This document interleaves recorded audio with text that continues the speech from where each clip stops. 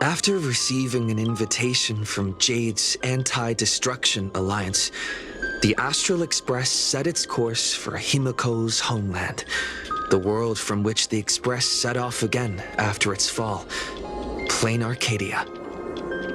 In this world blessed by the elation, there exists the Phantasmoon Games.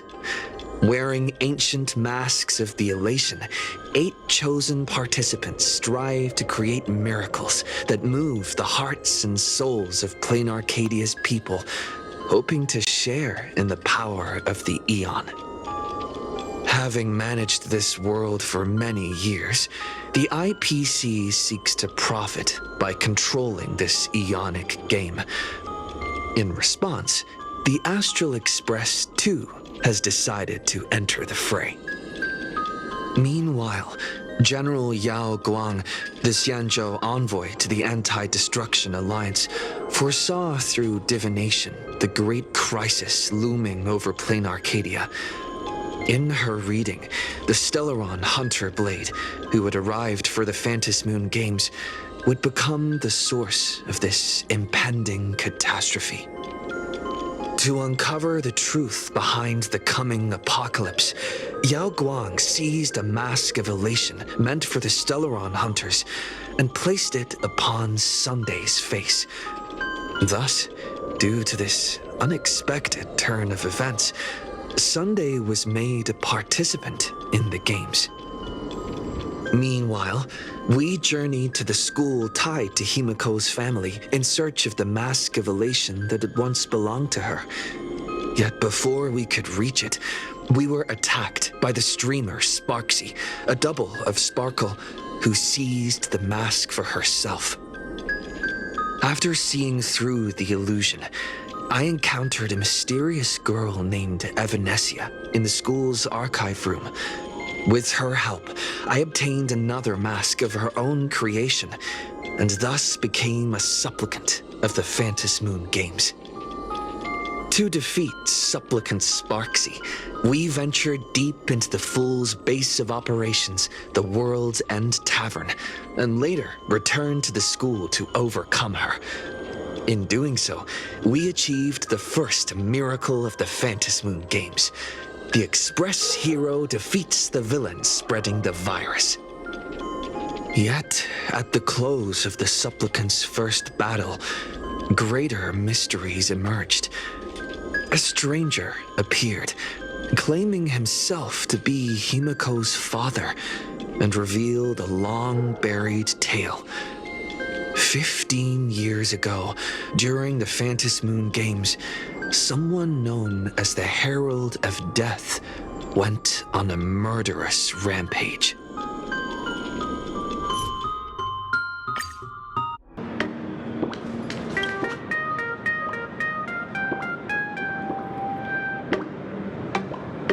Miss March, please, look straight into my eyes. Just like that. Perfect. Now, I'll need you to repeat these next few lines after me, and do so in the same tone of voice. Okay.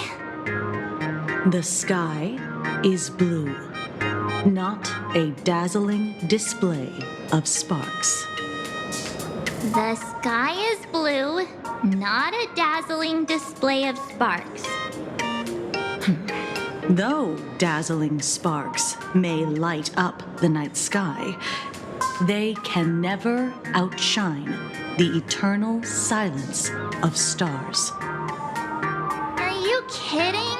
That's one sentence? Okay, though dazzling sparks may light up the night sky, they can never outshine the eternal silence of stars? Very good. Very good. The internet is both an umbilical cord and a waste duct for the mind, through which humanity's thirst for elation gave birth to the twisted Sparksy.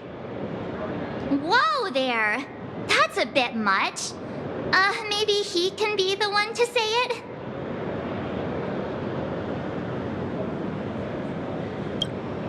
These are the test sentences I improvised according to the guidelines from the Human and Intellitron Emotional Baseline Test. I carefully observe the subject's microexpressions and tone changes at the moment they say the name Sparksy, to check if they are infected by a mimetic virus.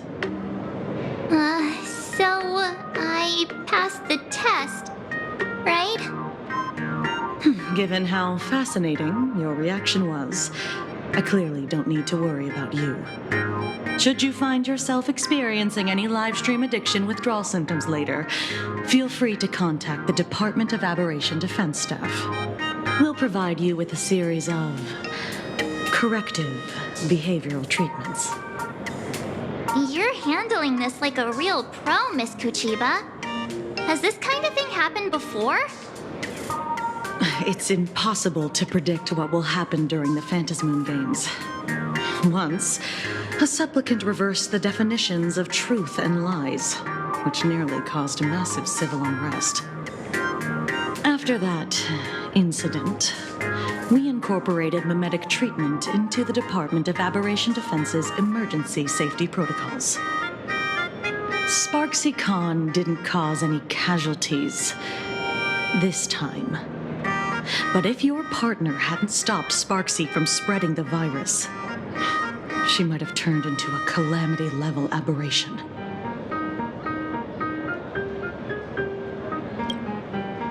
Without proper containment measures, a calamity-level aberration can destroy dozens of cities as it spreads.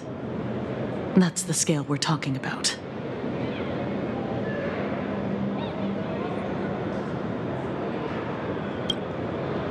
That's the Department of Aberration Defense's term for them. It usually refers to Imaginae infused with wish power who have lost control and begun to run amok. Over time, though, it's become a label that gets slapped onto any hazardous entity.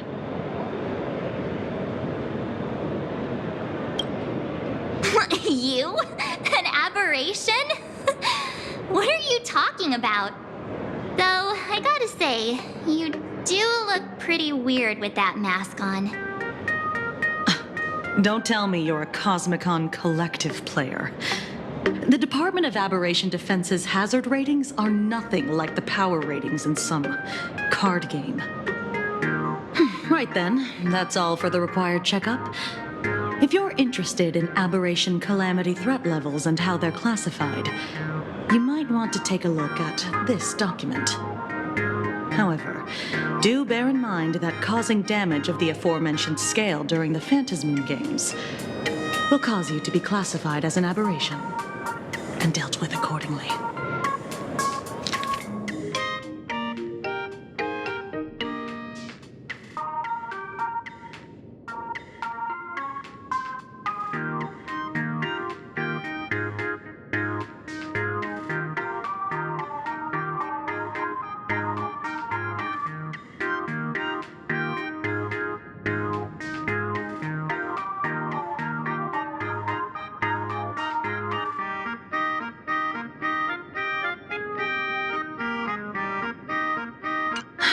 Before I leave, there's one more thing I need to tell you. Remember Lyndon Scott? The man who served as your tour guide. He was murdered. What?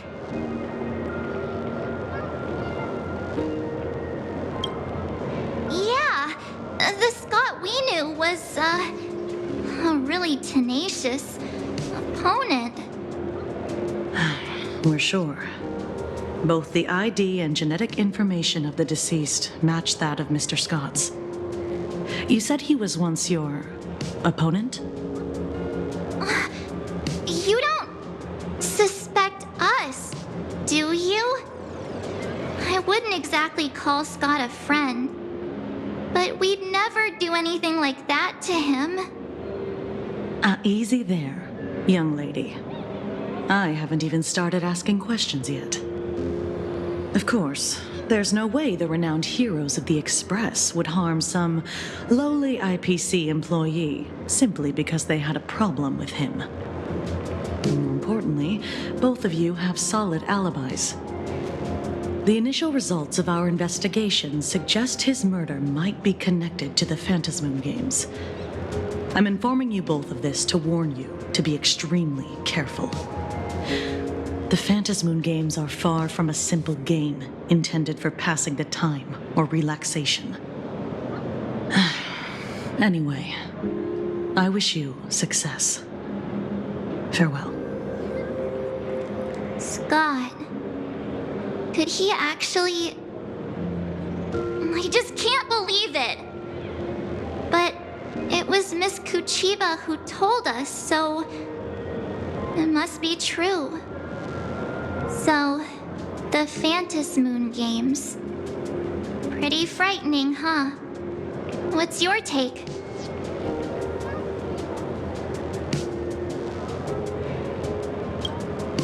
Yeah. Even though Scott pops up now and then to give us a bit of trouble, I still feel bad about him dying so suddenly during the Phantasmoon games like this. And without even knowing why. If the killer is here for the Phantasmoon games, they might become our enemy soon. The Phantasmoon games.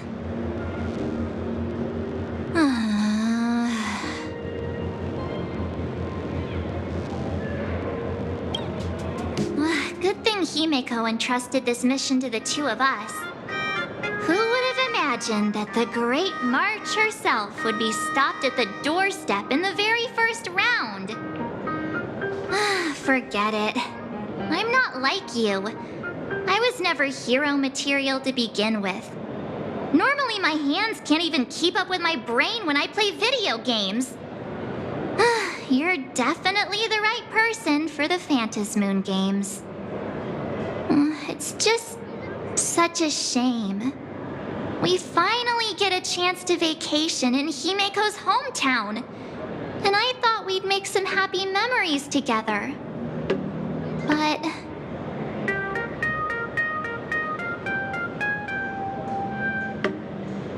I'll triumph in the Phantasmoon games in your stead. All right. But look, don't push yourself too hard, okay, you? Remember that we've got your back. Oh, right. Where are Himeko and Mr. Yang? They must be getting examined and interrogated too, right? Why don't you send Mr. Yang a message?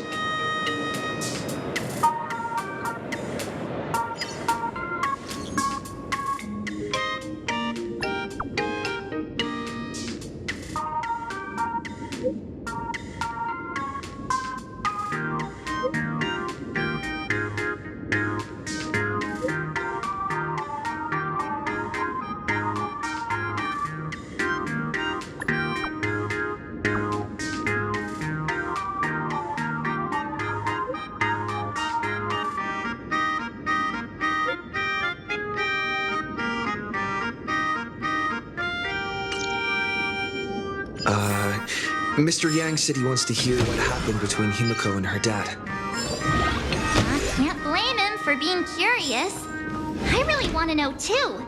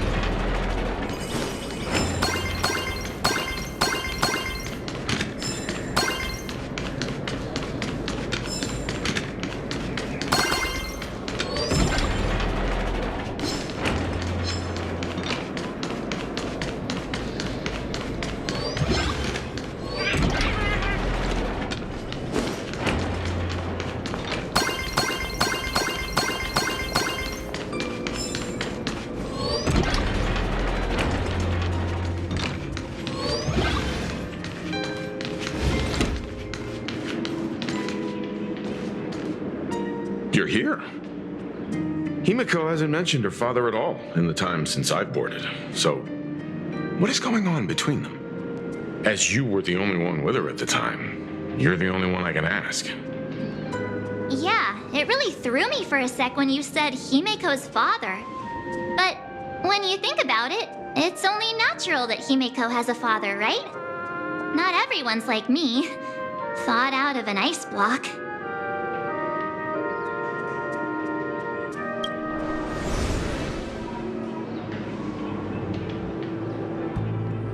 "15 years ago, the Phantasmoon Games of that year came to be remembered as the Blood-Stained Games. So many parents lost their children. So many people lost those dearest to them. One of the victims was my very own daughter. Upon my return, I stood before the grave where she was laid to rest. Her name was Himeko. So, this lady who bears her name, who exactly are you? 15 years ago, when I made up my mind to join this Phantasmoon Games, my father wasn't with me. Even as I fought for my life against the Herald of Death, my father was still off somewhere, wandering the cosmos. Strictly speaking, ever since I can remember, his presence in my life has been as thin as the air in space. So, I would ask you, who bears his name, who exactly are you? Well, look at you. What are you getting so worked up over? Just a joke. A joke. It's been 15 years after all, and you've grown into such a fine young lady. How could you expect your old man to recognize you right off the bat? So, what's with that gravestone I saw with your name on it then? When you don't know if you'll live to see tomorrow, there's nothing strange about getting your affairs in order in advance, is there, Mr. Ryusuke? Mr. Ryusuke? How could you be so formal with your own father? At least call me Dad like you used to, okay? Hold it. And you are... Don't tell me. Himeko, is this your child? Oh, could you please stop making things worse? I haven't seen you in 15 years, and now I'm a grandfather. Wait. Who's the father? That's enough!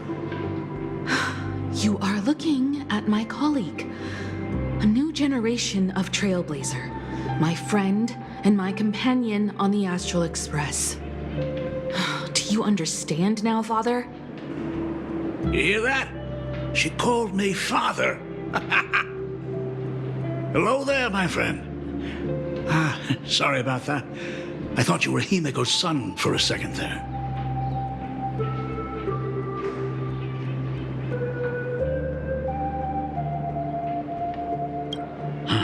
Sorry. I'm just getting on in years. Whenever I see a youngster like you, I can't help but think my grandson would be about your age by now. I'm a painter. Most of my work involves traveling to different segmenta to complete commissions for my clients. Himeko. I know I've let too many chances to spend time with you slip away. Just slip away? The first time we met was at Mother's funeral when I was already 6 years old. Let's put that aside for now. Were you also too busy with work when I was suffering from a weathering curse? You might not believe me, but I've been running around for your sake all this time. All these years, I've been trapped in this room that represents the past that I imaginated. And I've never left it. You didn't know about me becoming the Express's navigator either? 15 years. The Express never stopped here once. You didn't even leave behind so much as a single word to indicate you were still alive. And the Department of Aberration Defense completely sealed off all records of what happened during those Phantasmoon games. I did hear many rumors about the Astral Express, though. I even saw the navigator's name. At first, I thought it was just someone else with the same name. And even when curiosity drove me to look up your picture, I still didn't dare believe that the woman so full of poise and grace was my daughter. She'd grown up safe, becoming a living legend in her own right. I thought about contacting the Express, but what if their navigator was just someone who happened to share the same name? I've been clinging to an absurd notion that if I never sought the answer, there was still a 50-50 chance my daughter was still alive. But if I found the answer, and it was no, then she would truly be dead. So, Himiko, how did you... I'd rather not tarry here too long. I'll be taking my leave now, Dean. The Express has defeated the supplicant that occupied this school and prevented another tragedy like the one 15 years ago. Now it's time for you to fulfill the duties you failed in back then. Go comfort those students, and see if you can't figure out how to deal with the media bombardment while you're at it.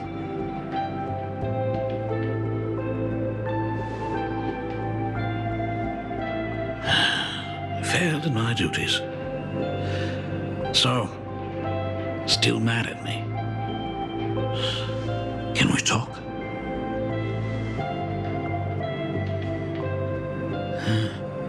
Sorry, kid.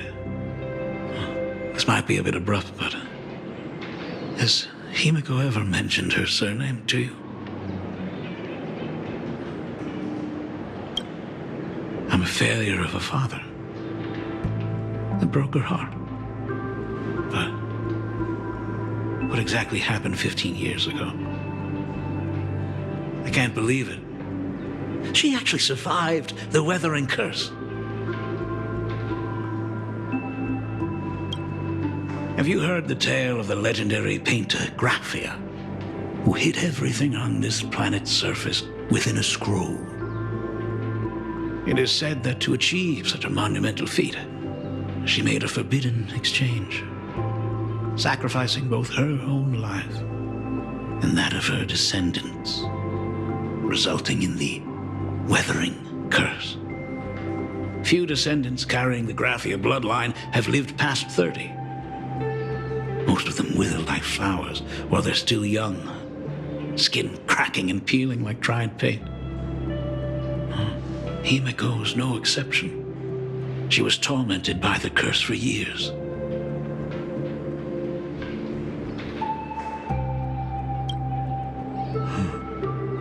What I did doesn't matter anymore.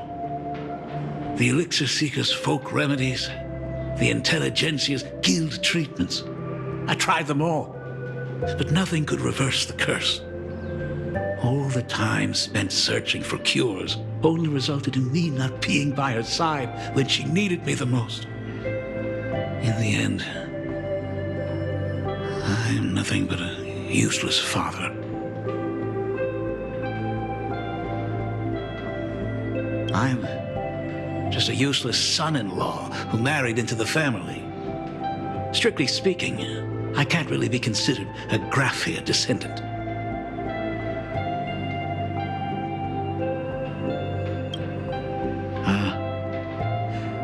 You're right. I just didn't realize it quickly enough. How she got through it, how she survived, none of that's important. What matters is that my daughter is back. That's all I need. If I may ask a small favor, would you mind showing me where my daughter works?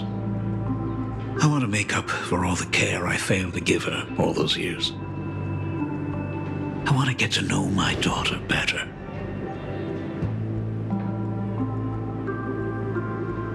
Truly a memorable father-daughter reunion. Brings up some memories of my own home as well.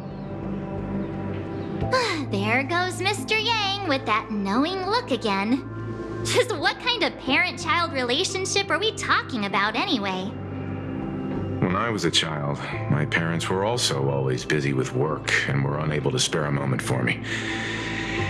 As a child, I couldn't help but feel resentful.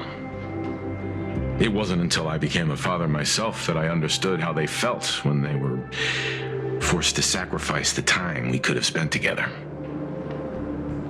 So, did you already promise to give Mr. Ryosuke a tour of the Express?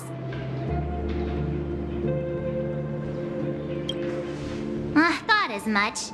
After all, it's Himeko's dad. So, where is he? Everyone's here. Sorry to keep you all waiting. I'm truly grateful to all of you for looking after my daughter. Not at all. She's the one who's been taking care of us. Would you all be so kind as to show me around?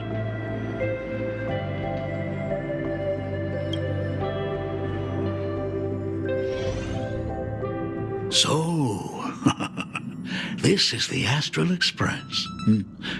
Really lives up to its reputation. It's even more impressive than I imagined. As to be expected, of course, huh? It's the place where my daughter works.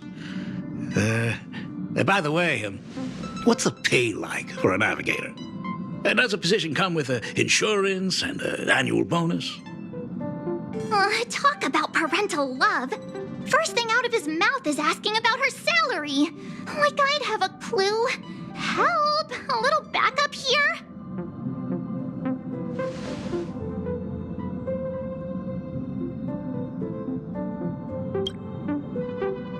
Nice one. Parents can probably relax as long as their kids aren't making less than they are, right? Really? Don't underestimate me, kid. I've got big shots from across the cosmos on my client list. While I wouldn't say my work is worth a king's ransom, my fees are nothing to sneeze at. Mr. Ryosuke, please rest assured, none of the Express crew ever lack for money. We not only receive support from members of the Genius Society, but also from prosperous commercial worlds, such as the Planet of Festivities. Good, good. Hearing you say that is a huge relief, Mr. Yang.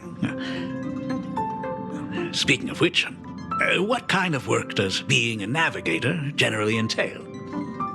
Don't you underestimate Himeko either.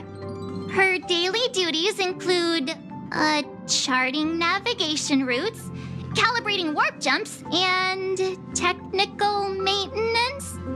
Not to mention she's always guiding the Nameless on missions. Oh, my daughter is really something else, isn't she? Of course! Every time we return safely from a trailblazing expedition, it's all thanks to Himeko's guidance and protection. She's the backbone of the Astral Express.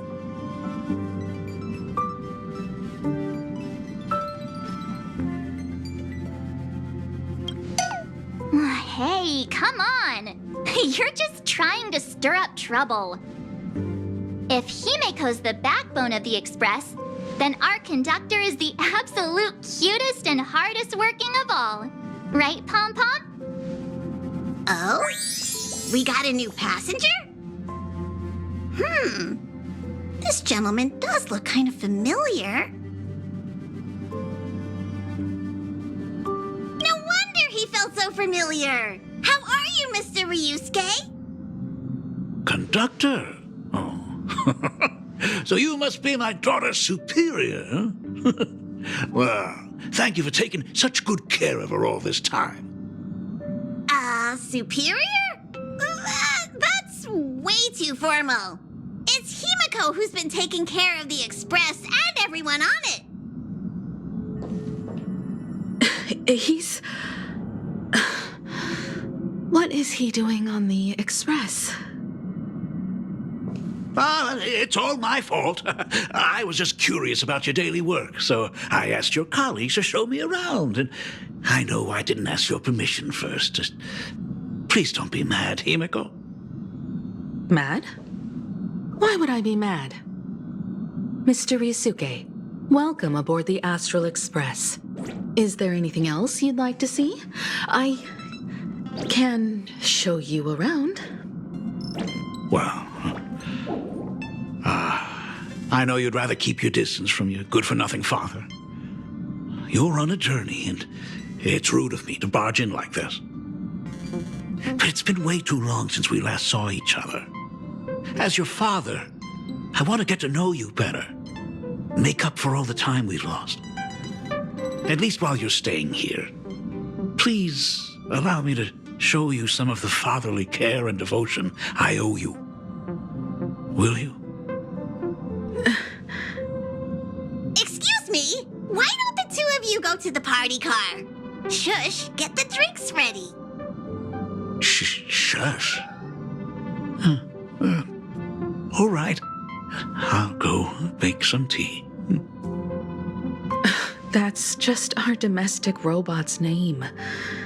Come on, Father. People are resting here. Let's not disturb them. Oh, and, come with us.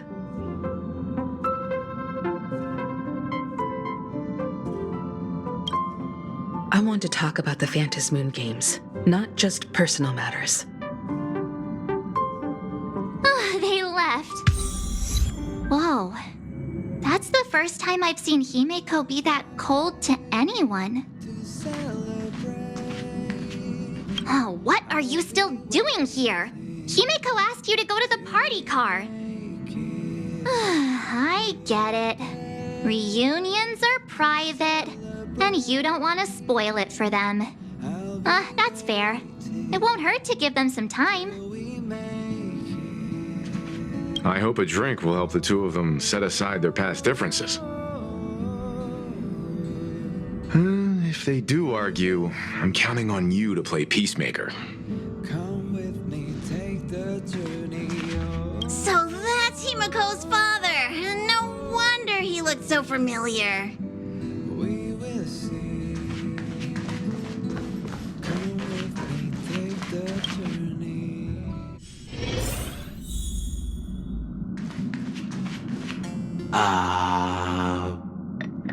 When it comes to breaking the icy silence between a father and daughter, nothing's better than a cup of hot water.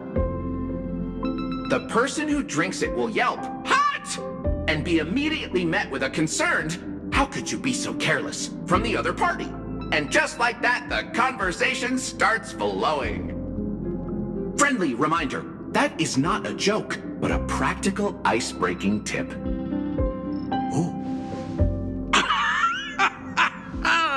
Your robot is hilarious. I'm surprised how relaxing and comfy the work environment is here.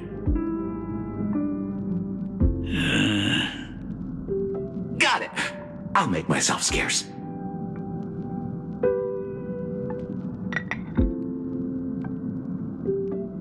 Being a nameless is neither relaxing nor comfy. Most of the time, we are facing down Void Rangers from the Antimatter Legion, bugs left by the Swarm disaster, Borisin, and various organizations that are suspicious of the Express or have malicious intentions for us. That dangerous? Huh. Maybe this trip home is a great chance to quit your job, huh? Talk about coincidence. Just so happens I'm getting on in years. And Graphia Academy is in need of a new dean.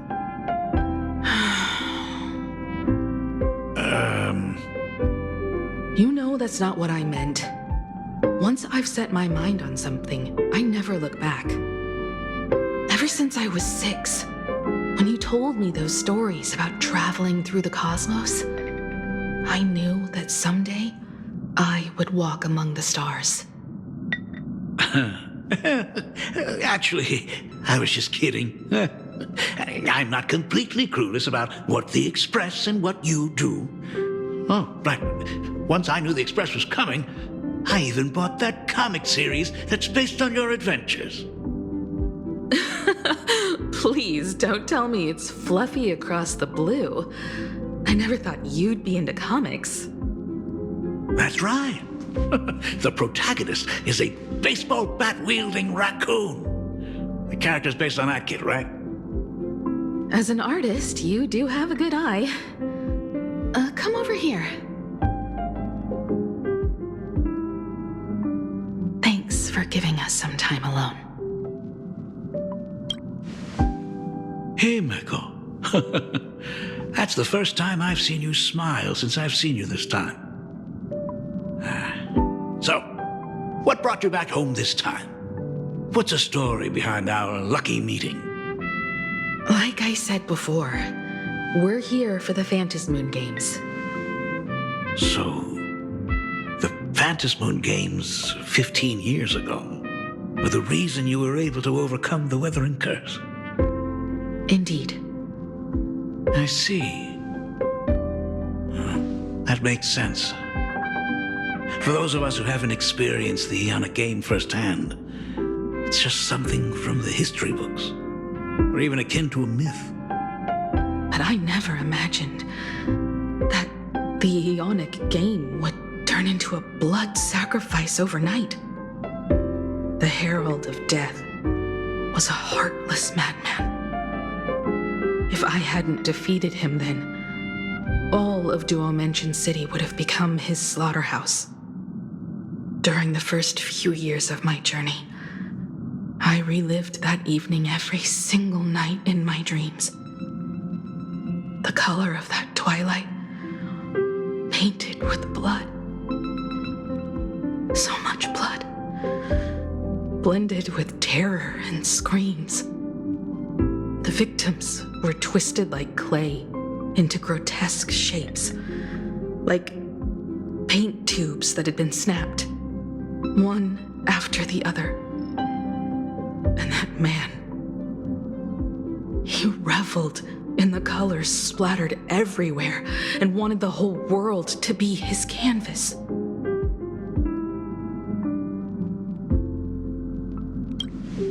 Even if I could avenge his victims, in the end, it won't bring them back to life. The entire thing is like a heavy piece of baggage. Only by letting it go can I travel the road ahead more easily. You did your best, and I'm glad to see you made it back here safe and sound. I thought I'd never come back. But the times have changed. The conditions to hold the Phantasmoon Games have been met again. However, to hold 2 games in just 15 years? That in itself is far from normal. Just like 15 years ago, the IPC wants to control everything. However, a game woven by the most fickle of eons is destined to slip through everyone's grasp. I received a report from the Department of Aberration Defense. I'm sure he must also have heard. There's been a brutal incident in Dovebrook District. Someone massacred everyone at the headquarters of the Sinwish Syndicate, leaving a signature that only the Herald of Death would use. The Bloody Bloom.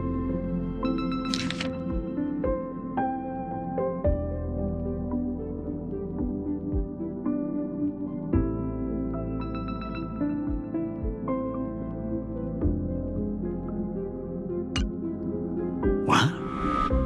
The Herald of Death is still alive? People at the Department of Aberration Defense told me that the Herald of Death was executed after his verdict was passed. Even were he to be resurrected, the rules dictate that the same person cannot become a supplicant twice. Are you saying we've got a copycat? That's right. The Herald of Death has a copycat. But what I find even more worrying is that this Phantasmoon Games has caught the attention of something even more terrifying than the Herald of Death. I believe that whether or not this Herald of Death copycat has a connection to the Phantasmoon Games, defeating him presents an excellent opportunity for you to demonstrate the resolve of the Nameless to the whole of Plain Arcadia. Exactly. As for you, Dad, have any clients commissioned you lately? It'd be best if you left this world for a while. May I take that as my daughter showing concern for her dad? You can take it as a safety advisory from the Astral Express. Also, as he has already become a supplicant and joined the Phantasmoon Games, he will have my full support. I'd like him to temporarily keep the Mask of Elation that has been passed down through our family. Too late for me to raise any objections at this point, right? Huh? Sounds good. The mask stays with the kid. Thank you. Would you like another drink? Got it. Next, it's time to show me the way out, isn't it? Well, I've definitely overstayed my welcome. For most of my life, I couldn't be there for my daughter. And now that I finally have the chance, she wants me to leave. In that case, I ought to be on my way. Himiko. The Graphia family has a number of records about the Phantasmoon Games, passed down through the generations. Come over to the school library later. I'll give them to you. I'll be there, Dad. I apologize. My father's little tour seems to have made things awkward for everyone on the Express. Let's head to the parlor car and check in on Welt and March. Now that my father's gone, we can all relax a bit.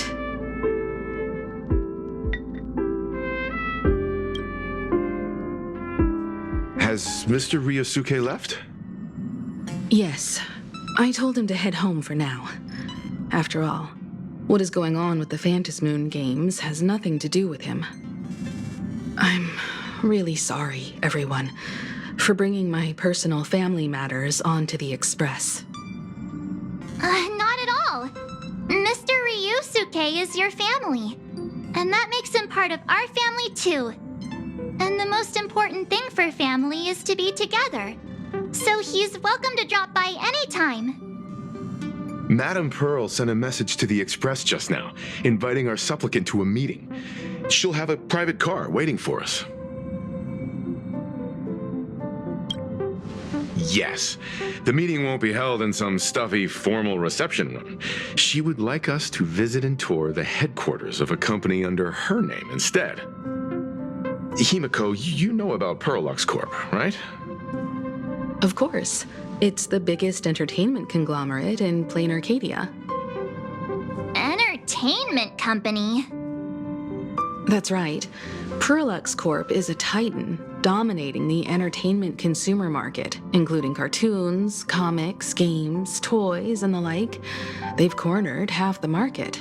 Oh, so that's where the Pearl in Pearlux comes from. It's a play on her name. Did Pearl mention what she wanted to talk about? She didn't say much, but she specifically mentioned wanting to discuss the developments regarding the Phantasmoon Games, and that she could provide us with a bit of help. Helping her opponents in the Ionic game? Oh, looks like she realizes we are all in the same boat. Perhaps she has also realized that the Phantasmoon Games cannot be artificially manipulated. We may be able to get a clearer picture of Pearl's intentions after we meet with her.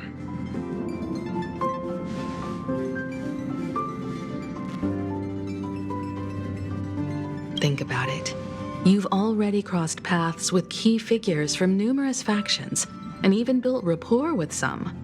You're already a capable nameless who can more than hold your own. Though she holds a high administrative position on this planet, do not forget, she is also one of the 10 Stonehearts. You've already dealt with Aventurine on numerous occasions, so you should have ample experience handling members of the 10 Stonehearts. Hey, don't worry. If things do get messy, yours truly is here to save the day. Looks like March wants to visit too. I'm just trying to look out for him here. Even if things do go sideways, Pearl wouldn't dare get mad at an adorable young lady like me, right? Well then, I'll leave this meeting to you two. Aren't you coming with us, Himeko? I'd like to talk with my father. Didn't he say he would hand over the records about the Phantasmoon games from our family history to me? And honestly, isn't this a good chance for you youngsters to handle things independently? I understand. In that case, March, and I'll be heading out now. Oh, score! A private car! So, where are we getting picked up? You should be familiar with it. It's just under the giant gate next to the AT Plaza. Isn't that where we first met Sparksy? Since we're getting chauffeured there, why not just come straight to us?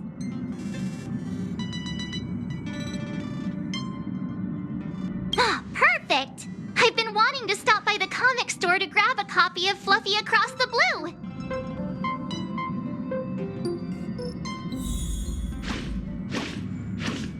We'll head out when you're ready.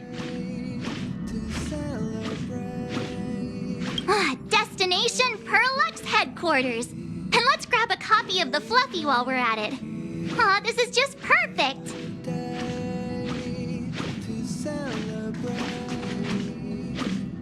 There may be some information in the family records that could help us. It's just that whenever I think about talking with my father, I can't help feeling uneasy.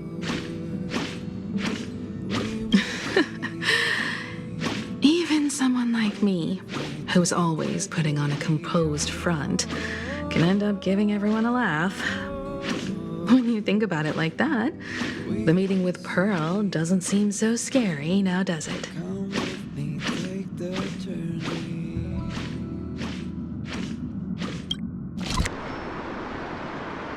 Look! There's a convenience store! Mind if I grab a copy of Fluffy Across the Blue while we're waiting? Is that the comic based on the Express's adventures? The author sure knows how to tap into what's trending. The best part is that the author drew all of us as adorable little animals. Totally fits our personas, don't you think?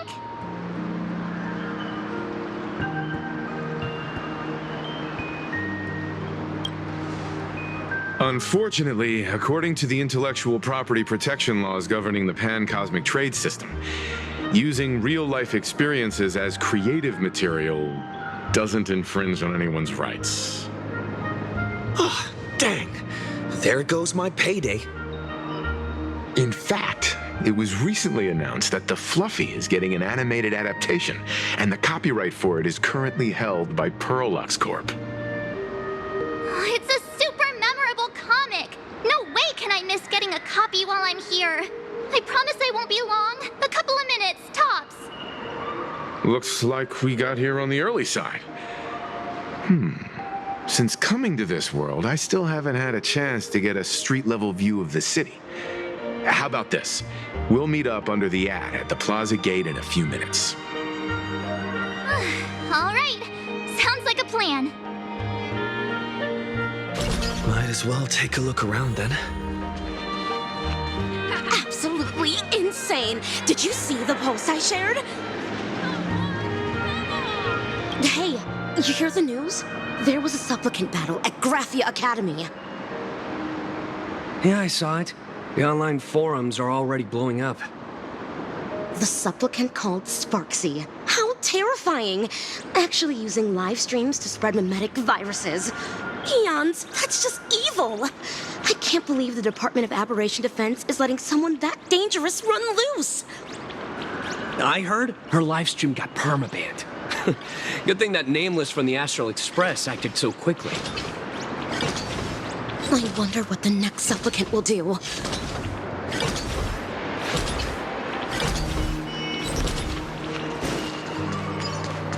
Have you read the new chapter of Fluffy Across the Blue? Have you read the new chapter of Fluffy Across the Blue? Sorry, I'm not into comics for kids. They just released the official concept art for that giant pom-pom robot! That mech design is totally unrealistic. What's so great about it? Do you have the slightest clue how to talk to other people? Do you? Hey, relax. Now, if we were talking about a fusion between Daybreak Squadron and the Raccoon, that would totally get my attention. Wow! You are unbelievably childish!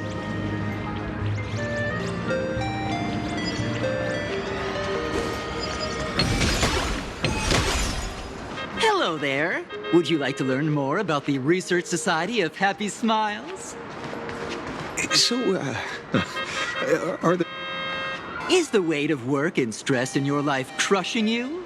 Check out the Research Society of Happy Smiles. So, this free? Rest assured, the only thing joining our Research Society will cost you is a bit of your precious time. We've set up a venue near Duffbrook, where we offer free psychological counseling and living assistance to all visitors. All our services are provided free of charge. I had a friend who passed away, and he'd mentioned you before. He told me that if I ever ran into trouble, the kind people at the Research Society would help me. Your friend passed away?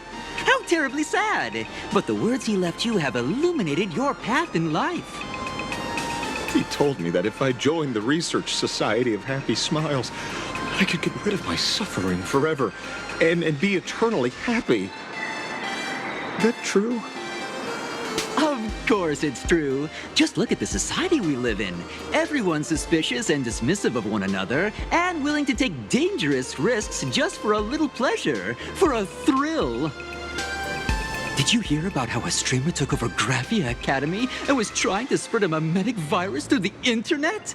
And over in Duffbrook, gang violence erupted and left a pile of corpses in its wake. Oh, may the Master of Elation save us all. The Research Society was founded with the sole purpose of healing humanity's incurable inner pain. Following Aha's creed, we aim to spread laughter across the mortal coil and eliminate all suffering.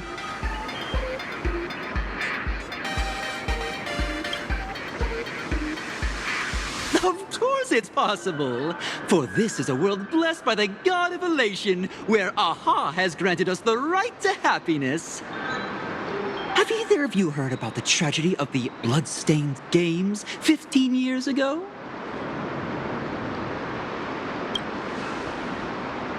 Why, of course you have. You're the Astral Express's superstar. You've even dug up everything there is to know about something that happened over a decade ago. There was an awful accident during the last Phantom Moon Games, and many people lost their loved ones and children. It was as if a hole that could never be filled had been drilled into their hearts, leaving only sorrow to accompany them for the rest of their lives. To escape their suffering, these people who had lost their loved ones gathered together and established a mutual support association. This was the Research Society of Happy Smiles' predecessor. It's now been well over a decade, and the Research Society continues to help more and more people emerge from the darkness in their lives and step into a brighter, happier future. Come to think of it, it would be most wonderful if a distinguished person like yourself were also interested in our Research Society. Should you find yourself with a moment to spare, please come and visit our Mutual Aid Society. Well, if it isn't the Astral Express's superstar, of course it's you.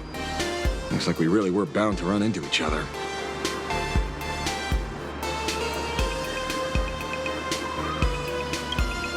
I'm here to do my job. Problem is, you've gone and messed up my investigation.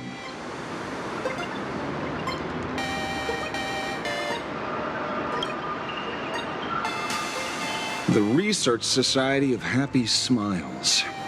You think they're just some random charity outfit? You must have heard about the Sinwish Syndicate killings in Dovebrook, right? The lead I'm following might be connected to this Research Society of Happy Smiles. But I'll stop there. Not like you're going to pay for my intel, and none of this is any of your business anyway.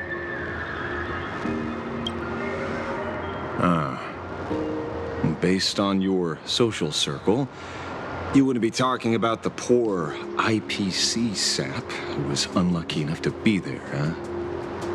Planning to avenge him?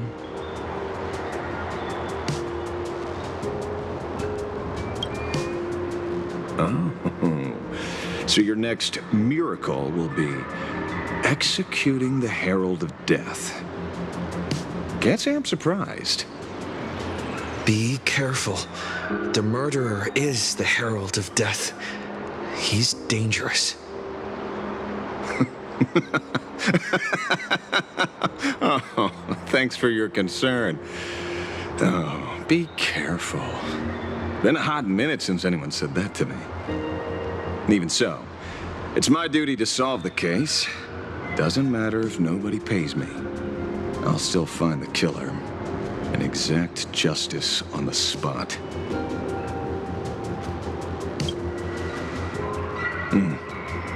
A fool I happen to be on fairly good terms with. Revenge killings or turf wars. Wouldn't be unusual for gang members to die like that, but dying at the hands of some psycho who kills for kicks? That I can't accept. No matter where you are in the cosmos, which era, regardless of how civilization evolves, some rules will just never change. Like an eye for an eye, a tooth for a tooth. Hey, guess which lucky girl just managed to snag the last copy in the whole store? Who's this? Allow me to introduce myself. I'm Ashvale, the famous detective. You could say your friend and I are acquainted through past clashes.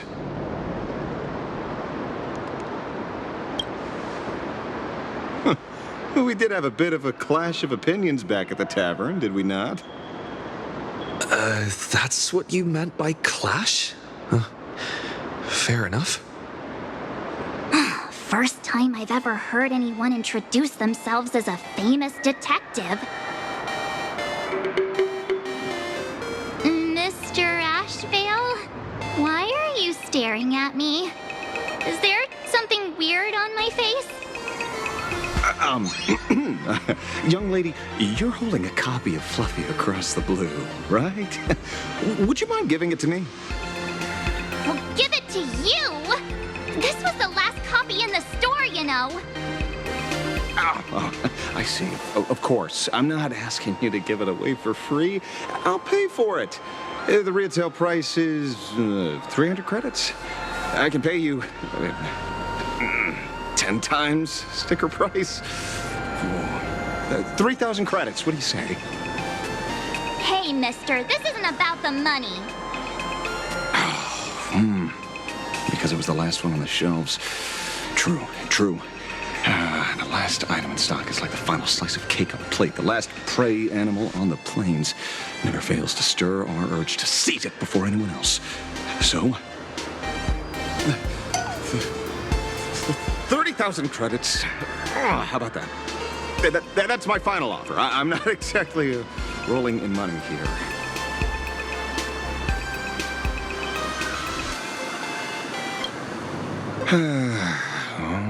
Truth is, I'm actually buying it for that foolish friend of mine. Hey, the one who died. Today is his farewell ceremony.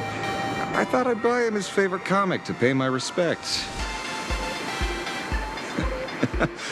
He'd always be rambling on about some raccoon with a baseball bat, and how the journey of the Express would never end, that kind of stuff.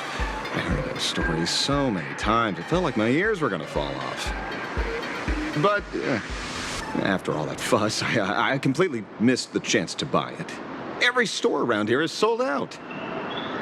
Oh, that's enough. My poor little heart can't handle sob stories like that. Here, Mr. Ashvale, take the comic. Oh, thank you very much for the comic, young lady. Here's the 30,000 credits, as promised. Oh, I heard you're the real-life inspirations for the characters. Since you're here, could I perhaps trouble you to sign it? Unbelievable. Aww.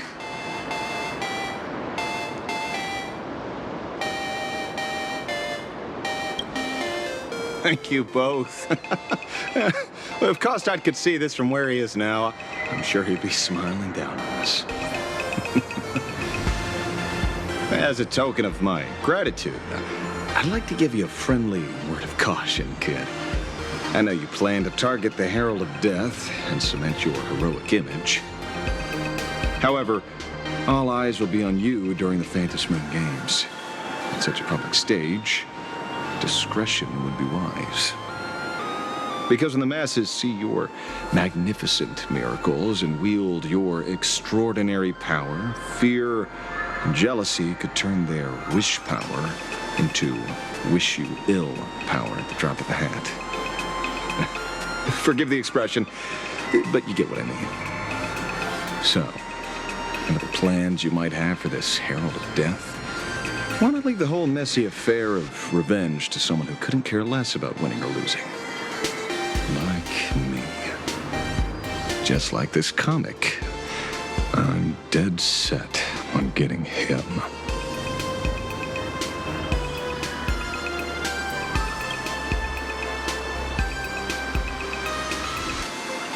Is he an acquaintance of yours?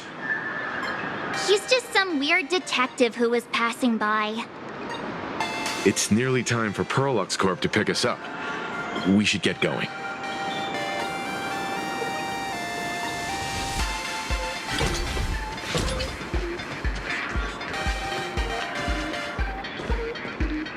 Well, we're here. So where are they? I don't see anyone in IPC uniform.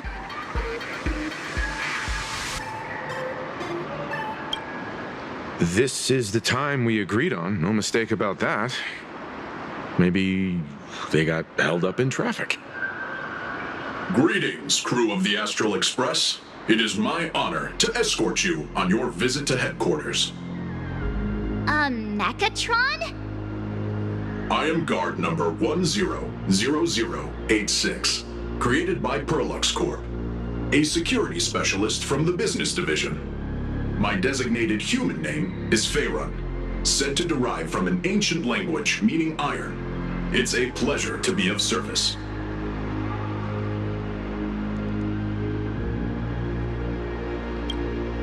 Please, do not concern yourselves with such things. My sole duty today is to ensure everyone reaches Perlux headquarters safely and happily. So, what are we waiting for? Let's go! According to the instructions given to me by Madame Pearl's secretary, there is still one more guest I need to pick up.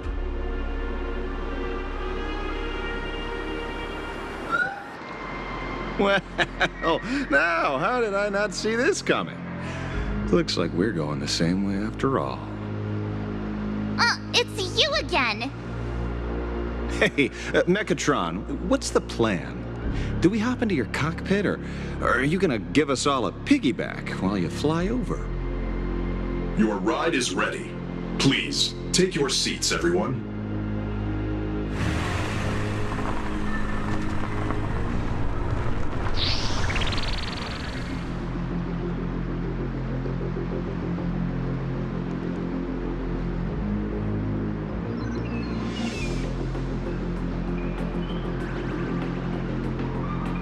Whoa! Now that's what I call a custom paint job. Your ride isn't your run-of-the-mill business car, but a customized, made-to-order vehicle, used especially for receiving guests. Sorry, this might come across as a bit insensitive, but I have to ask, can Faerun actually fit in the driver's seat?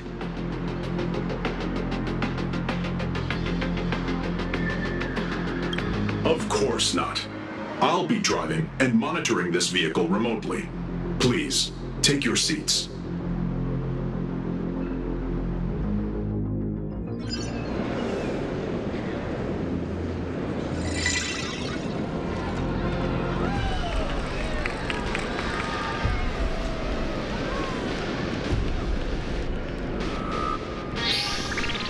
Now that is astonishing. Wow, that's one massive robot! Ladies and gentlemen, welcome to the headquarters of the Perlux Corp. Back when Himeko said this was an entertainment company, I knew their headquarters wouldn't be some ordinary old office building. But this is way too much. That giant robot statue? This place is totally like some supersized mecha hangar! You're absolutely right. In accordance with the vision of our founder, our lobby was intentionally constructed as you see it now. To realize dreams that far exceed what consumers imagine has always been Perlux Corp's core design philosophy, and we have never strayed from it. If any of you are familiar with our company's works, you may recognize this as Mechatron Warrior Series, the Daybreak Squadron's base of operations.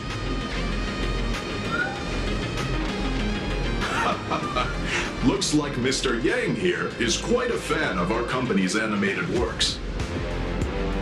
Now, Madame Pearl would like to invite everyone from the Astral Express to take a tour before your official meeting begins. She has arranged for a member of our staff to accompany you, so please, wait here a moment. I understand, Mr. Faerun. Thank you for escorting us all this way. Well then, I'll take my leave. This way, Detective.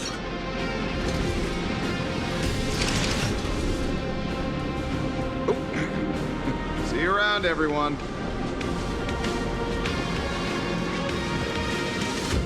Oh, really? Pearl wants us to look around here before the meeting? That seems kinda weird. Could it be related to her proposed collaboration? Perhaps this is her way of introducing her other identity. It's all good as long as we get a chance to look around. That works for me. Why don't we explore while we wait for our new guide? Mr. Yang! Over here, quick, come on! Mr. Yang, isn't this your favorite giant robot?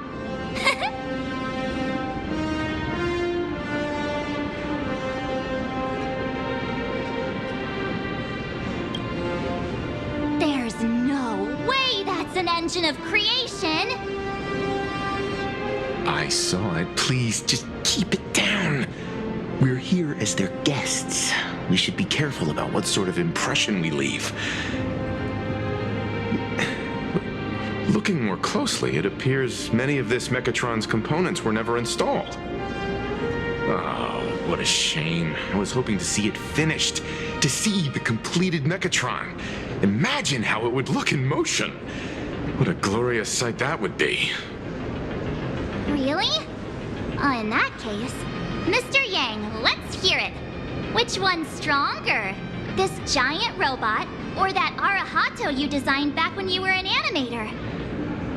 Seeing as we're on someone else's property, comparing robots from different works would be most disrespectful to the creators themselves.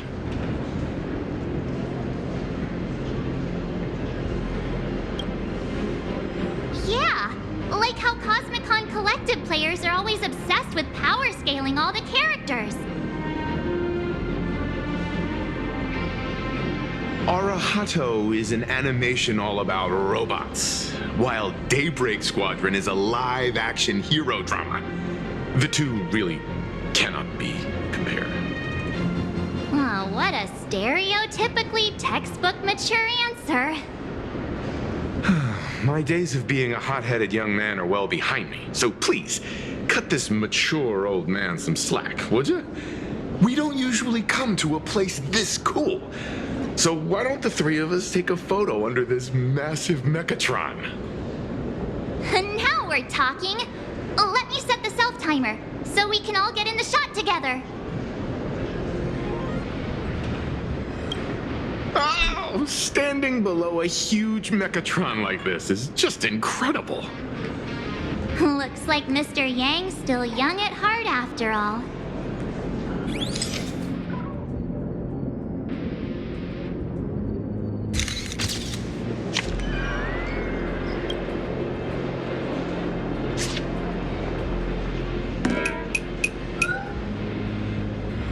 Where did this extra person in the photo come from? Ghost? But it's daytime, and there's way too many people here anyway.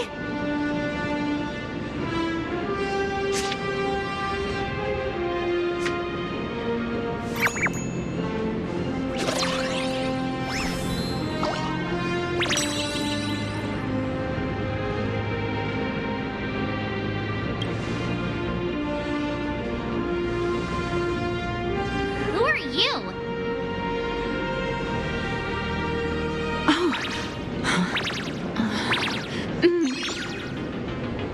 Wow, this truly is a magnificent face. Oh, it's nothing like how it looks on the news. Being able to see it up close feels almost surreal.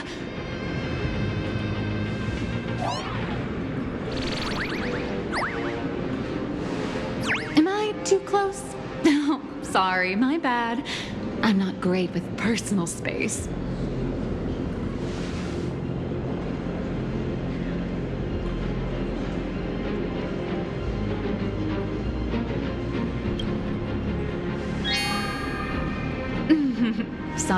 Sorry. It's impossible not to stare at a face this amazing. You'll forgive me, right? Oh, right, I forgot to show you my ID. Right, here we are. I'm Nilex, and I work at Perlex Corp's Imagenesis Technology Department. I'm a P-30 agent who works for the IPC.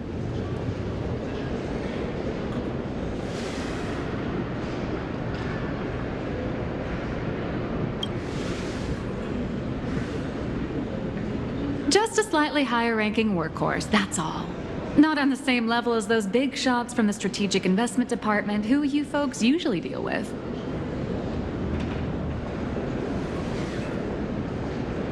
So, what brings you here?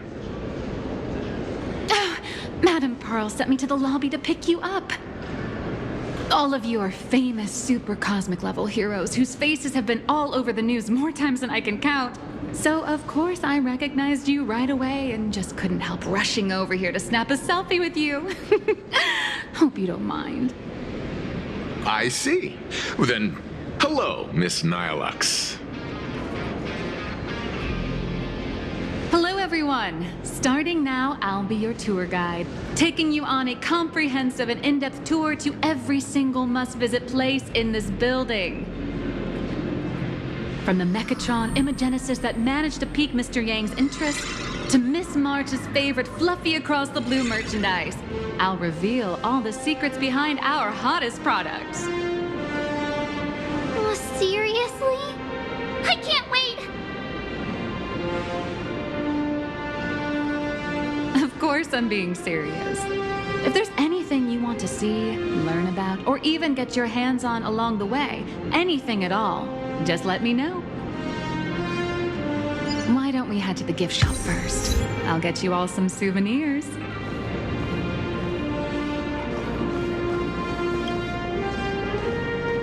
Mr. Yang, you seem reluctant to part with the Mechatron. Want to take a few more pictures with it? I'm just curious. When will this giant robot be completed? here's a little spoiler. That's actually part of today's tour. We'd like to invite the heroes of the Astral Express to help complete this Mechatron statue.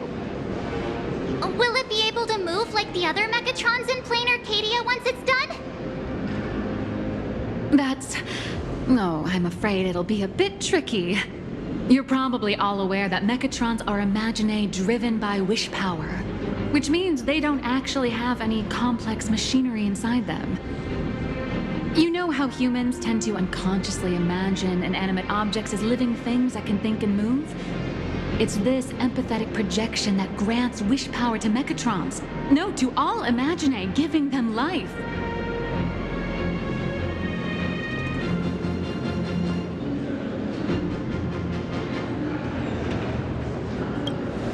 Think away. But one person's thoughts alone won't cut it. The bigger the imaginae, the more wish power needed to sustain it. We'd need to break free from the mental shackles of impossibility to bring such a massive imaginae to life. That in turn requires stories filled with the grandest of wishes and imaginations that know no bounds. Alas, modern humans think way too practically. People can't help but wonder, how does such a huge Mechatron even move? Given how massive it is, why doesn't it just collapse under its own weight?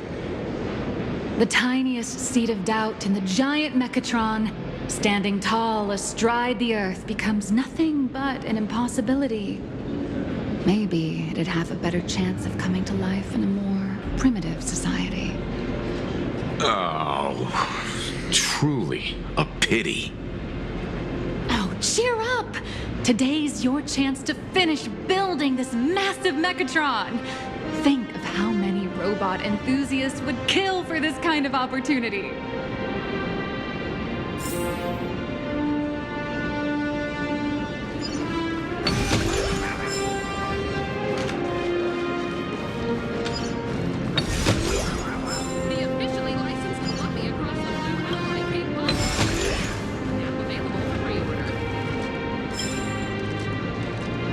There's a saying that goes, dreams of wealth, the heart of a hero, and countless efforts all lead to Perlux Corp. Whether you're a kid or an adult, everyone has their own sweet dreams. Becoming a hero who saves the world from evil forces. Merging with a giant Mechatron to unleash awesome ultimate moves. Yeah! Perlux Corp sells these dreams and makes a killing off of them. If I could have everyone's attention, you can buy models of Perlux Corp's Mechatrons in this area. Among them is the best-selling Daybreak Squadron series. Wow, look at this. It's so intricate. No wonder Mr. Yang's got Mechatrons on the brain. I very much envy the kids here in Plain Arcadia.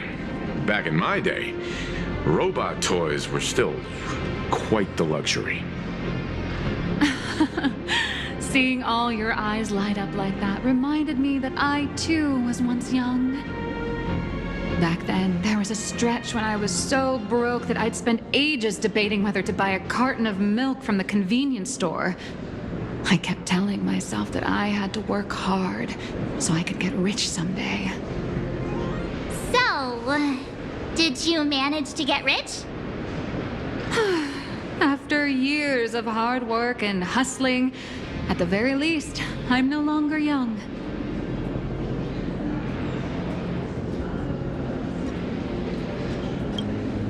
Oh, aren't you the sweetest? But I do have my secret to staying young. That is, lying about your actual age. Keep that in mind, just in case. Now, back to the grind. I wouldn't call it striking it rich, but I'm pretty close to making a sweet little profit. Oh, don't keep us in suspense, Miss Nihilux. Just spill the beans. Pretty please. You might not believe this, but I have some friends who've been trying to create a decentralized digital currency to fight against the IPC's credit system. Are these people from Punk Lord? That's right. These people are from the Nomadic Miners faction. They've discovered a way to hijack Noose's computing power for mining and are digging up a limited supply of learned coins. And I have gone all in with everything I got on this project. I feel like this is a very risky way of doing things. Life's full of ups and downs, right? The higher the risk, the bigger the reward.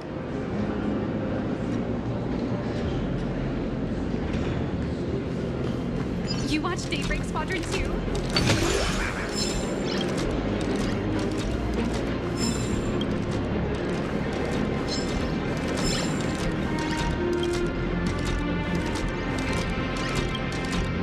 Hey, wait.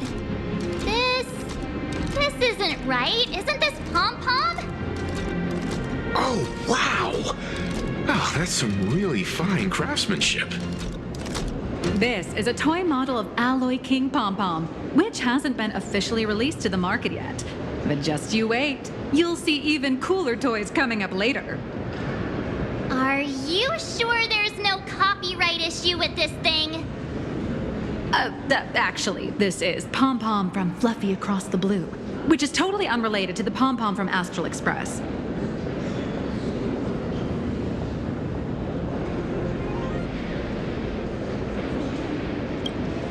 King Pom-Pom and Pom-Pom are different characters.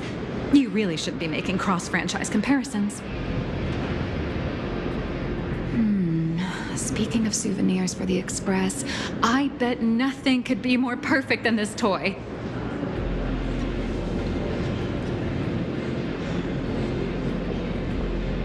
I have a small favor to ask.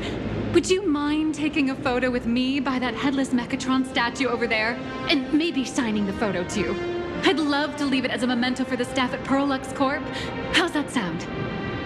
If you're willing, I can pull a few strings and use my access privileges to give you all the gold-plated prototype of the yet-to-be-released King Pom-Pom Alloy Armor 999, the only one in the entire universe. Just give it a thought.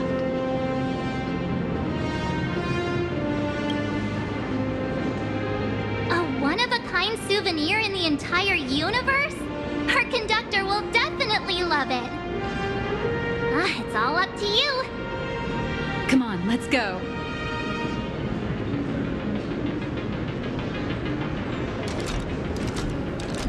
Crush mediocrity and run.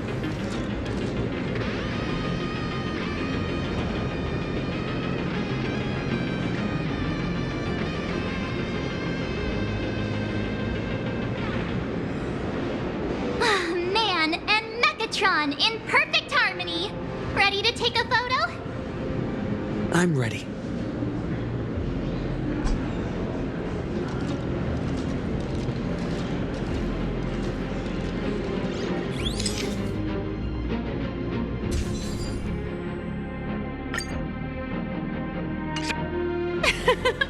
I love this one so much. I suddenly have this selfish urge to keep it all to myself.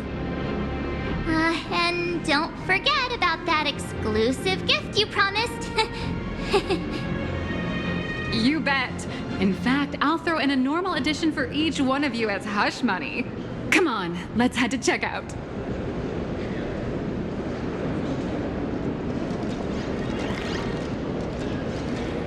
You watch Daybreak Squadron 2?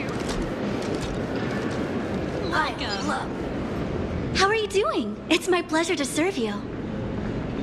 I'd like to present each of our 3 distinguished guests from the Astral Express with an Alloy King Pom-Pom toy model as a gift. Sure, you got it. For the gift expense record, could you please provide your employee ID? Please charge these expenses to this employee ID. Huh. This is Madame Pearl's ID number.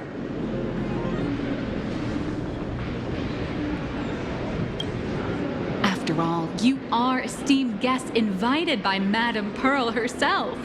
It would only be fitting for the gifts to be presented in her name. I see. Please wait a moment. Your Alloy King Pom-Pom is all packed up. Would you like to take it with you, or shall we use our delivery service? Since we still have the tour to go through, please just have it delivered to the Astral Express. No problem. Hope you enjoy your visit here. Now that the gifts are done, I'll take you to the Mechatron Design Lab. This is the part I've been looking forward to the most. Looks good. The Mechatron production line can be at... Ah! You're the... No way! You were Mr. Raccoon! No, that's not right. You're oh! From the Astral Express! Wow! And is Miss March Bunny herself here, too? Hi. I actually prefer to be called by my real name, March 7th. This is Mr. Yang. How lucky to meet 3 members of the Express crew at once! I'm a huge fan of you all, especially my senior. I haven't missed a single episode of Fluffy Across the Blue. And I've even bought all the collector's editions. Oh, how could this guy say he likes you more than me to my face?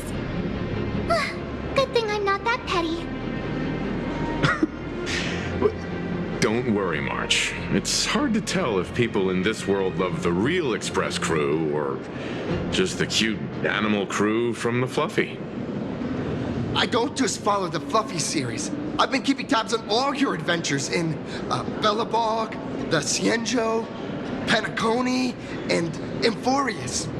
Though, it's such a shame there's so little video footage of the Emphorian War online. Oh, right. I just rewatched the scene where the Trailblazer embarked on another trailblazing expedition in Holy Grail Stay Night. Oh, your speech was so inspiring.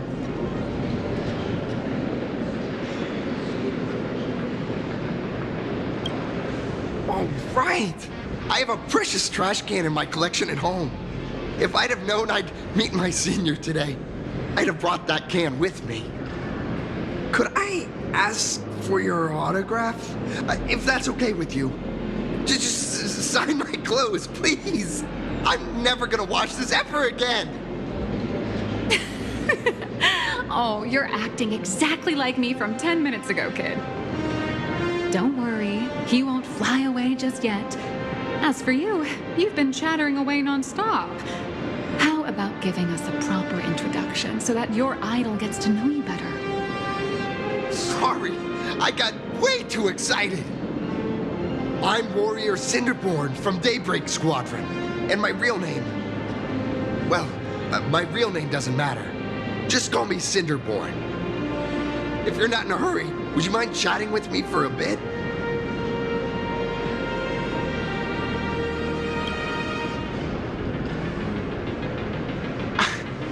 Daybreak Squadron is the most popular superhero drama in Full Wish TV's Mechatron Warrior series, following the story of young heroes fighting alongside Mechatrons against the Shadow Slither to save Plain Arcadia.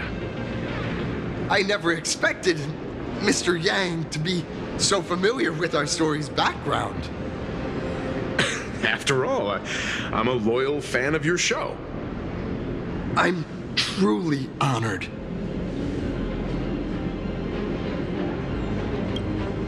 I'm just a small-time actor playing a hero on TV. And like my senior's deeds inspired me, Daybreak Squadron has also motivated people to fight against all challenges in real life. Recently, Full Wish TV got approval from the Department of Aberration Defense. So now, the magical Mechatron Daybreak Warriors from the show can operate in reality. My friends and I are just honored to fight alongside the real Bullet Worm. Sorry. I didn't quite understand that. So, are you still an actor or not? How should I put this? My teammates and I are both actors and real masked heroes. Whenever disaster strikes the city or evil threatened citizens, we show up alongside Mechatron warriors to protect everyone.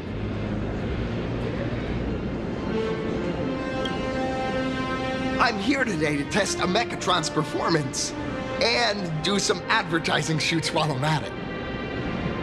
Full Wish TV and Perlex Corp have always been partners. Even the squad's transformation Mechatron is imaginated by Perlex Corp. The more popular Daybreak Squadron's drama becomes, the more wish power flows into the Mechatrons, making the squad shine even brighter in reality. And the more active they are, the better Perlex Corp's model kits sell. It's a perfect, virtuous cycle. Oh, sorry for taking up your precious time with all this chit-chat. If the crew hasn't visited the combat testing area yet, I'd like to volunteer myself as my senior's opponent for the test, if that's all right with you.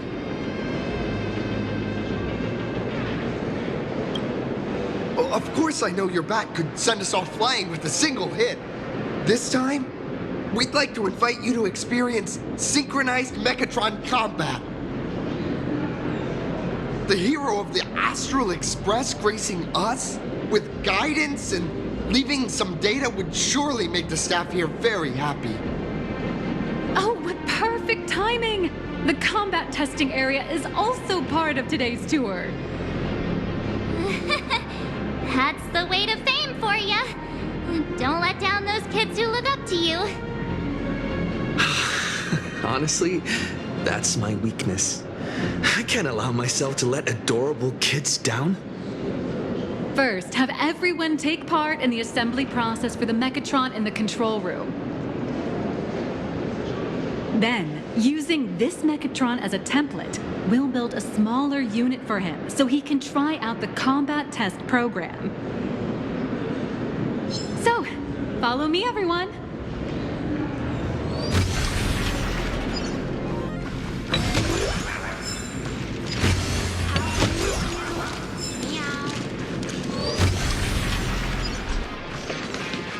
This is Perlex Corp's Mechatron Imagenesis Design Lab. 15 years ago, the first Mechatrons of Plain Arcadia were born here, and they immediately gained widespread social influence upon their debut. Today, Mechatrons have become the most common and iconic symbol throughout the streets. You could say that Mechatrons are the first and currently only Imaginae that can be mass-produced on assembly lines.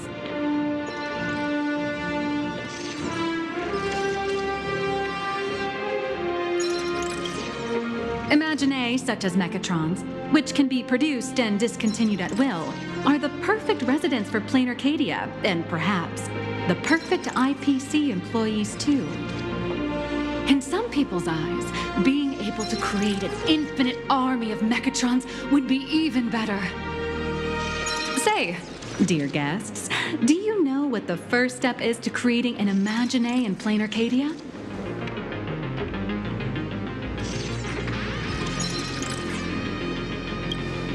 Well, in a way, that answer isn't exactly wrong. But just like how human laws can't control wind and rain, an average of 220,000 unauthorized Imaginae come into existence each year through humanity's intentional or unintentional creation. And the Department of Aberration Defense can only turn a blind eye. Drawing the physical form means humans using brushes to give shape to fictional beings, which was originally the domain of professional artists.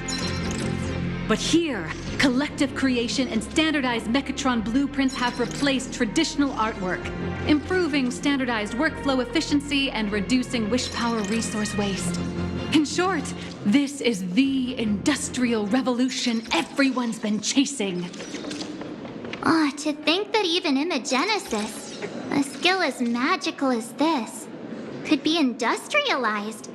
I'm suddenly starting to admire the IPC. That's nothing.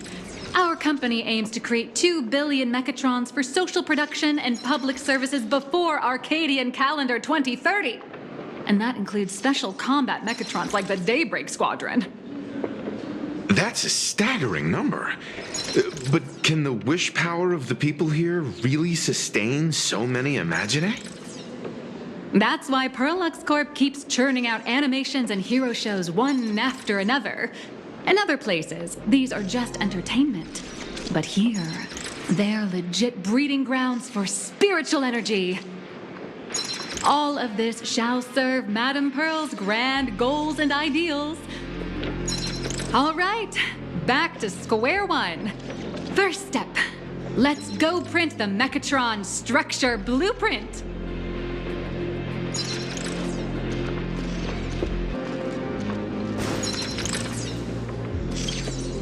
Please adjust the Mechatron design parameters according to your needs.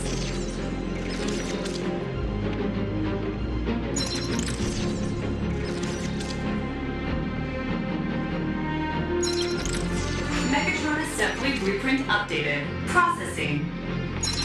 Printing.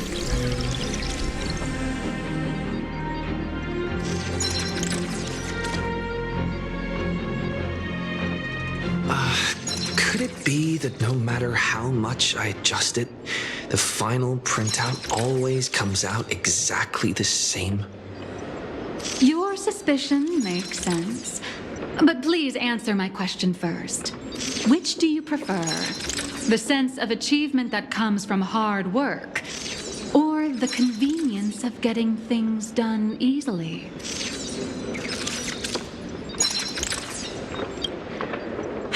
You got that right. The fully automated Imagenesis blueprint design system perfectly matches your needs. You can meticulously adjust every parameter, or just hit one button to skip it all, and the automated system will always produce results that meet the standards. Amazing, right? Just like how the inventors on planet Scrulum used to ask themselves, if all their inventions were already pre-recorded in the Supreme Punch Tape, what's the point of inventing in the first place? Printing complete. Please retrieve your blueprint. What you just said is the answer. It's not about the results of creation, but the elation we experience in the process.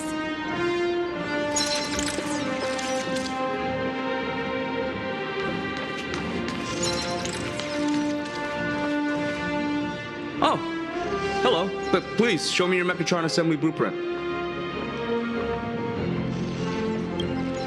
No problem. The blueprint has been recorded. The Mechatron parts are ready to go. Hope you enjoy the experience.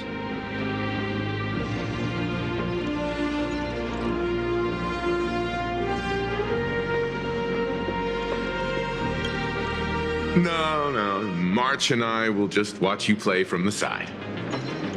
Now then, please follow my guidance to complete the Mechatron assembly. This experience mainly involves assembling 3 parts: the arm, the shoulder armor, and the Daybreak blade on the back of the Mechatron. Go for it, little raccoon! Assemble the Magico Mechatron Daybreak warriors and save our city! All right, everyone.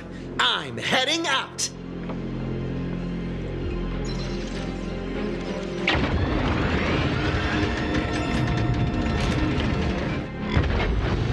Go now. Your little fans are waiting for you. Go ahead. March and I will watch you play from the side.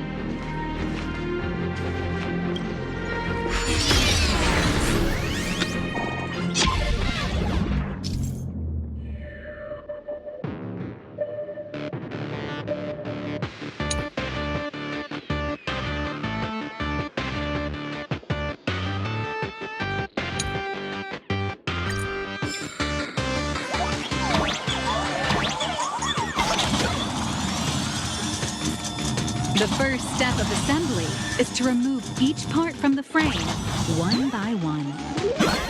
Nippers, hobby knife, sandpaper, sanding stick. Perlux doesn't provide any of these. But don't worry, the explosive device will solve all your problems. Just step on it, bravely.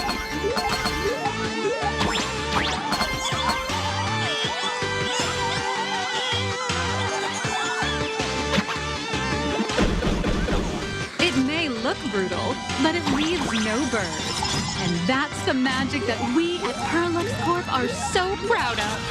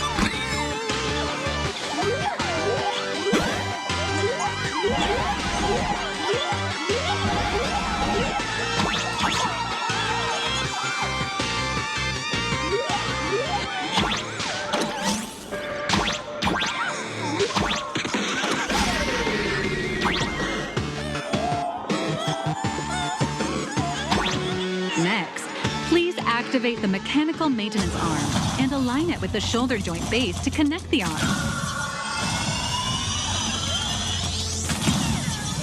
Good.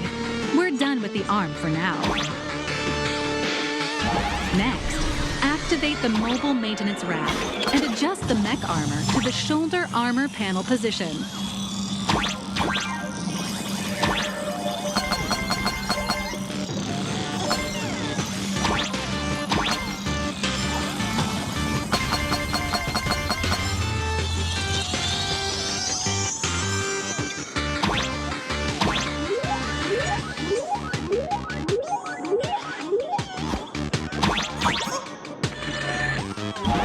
Just like before, the first step is to remove the parts from the frame.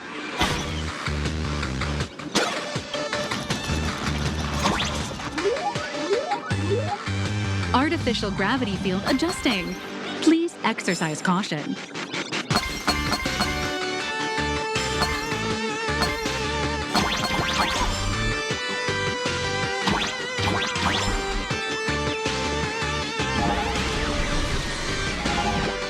Activate the thruster and push the shoulder armor towards the unit interface.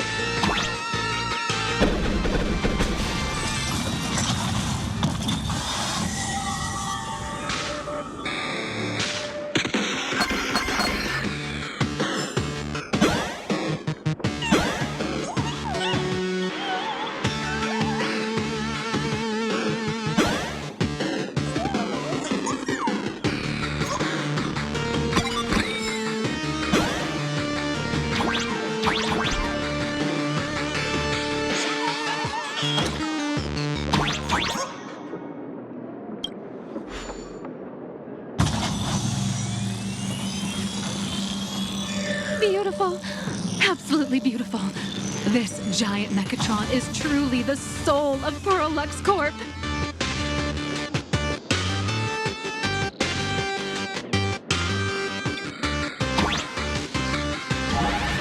Now, for the final part. Please install the Daybreak blade on its back.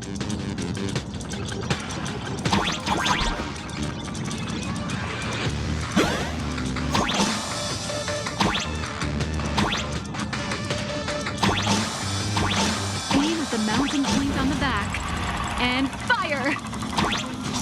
Awaken! Daybreak Blade!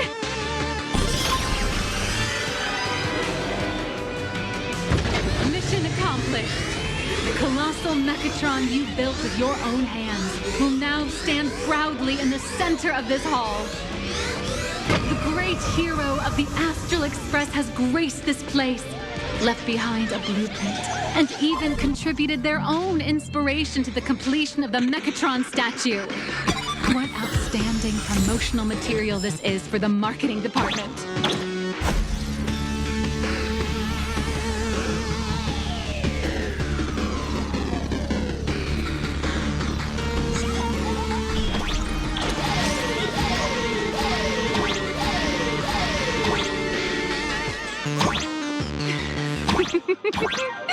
A new hero is born right here. Step forth, Mr. Little Raccoon, and become the guardian of Plain Arcadia. Powerful wish power supply entity detected. Initiating link.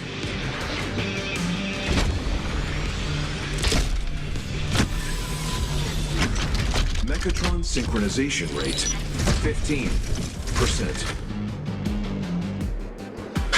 Assembly complete. Could the next step be? That's right. With the completion of the Mechatron assembly, it's time for some heart-pounding combat. Mechatron synchronization rate 39%. 42%. Your little fanboy, Cinderborn, is eagerly awaiting some pointers from you. While we can't power up this big guy, I've printed a small unit. Now it's time to show you how a Mechatron fights.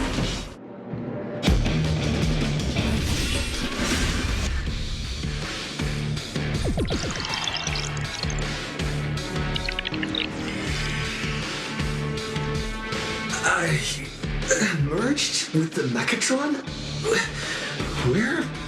Where am I now?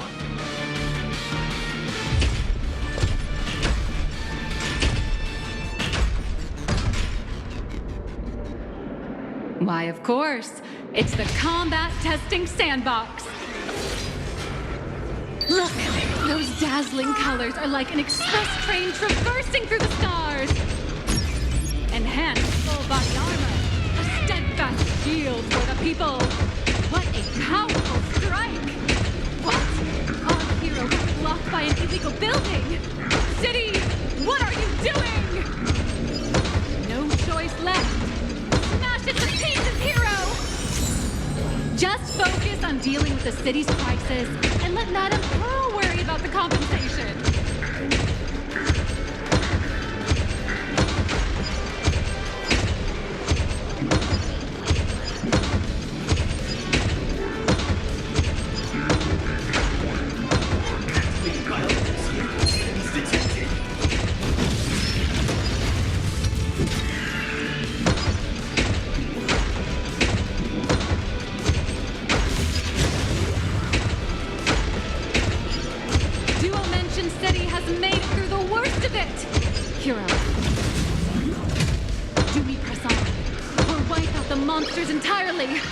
Hero, you decide.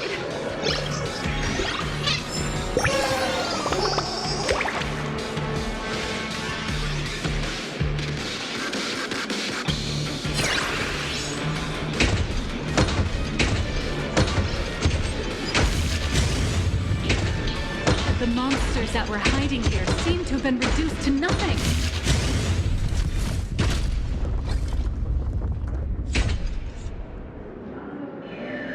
Could it be the one and only trailblazer of the Astral Express walking towards us?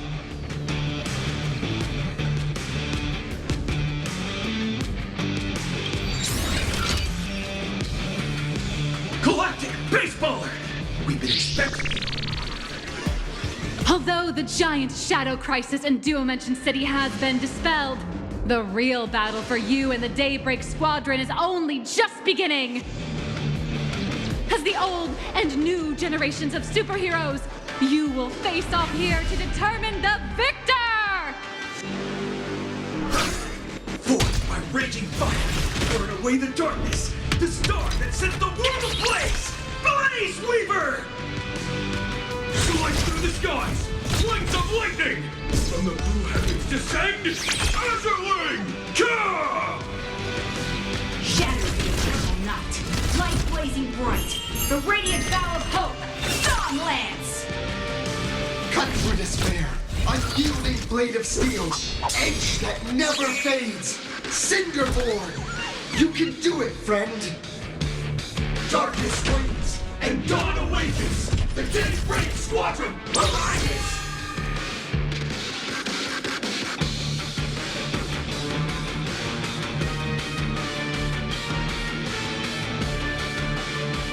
This is an official challenge from the Daybreak Squadron, great hero of the Astral Express.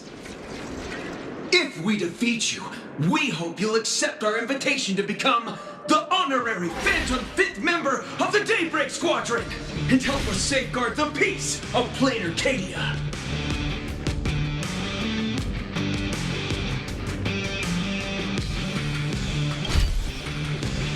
Ha ha! I admire your confidence. Hey, Greg, didn't you have something to tell your hero? Now's your perfect chance.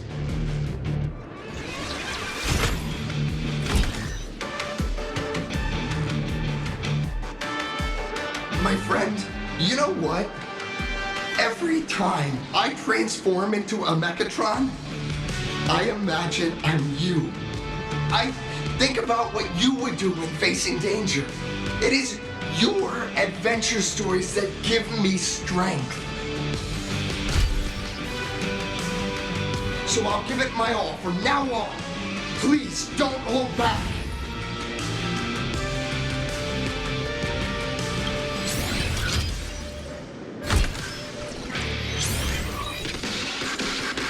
Now then, let's settle this on the horizon, where the faintest moon rises!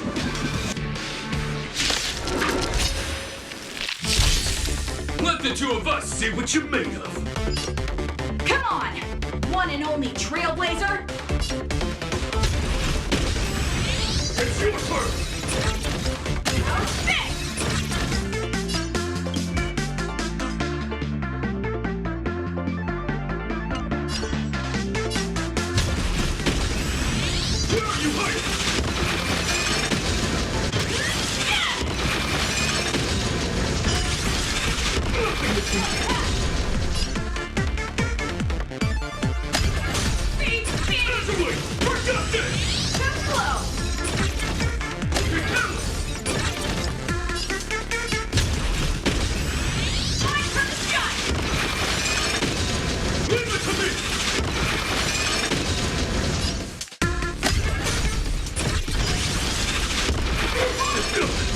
As expected of the Astral Express hero, so powerful!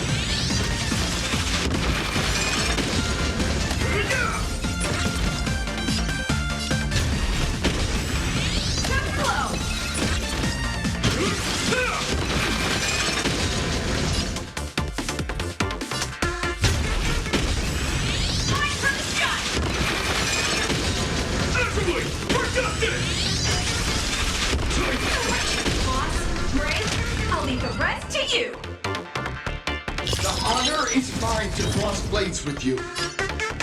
As heroes, we'll never back down!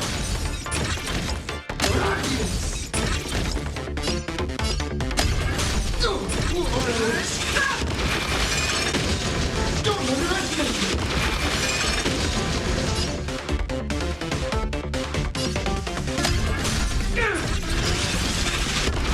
It doesn't hurt. This strike retains all my respect! Bring it on! What? Even the invincible little raccoon is reaching his limit? Listen, those are the people's wishes. Power converging as one. That is limitless possibility! Everyone's wishes. I've received them all. Trailblaze Infinity! Interesting.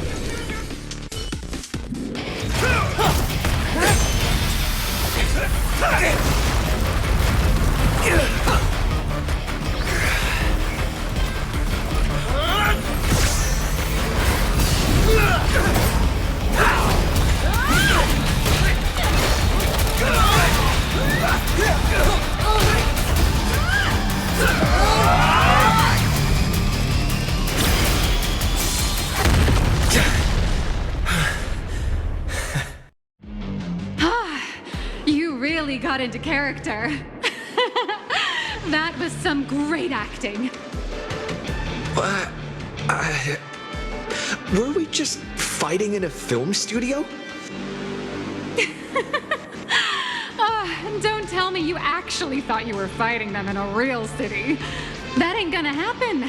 Madame Pearl's insurance fund would collapse. It doesn't matter if it was a real fight or a fake one. What matters is your experience. Did you have fun? The user gave us a 5-star review. Thank you for your kind feedback. Your satisfaction and approval are our greatest motivators.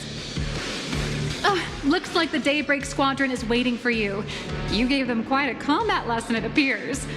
Why don't you go share a few words with those youngsters?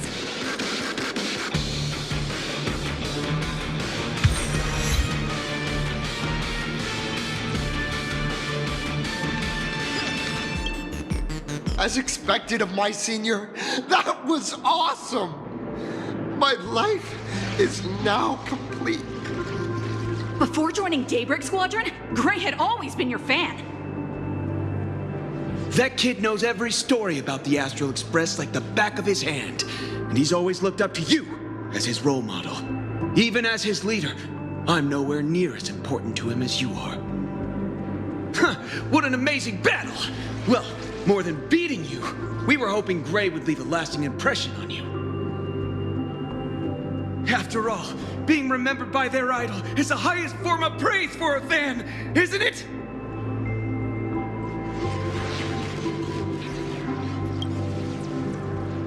Oh, I'm already satisfied just knowing that the name Cinderborn will remain in my senior's memory. It's a shame, though. If he could really become the 5th member of our team, our recognition would rise even further. After all, many people still think we're just playing hero. That's only because we haven't done anything truly heroic yet. Don't worry. Given the state of Duo-Mention City, a mind-blowing crisis is bound to happen sooner or later, and that's when we'll get our chance to shine! Ha-ha! Yeah, just yesterday, I rescued 5 people from a gas explosion.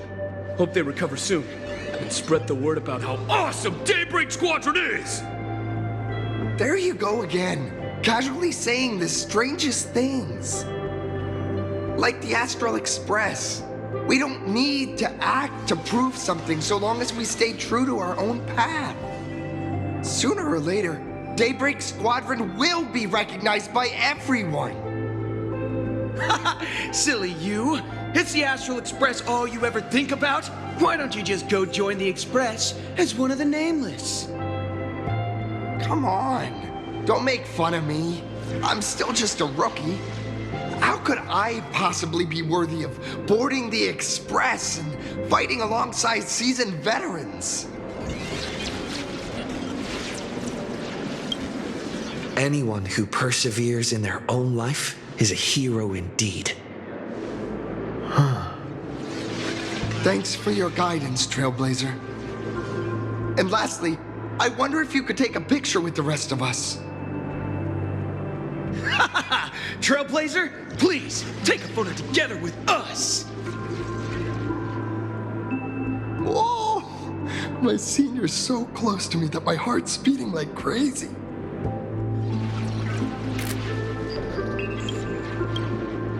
Three, two, one. Darkness wanes and dawn awakens! The Daybreak Squadron arises!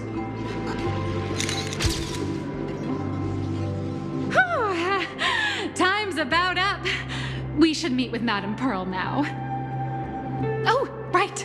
Want to say goodbye to your big fan before we go?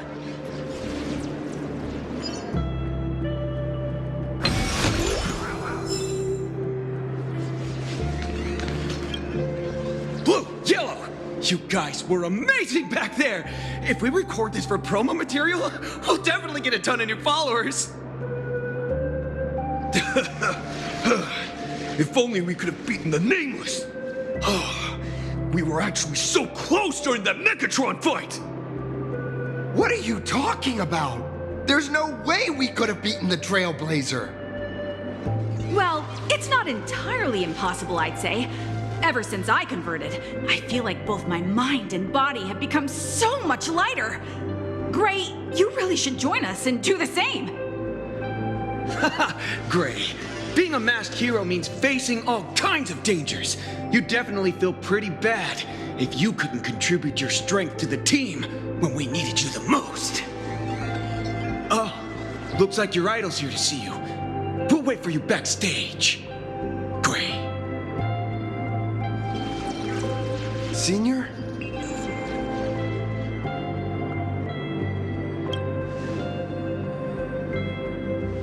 Me? I'm fine. Totally fine. It was no surprise that you took us down without breaking a sweat.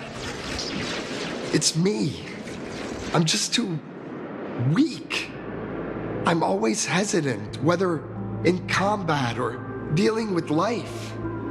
Even though I know I can never become an amazing hero like you, I've always been trying my best to get closer to being like you. It's a bit embarrassing to admit, but no one ever taught me the principles of how to live and behave growing up. I dropped out of high school pretty early and started hanging out with street gangs. Every time I threw a punch to intimidate someone, I thought I was being a hero. But when I saw how scared those people were, I had this nagging feeling that maybe I was doing something wrong. Later, when I read about the Astral Express story online and learned about your legendary deeds, I finally understood what it meant to be a true hero. Looking back at how immature and awful I was, I made up my mind to leave my old organization. Now I too have a chance to become a hero like you. Together, with my brothers and sisters in the Daybreak Squadron, I can bring happy smiles to the residents of Plain Arcadia and protect them whenever danger appears. But I'm just too weak. I don't have the immense strength like the Express Nameless. I don't even have any special talents. Maybe I've chosen a path that doesn't really work for me.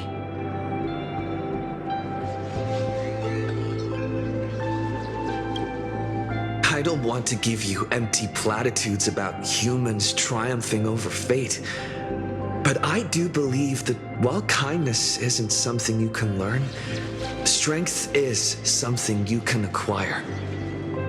Your desire to fight for those around you and your wish to bring smiles to others, that's your greatest strength. Thank you, Trailblazer. Thanks for listening to my ramblings. Could you please sign that famous line?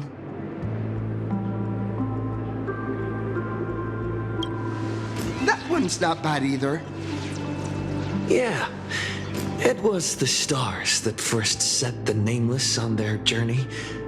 And now I can see that same starlight in your eyes. I'll remember today for the rest of my life. Goodbye, Trailblazer. I hope by the next time we meet, I'll be a true hero just like you.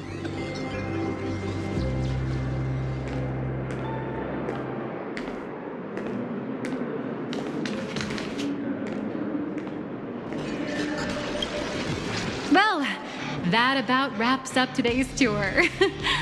After seeing everything, what do you think? You're only realizing that now. That's your greatest advantage in joining the Phantasmoon Games. A story that's already spread far and wide. Indeed, rather than the power to rule this world directly, that individual draws even greater strength from Parallax. The stories and dreams spun by this enterprise are capable of steering the future of plain Arcadia and of serving as the cradle for new Imaginae. Madame Pearl is waiting for you at the top of this building to discuss matters regarding the Phantasmoon Games. Let me give you a little reminder. The rules of Phantasmoon Games have never required any competition between supplicants.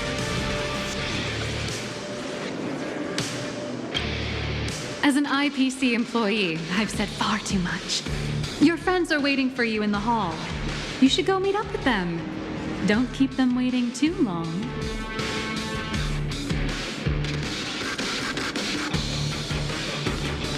I feel like Megatron's with cannons.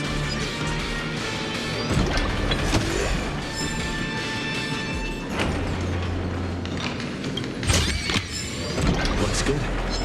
Over here! Over here! You watched Daybreak Squadron? Mr. Yang and I watched the whole thing on the screen! Not only did you assemble the Mechatron and give autographs to your fan, but you also got to live out your superhero fantasy. Did you have fun?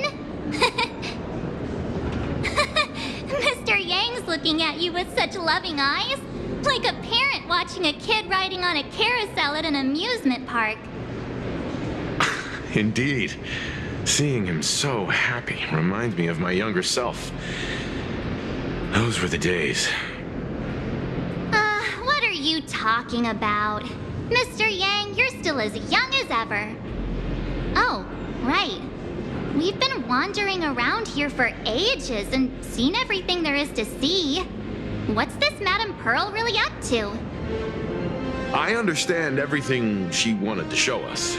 There are just a few questions I'd like to confirm with Miss Nihilux. Miss Nihilux? Wait, where did she go? Ah, there you all are. We've been looking everywhere for you. The Secretary's office sent Agent Feld here to keep you company while you wait, but he said he couldn't find any of you.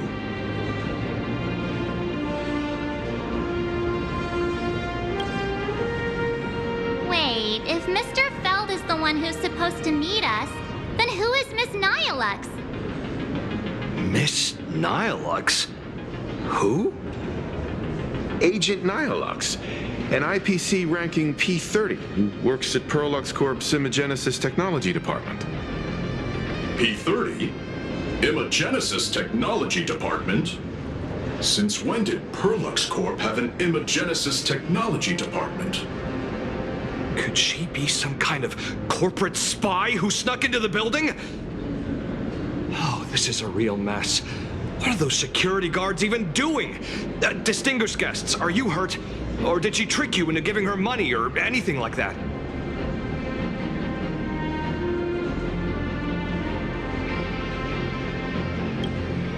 This lady seemed totally legit. She smoothly guided us around the place like a pro. I thought she was one of your people. I need to report this to security right away. She can't have gone far. Let's catch her in the act.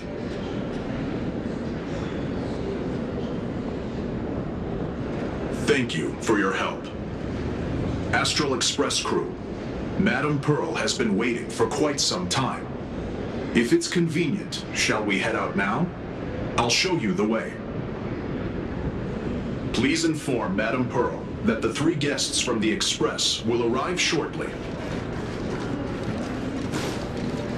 Welcome, ladies and gentlemen, to Perlux Corp. All Mechatron units displayed in the exhibition area. Dear guests, please take this elevator straight to the top floor. We wish you an enjoyable visit. Pearl demonstrated the full process of creating a Mechatron army, based on what I saw.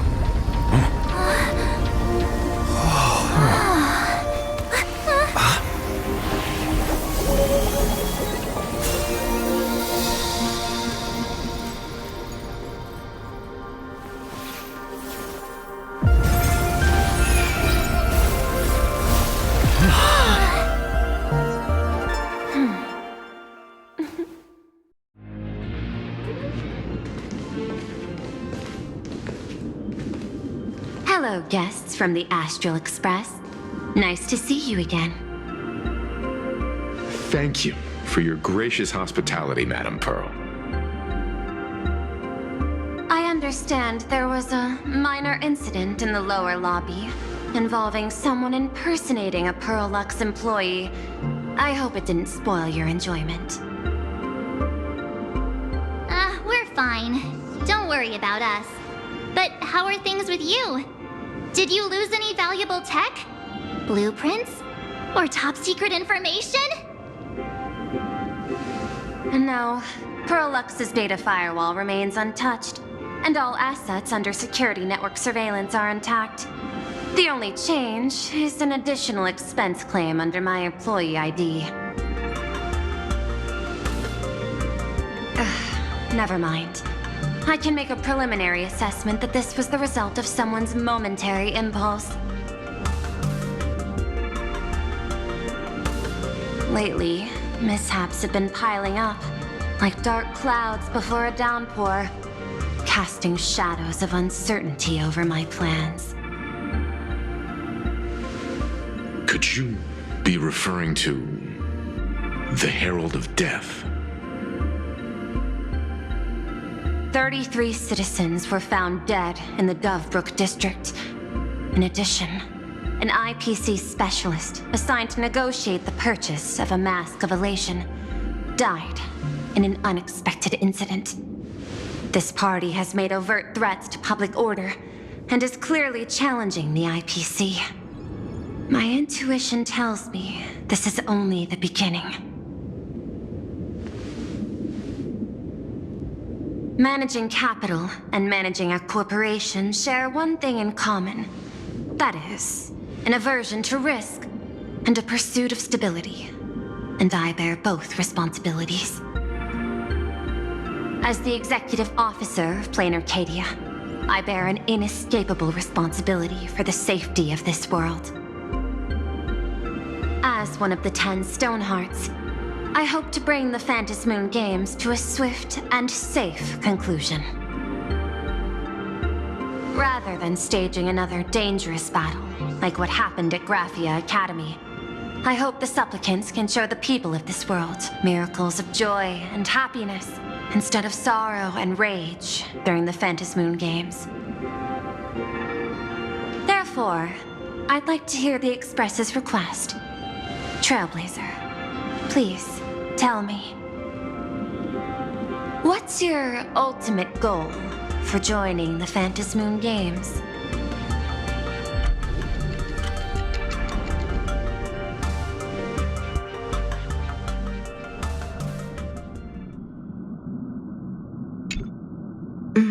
You mentioned earlier that you wanted to talk about the Phantasmoon Games with me?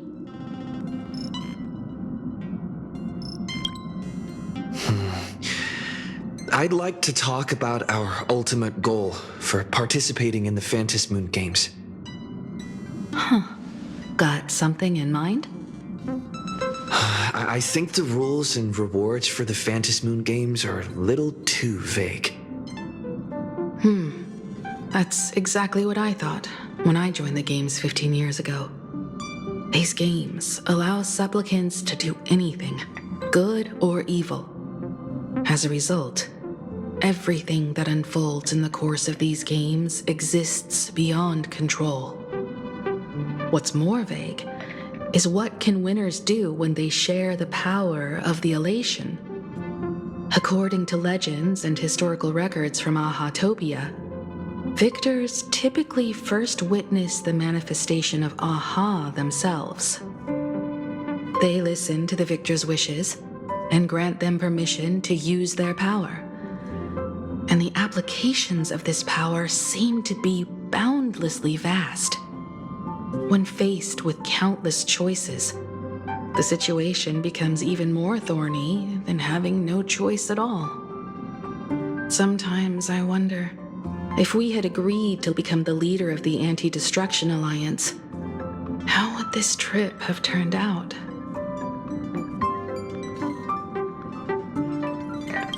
If I win, I'll give up sharing Aha's power and ask them to be the leader of the Anti-Destruction Alliance.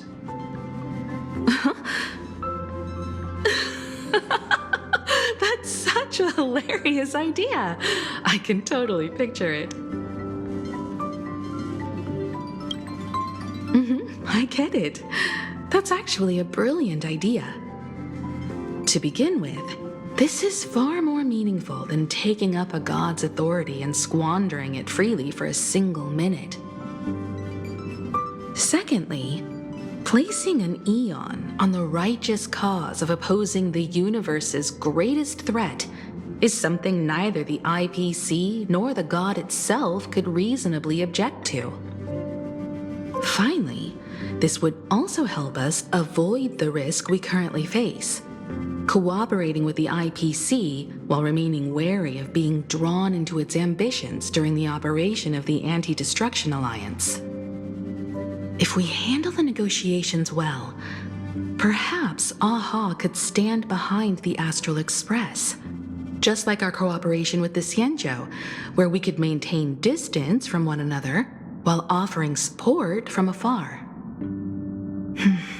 The only question is, will Aha agree? Don't worry about that. From what I know about them, they'll agree.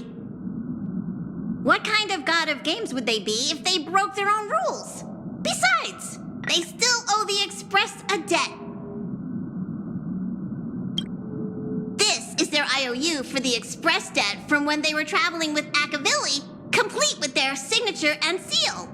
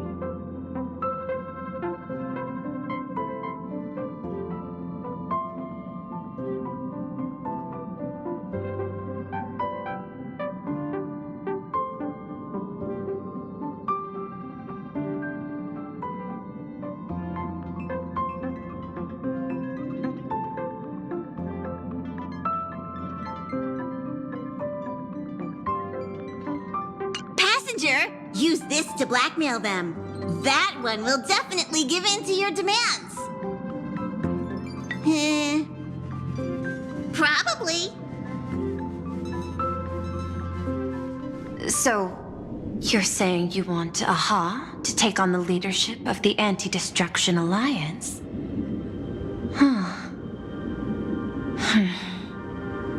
Logical extrapolation. Failed. Success rate indeterminable. This peculiar proposal nearly brought my thought process to a halt. This request is far too lacking in structure, yet within an irrational context, it seems to conceal a certain kind of logic. If the universe is the master of Elation's playground, then they should do something about this playground that's about to be destroyed. As expected of the Trailblazer, your thinking is so out of the box. I've learned something today. However, I don't think you stand much of a chance in the games, because I've joined as a supplicant.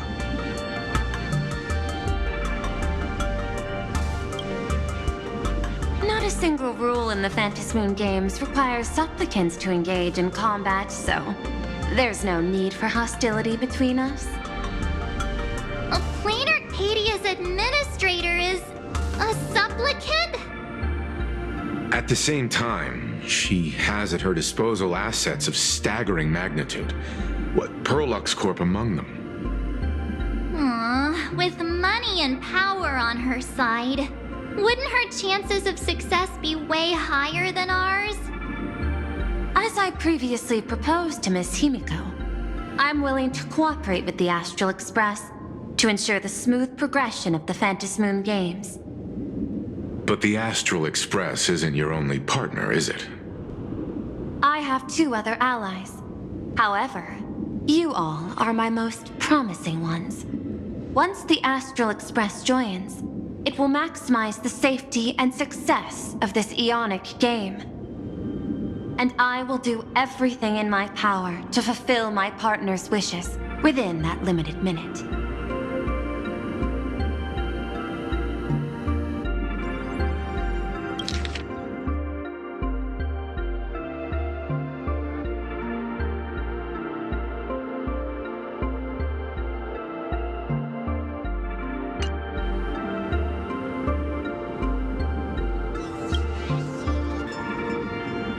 As we told you before, our strategy is to become a sail, advance and retreat together. The Astral Express is not a lone supplicant, since we have our own allies in the games. An ally like Sparksy? It's true that you defeated her and took her mask. But given her typical decision-making style, Sparksy isn't exactly what you'd call a reliable ally.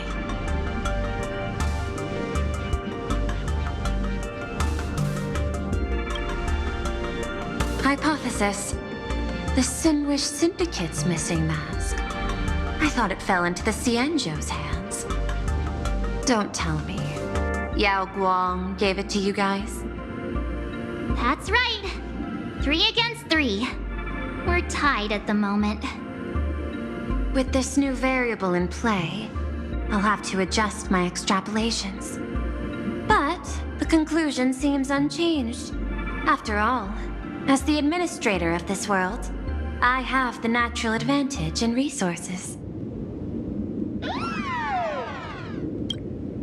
An IPC senior executive, Plain Arcadia's administrator, a member of the 10 Stonehearts, joining the games personally. It certainly has an intimidating ring to it. But when you think about it, isn't this identity precisely the greatest burden Madame Pearl has to overcome? He is right. Your identity is far too sensitive. You want to control these games and end it safely and quickly. But Plain Arcadia's citizens might not see it this way. All they see is the all-powerful IPC and an influential executive pulling all the strings. Your every action will be scrutinized twice over.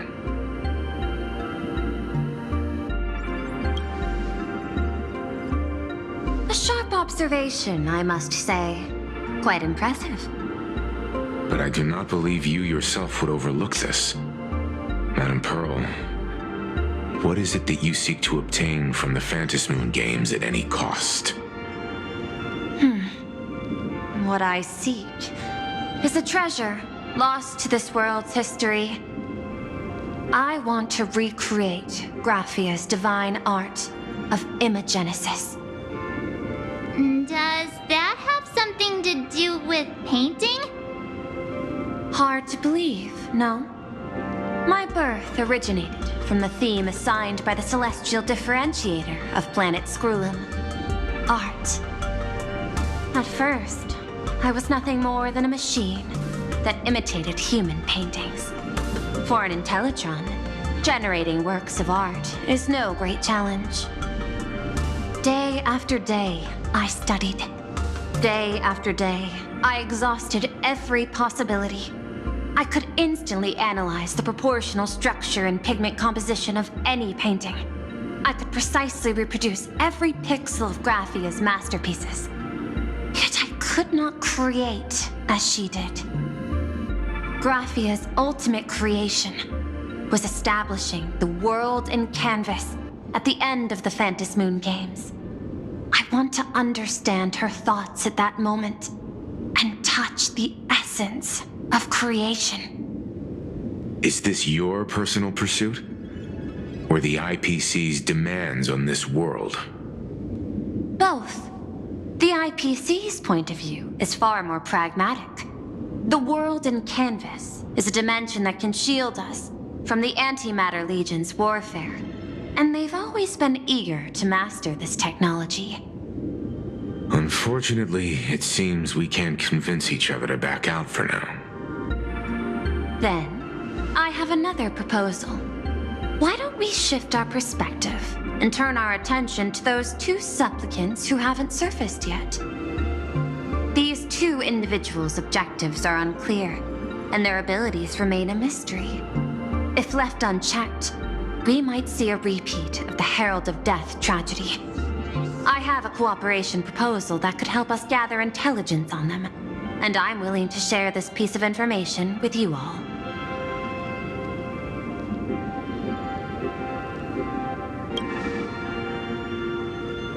That is correct.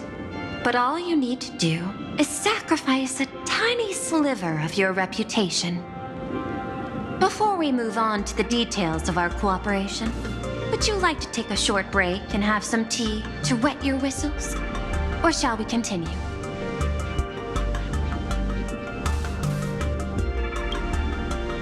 I was thinking of having Perlux Corp host an expo for the Astral Express. As for the name, how about Star Rail Fest? Star Rail Fest? You mean hosting a Fluffy Across the Blue convention? Correct, but not entirely. The Fluffy is well known in this world, so it's a good collaboration element. But what I want is an unprecedented Astral Express exhibition, with the Fluffy being just a small part of it. The real stars of this grand event will be you, the Express crew. You'll be there in person to meet the people of this world. Are you trying to use this exhibition to lure those two unidentified supplicants out of hiding? Huh? What if they're up to no good? Won't that just make us walking targets? There are many ways to take the lead afterward. I'm less concerned about the progress than about the unknown risks our plan might face. Together, we can create a miracle for all to witness in Arcadia devoted to the legends of heroes. I'll also get Full Wish TV and other mainstream media outlets involved for promotional cooperation. And in return, Wish power will flow to you. Of this, I have no doubt. A wise choice. Before the Star Rail Fest officially begins, I have one more favor to ask of you all. I'd like the Express crew to pay a visit to Blurry QR Colt, the original author of Fluffy Across the Blue. Doesn't Perlux own the rights to the Fluffy? Since their debut, this author has remained anonymous, never revealing their true identity in public. But if the real-life inspiration behind the story were to pay them a personal visit, it would surely be a great honor, and likely persuade them to attend a signing, stoking the excitement even further.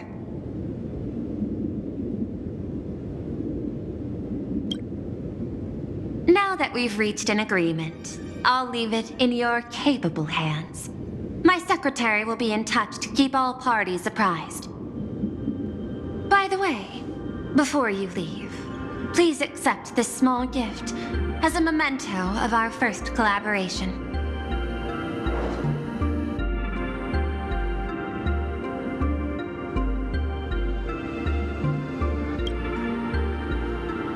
studied in detail the records of my colleagues' interactions with partners in Penacony, and I was particularly inspired by Aventurine's technique of giving small gifts that symbolize good fortune. So please, keep this chip with you as a symbol of good fortune for our future cooperation. Take care, everyone. Well, we'll be on our way then.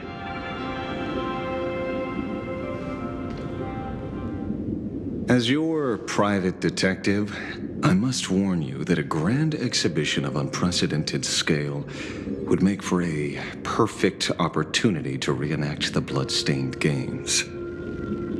I understand. That's why I have a mission for you. Protect the Nameless at Star Rail Fest. You actually think they would need my protection with their strength? Don't tell me your extrapolations predict even bigger trouble ahead. Hidden beneath each extrapolation, tiny signals of unease keep bubbling up to my thought interface. I must be thoroughly prepared for whatever may come. Now that you've taken up the mask, let's talk about payment. What do you want? The same as always? Money? Before we talk about payment, let's discuss the Herald of Death. Although the Department of Aberration Defense sealed and destroyed all records of the blood-stained games, I still managed to uncover some unusual leads.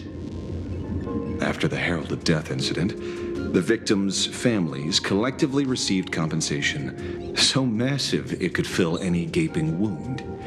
So, I figured, maybe we could find some leads by looking into official Plain Arcadia expenditures.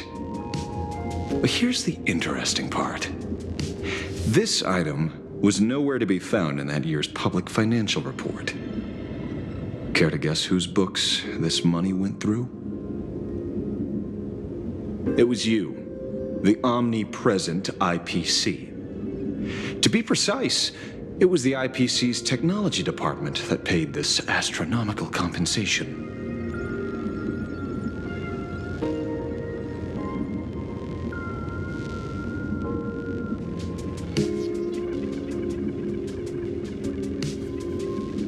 Following the usual human drama tropes, am I supposed to give you a round of applause now? Being able to dig up all this information really shows your connections and capabilities, Detective Ashvale. In movies, a big shot like you would usually raise a hand right about now, revealing the dark muzzle of a gun. I'm afraid you've learned too much. And bang! That's when the gun goes off. And I, the poor sap who uncovered the truth, am supposed to bite the dust. Sorry, my hand is on the checkbook and unavailable. Mr. Ashvale, tell me, how many zeros would you like to see on that check for our cooperation? It's not about the money. Indeed, money isn't the issue. 100 million credits. Are you trying to buy me off like some poor victim's family? Tell me, why did the technology department pay to sweep this under the rug? 300 million? I know you've always needed money. For cryosleep, supporting the families of fallen comrades, and for treating those who survived. Isn't this exactly what strategic investment is about? Putting money in the hands of those who need it? I'm not your lackey, Intellitron. Tell me the answer. 500 million? I could pretend there's a glitch in my calculation process and make it a cool billion for you. Money or answer? Your call. I want the answer. Oh, an unexpected choice. It defies my usual understanding of your decision tree. Note, I say this without sarcasm or ridicule. The answer is, I don't know much. Hard to believe, perhaps. But as CEO, my power isn't unlimited. Besides, the Herald of Death affair lies 15 years in the past. This world is like an unfinished game of chess that's been dragging on for years. The hidden moves laid by the previous player keep becoming my challenges. Even today. But since you've invited me to finish this game together, sharing intel is a must. Reasonable. I'll share what I know about the answer. Marcus Antali, the Herald of Death, last member of the Intelligentsia Guild School of Evolutionary Perfection. 5 years ago, his identity was confirmed, and he was executed. Note, executed in every sense of the word. Miss Yabali, head of the technology department, took possession of his belongings, and even I don't have the clearance to access those records.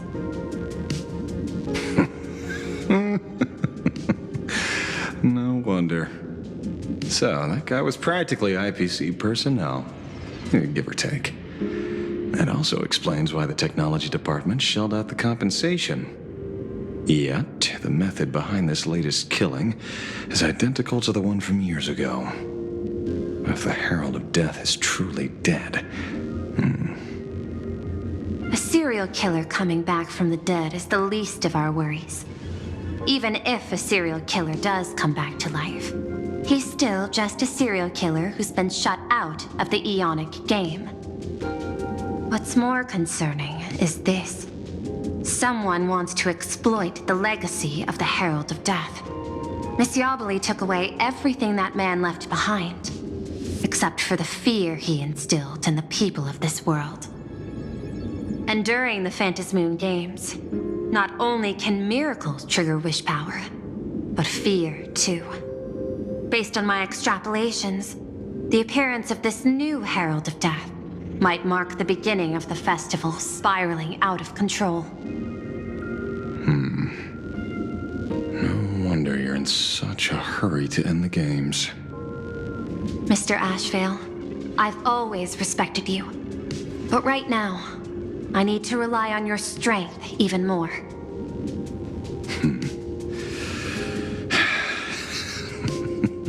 Respect. When I was younger, what I really wanted was to make the IPC fear me. The passage at times not exactly kind, is it?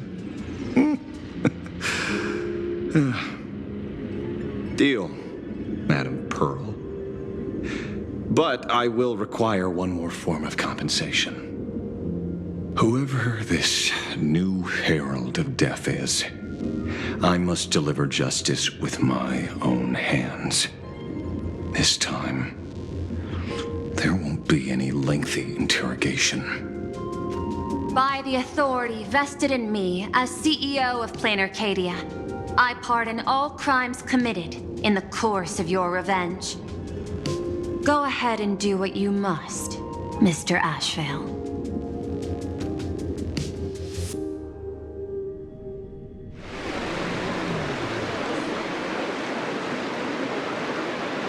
My friend, I don't blame you, but I'm done being a breathing dead weight. So do me a favor and pay me back for that drink with this bullet. Just do it, you coward! Let me die as a Galaxy Ranger before I turn into a monster of abundance! Bana, shoot me. I beg you. Thy Skybo above. May you have a pleasant dream. Not knowing who you are, not knowing why you exist here, that isn't life. In ancient times, humanity's daily goal was to obtain 2,000 calories of food. Humans back then knew they were just one member of the animal kingdom. They understood why they migrated, hunted, gathered. But now, in an era where you can get food delivered to your door with just a tap of your finger, effortlessly achieving that 2,000 calorie goal, humanity has lost its way like never before. Tell me, will the Phantasmoon Games bring a new direction to this world, Ashvale? What's wrong with getting food with just the tap of your finger? Well, don't tell me you want to go back to the days when everyone was starving and at the mercy of the harvest. 2,000 calories are pointless, but just for survival. It's the goals beyond 2,000 calories that define humanity. And the Phantasmoon Games holds up a mirror to humanity, allowing them to see their truest selves. I'm just a detective. Ask me such a profound question again next time, and I'll charge extra. My apologies. I just heard you joined the Phantasmoon Games and couldn't resist asking for your thoughts. You've met Madame Pearl, huh? She dumped this hot potato of the Herald of Death on me. On us. Judging by your expression, it seems less like a hot potato and more like a sweet fruit. Because I have a lead now. I think the key lies in the word copycat. To prevent copycats, you kept the Herald of Death's modus operandi from 15 years ago under wraps, which means... There's only a few people who could reproduce this killing method with such precision. The investigators from the Security Bureau and the Department of Aberration Defense at the time, and those directly involved in the Herald of Death case.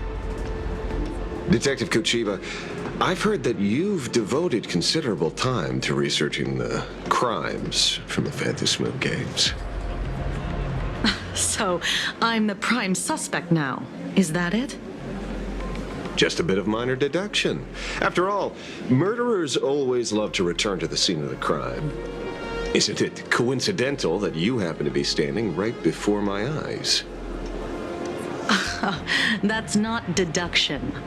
It's a conjecture at best. As for investigating those two categories of suspects, we've been doing that for a long time already. It's been 15 years. The relevant people and the victims' families have all gone their separate ways.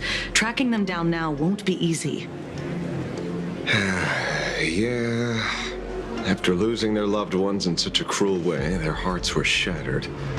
Many couldn't bear to stay in Daybreak District and chose to move away. I remember seeing that in the case files you sent me. They even formed a mutual aid society for the victims. I wonder, after all these years, have they managed to heal the wounds in their hearts? Maybe they have. After all, they go by a new name now. The Research Society of Happy Smiles. Ah, you mean that charity with the slogan, Healing Smiles, Healing Arcadias? Before he died, Kostad mentioned that group to me. He said quite a few young people in the gang left without looking back, just to join them. So I thought, maybe we should start by looking into their rivals. The Research Society of Happy Smiles, huh? A charity that helps people escape their pain and find happiness, offering free counseling, medical care, all of that good stuff. Sounds like they've turned over a new leaf. How could you call them rivals to the underworld? I dug a little deeper into them and found something interesting. You mean your monkey dug up something interesting, right? Okay. Mr. N dug up something interesting. Have you heard the name of the sponsor behind the Research Society? Her name's Full Wish. That name rings a bell.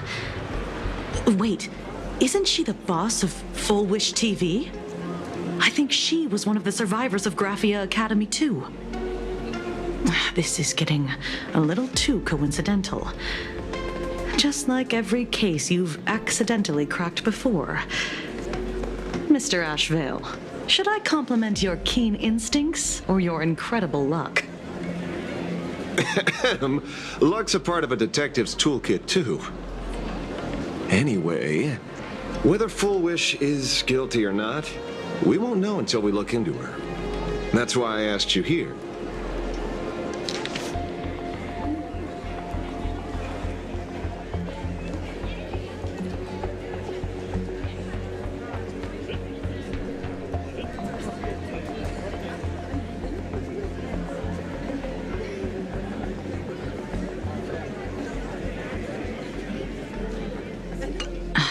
Dovebrook District New Life Project.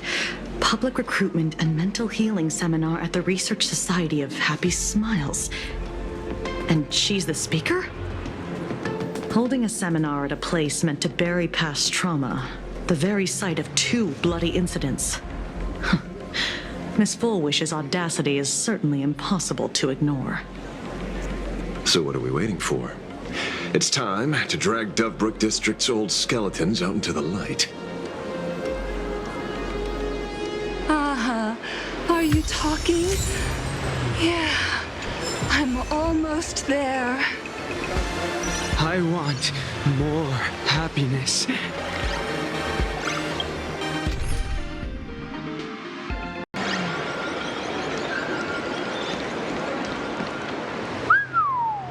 This place is buzzing.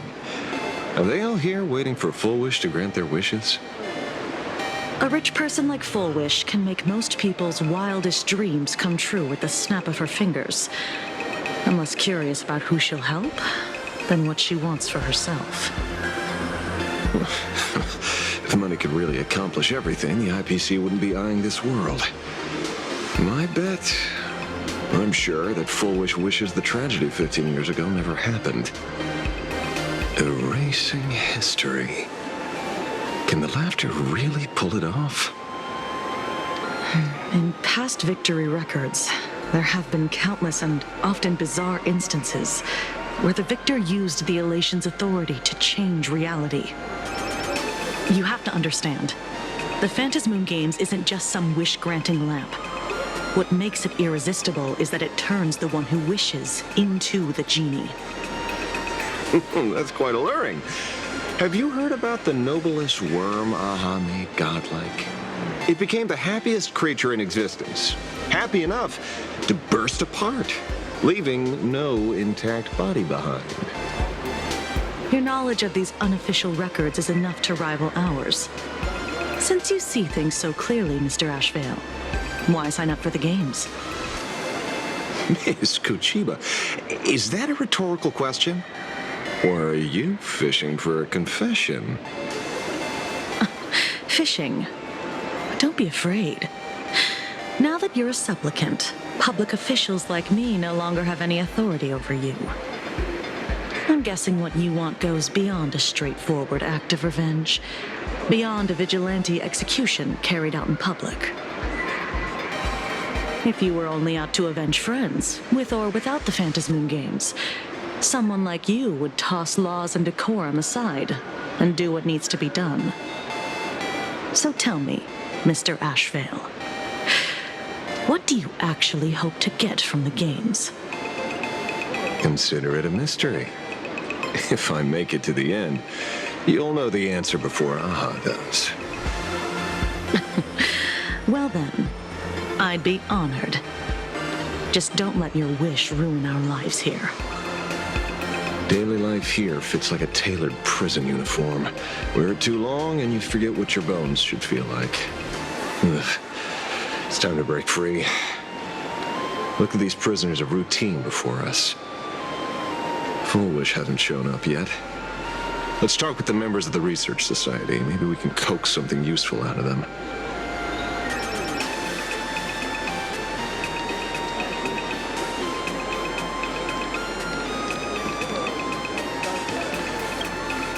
I got called into another chat with the boss today. Never thought he'd care about me this much. Everyone is smiling at me. The office feels downright cheerful. These days, I go home, change my baby boy's diaper, help my daughter with her homework, prepare tomorrow's lunch, and clean up the house. It's hard to describe how satisfying that feels. When Emma left me, you must have left the kids to me for my own happiness. When I look back, I realize I was someone who had it good, and I never understood how lucky I was. Right? All thanks to Miss Foolish. Yesterday, during my tumor removal, the anesthesia wore off halfway through. I squinted and watched the doctors pull all kinds of things out of my stomach. There was this lump still twitching when they cut it out. I used to be too weak to even get out of bed. But after the Society's treatment, I am almost ready to walk out of the hospital. Isn't that amazing? Oh, I kind of want to see someone slice me open too. It should be fun. Hey, did you two hear about the Sinwish Syndicate? You've come to the right person. My neighbor got a visit from their debt collectors. You should have heard the racket. I saw the news too. Those parasites who ruined the peace, who kept people from being happy. Gone, wiped clean. Oh, praise Aha. Wait, they extorted you too?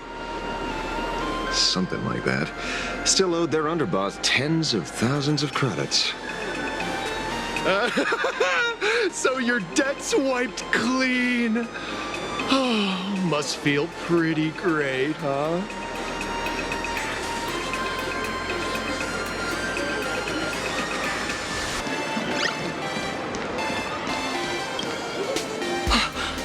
We meet again. Hey, Lady Megatron. How have you been? Good. Since I joined the Research Society, I've made so many new friends. In the past, I struggled with mobility. I always had to work 3 or 4 times harder than the other Megatrons, just to keep up. A lot of Imaginae think factory-made types like me don't count as their own. And humans look at us and see soulless machines. If every sentient being has a home, then even the scrapyard is closed to me. I'm not even considered recyclable waste. But here, in the society, no one cares what I am or what I can do. They just see me as a normal person. Congrats. You found your home. Aha said the same. They and everyone here are my family. Aha talks to you. Of course! You mean you can't hear them? Guess you're not happy enough yet. Don't worry. Once you join the society, you will. No pain, no tears, just pure joy. The society makes everyone happy.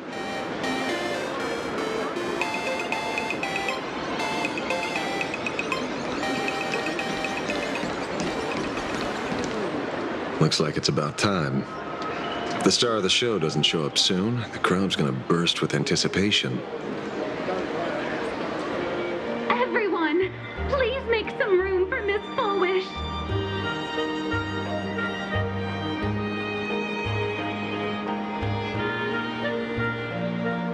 By the Master of Elation, may they bless all souls and grant them smiles. Are you all happy today? Very happy! Thank you for your smiles. They're like lamps in the dark. So precious. But before we celebrate the elation, let me share a memory drenched in tears. It once dragged me into the abyss. Yet, it also taught me what the elation really means. As you all know, 15 years ago, during the Phantasmoon Games, the shadow cast by the Herald of Death swallowed this place whole. That day, I lost my parents, my classmates, and the others. The morning greetings, the little daily chatter, all went silent under that crimson dusk. After that, for a very, very long time, all that remained of my world, a door shut tight, a room steeped in silence, and a wound in my heart that would never heal. Just hearing the words, Herald of Death, made me shake uncontrollably. I even once thought the only escape was to follow the dead and leave with them. Back then, I was just an empty shell, breathing, beating, but lifeless inside. And just as my soul was about to fade away, an old lady from the Mutual Aid Society knocked on my door. She didn't offer empty words of comfort. She just looked me in the eyes and asked, "Child, would you try stepping outside this door?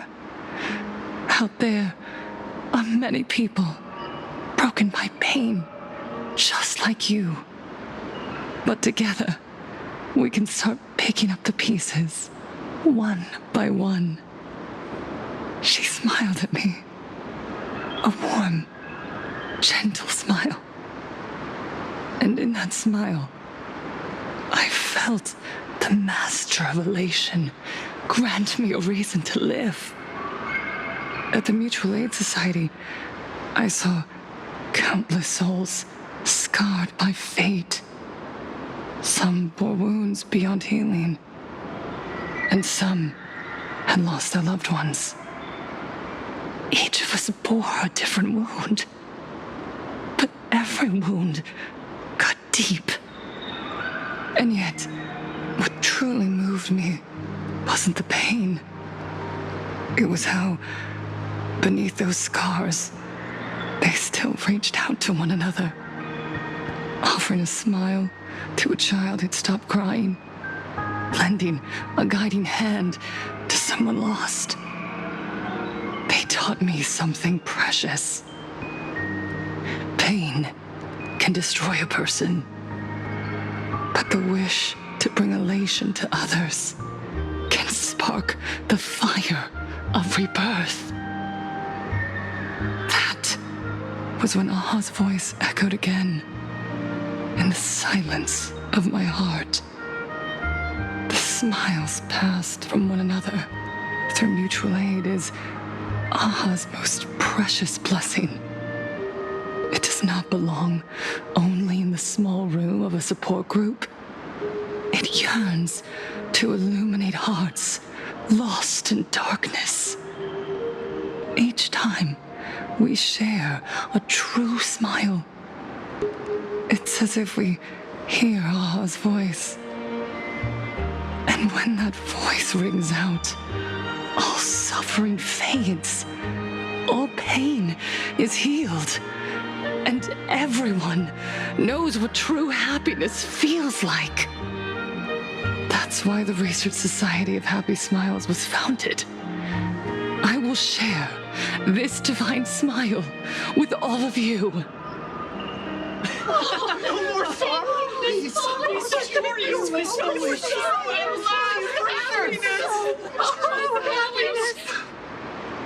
Everyone, I have questions for you. When was the last time you truly smiled? How long has it been since you felt happy from the bottom of your heart? Minato, do you ever feel like your days are looping endlessly, like an old silent film, repeating repeating until it suffocates you. And when you realize that loop might never end, does despair flood in like the tide? You're right. Miss Bellwoods, you left school full of dreams, only to have your resume rejected again and again. You told your parents you were busy in Seafeld City, hiding your heartbreaking loneliness behind that lie. Please, help me. And Taija did the cold exclusion at school and the indifference of the adults who should have cared build a wall around your heart. One that made you afraid to open yourself up to the world again. Yes. When we were born, no one had to teach us how to smile. But who would have thought that one day, even smiling would become so hard? Once, our world was blessed by Aha's grace. A gentle world in canvas, painted in elation. For centuries, humans and Imaginaes lived freely together in that eternal haven. Until the Inter-Astral Peace Corporation violently tore us away from that sanctuary. They brought us their so-called inter-astral civilization, imposed their so-called standards of happiness, and told us that life's ultimate joy lies in self-focus, self-indulgence, and self-satisfaction. They flooded us with dazzling material desires, blinding our hearts. They fed arrogance and prejudice into our minds through the network, making us chase pleasure for ourselves and forget that true elation is found when we smile together. Wish power has turned into fuel.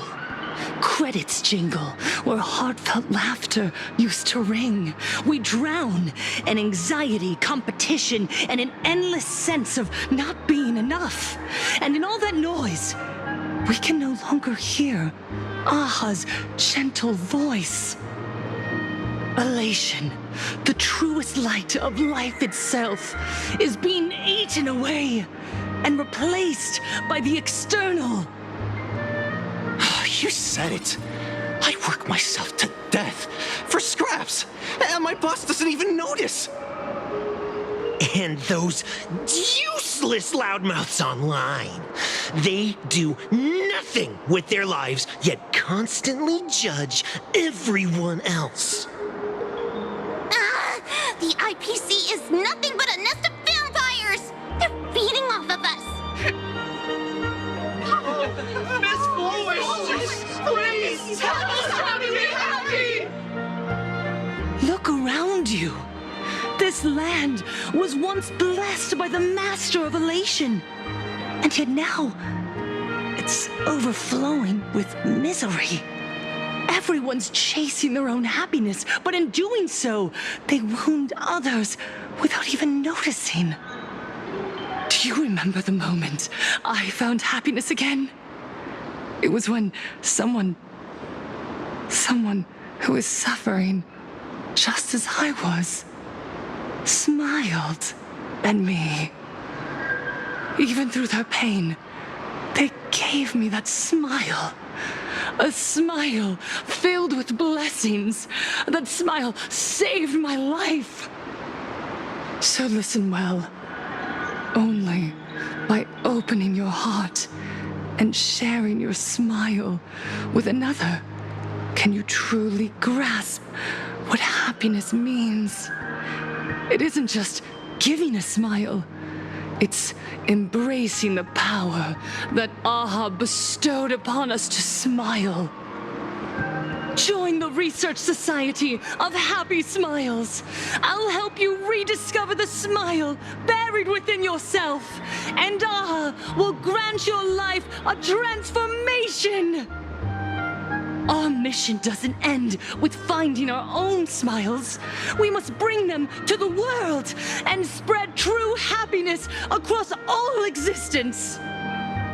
While others pray to the eons for their own desires, we, the true followers of Aha, carry a higher calling to fulfill their wish. To fulfill Aha's wish? Yes, to still every cry of sorrow, to wipe away every bitter tear. We will rebuild. A world where smiles never fade and elation never dies.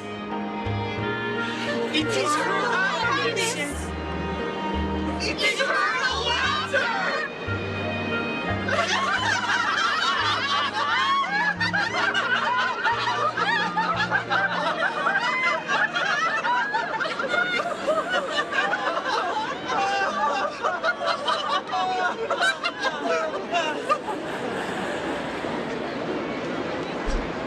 The speech is over. What's your take, Detective? She's so far gone, it's hard to make sense of it.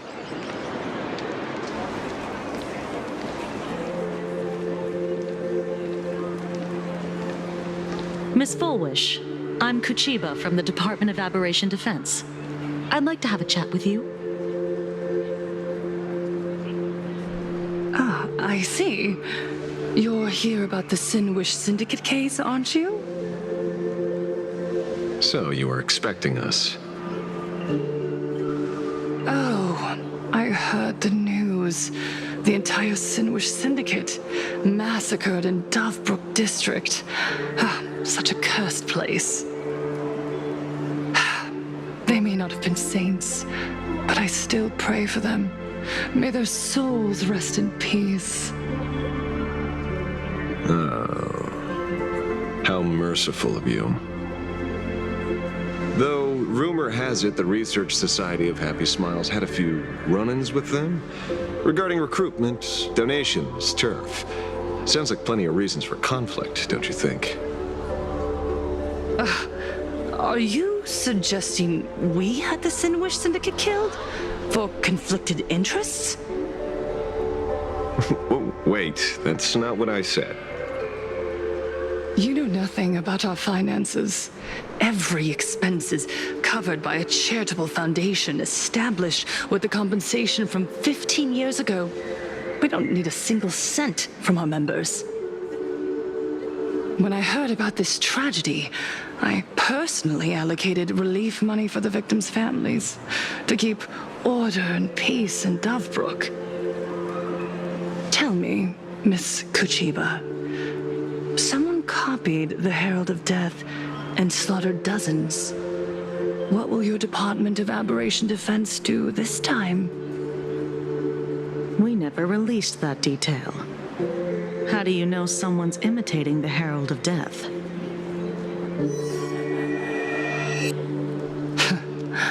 Isn't that what you've been waiting for? For the killer to slip up so you can swoop in and tie everything up nicely? 15 years have passed. You don't seriously believe we're still living in an age where information can be sealed off at will, do you? From the very day the murders occurred, the news has long since spread online. The Sinwish Syndicate paid a fortune for some ancient mask, and the next thing you know, they're all dead. The scene painted red with traces of the bloody bloom. Please pay no attention to baseless rumors. Rumors? And yet you're here. That alone proves one thing. The rumors are true. And the new Herald of Death really does exist. Otherwise, why do you suspect me? Only someone who knows the original case could recreate it so perfectly, right?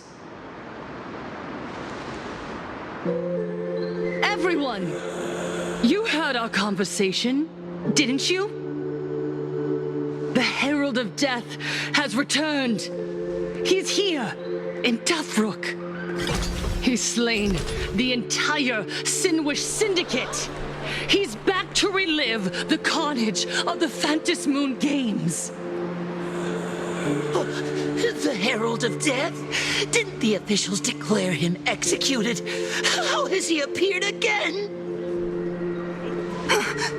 He's immortal? A demon?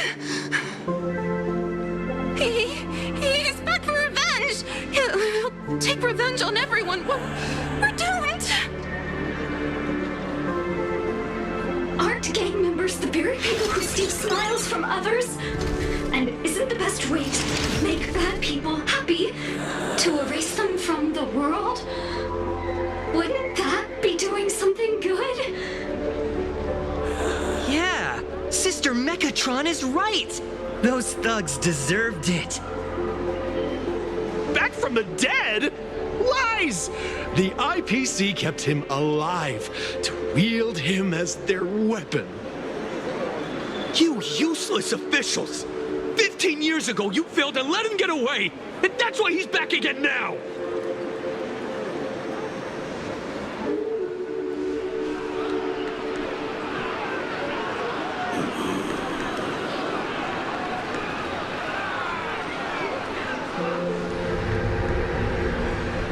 Everyone, there's no need to panic. Remember who you are. You are those who live beneath Aha's brilliance, who have claimed happiness and cast off the shackles of suffering. Once the Herald of Death fed on our fear and tears, that was the source of his power. Look at the smiles on the faces of those around you. There is no fear left in our hearts, no tears left in our eyes. All that remains is resolve, happiness, and faith in the elation. The Research Society of Happy Smiles will protect this world. Etch this into your hearts. The happy do not die, for even death cannot touch a heart filled with happiness. What's going on? There's something very wrong about this woman. Yes, as long as we're happy enough, there's nothing to fear. We won't die. Happiness is our weapon. Happiness will destroy the Herald of Death. Happiness will save this world. Operation Spread Happiness. Let happiness infect everyone and spread to every corner of the sky. Make the Phantom Moon smile. Make Lord Aha laugh until they cry for us. Infect the Phantom Moon with happiness. Happiness with happiness.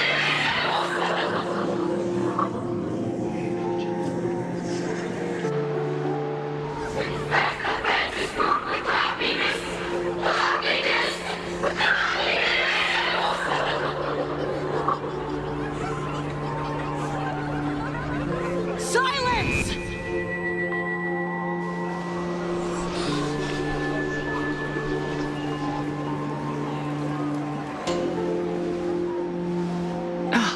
My apologies, officers. I can't provide anything useful for now, but rest assured, I'll cooperate with any investigation from the Department of Aberration Defense or the Security Bureau. And of course, I'll fulfill my civic duty. Whether it's the newly emerged Herald of Death or the various upheavals surrounding the Phantom Moon Games, the Research Society of Happy Smiles will handle them appropriately. What we protect is the future, and the smiles of plain Arcadia. Or perhaps, after all this, you too have felt that yearning within your hearts. Would you like to join us to embrace eternal happiness? I'll pass. But I've got a feeling we'll meet again.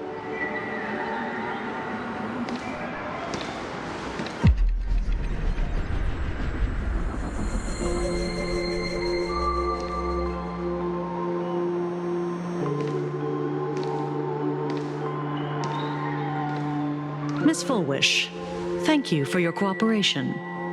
Hopefully, next time we meet, it won't be like this. May the Master of Elation watch over all and bless you with their everlasting smile.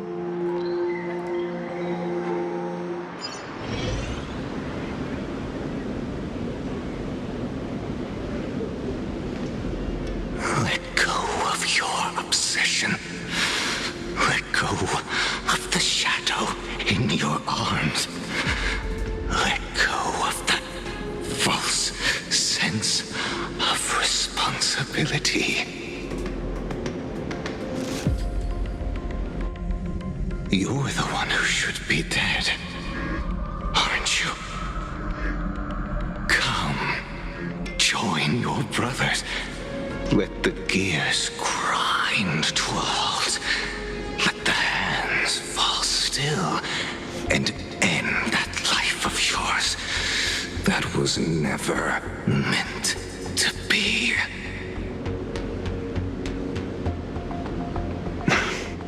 Sorry. That day will come. But for now, there are more important things I must do. What did you say? Nothing. Never mind. Looks like Fullwish is a much slyer fish than expected. The bait was there. But she ignored it. And instead, she stirred up a whirlpool. Quite the opposite, actually. Not only did she take our bait, but she also flat out told us she couldn't care less about the hook. Huh? Was there something I missed? The bloody bloom mark from the Sinwish Syndicate massacre. How did she know that detail? When we specifically obfuscated it with special mark, even in our internal reports. She broadcasted this information word for word, and even used it to stir up public sentiment, scattering it across the place like tossing blood-soaked feed into a fish pond. Now stopping the rumors from spreading will be even harder. Well, maybe she has her connections, or maybe she made a lucky guess as one of the victims. Regardless, she's right about one thing. Trying to stop something from spreading today sure is a lot more difficult than 15 years ago. So, Mr. Ashvale, did your lucky radar start blaring when it came to Fullwish? There is something very wrong about that woman. You saw the way she played the crowd, huh? I guarantee you that it had nothing to do with her public speaking skills. She could very well be a supplicant in disguise. Still, this whole run has been smooth to an unbelievable degree. We got our bearings in no time at all. So, let's keep our prized fish in the pond for now. Fullwish is not going anywhere. You're right. It's too risky to make a direct move against a well-respected philanthropist and media tycoon. Maybe we should start with the people around her. There were people from all walks of life at the gathering just now. Workers, suits, students, the elderly, and even mechatrons. Judging by their crazed enthusiasm, I highly doubt they'd be willing to testify against Fullwish. But I have my ways. Mr. Ashvale, coercive interrogation is strictly against the rules. Please refrain from doing it somewhere I can't. Don't get the wrong idea.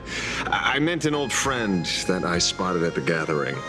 By the way, ever watch Daybreak Squadron? It's on Sunday nights at 8. I thought you weren't a TV person. Not me. Mr. N. He watches it. Your monkey is quite the child at heart. Anyway, come on. Let's go get an autograph from our heroic film star.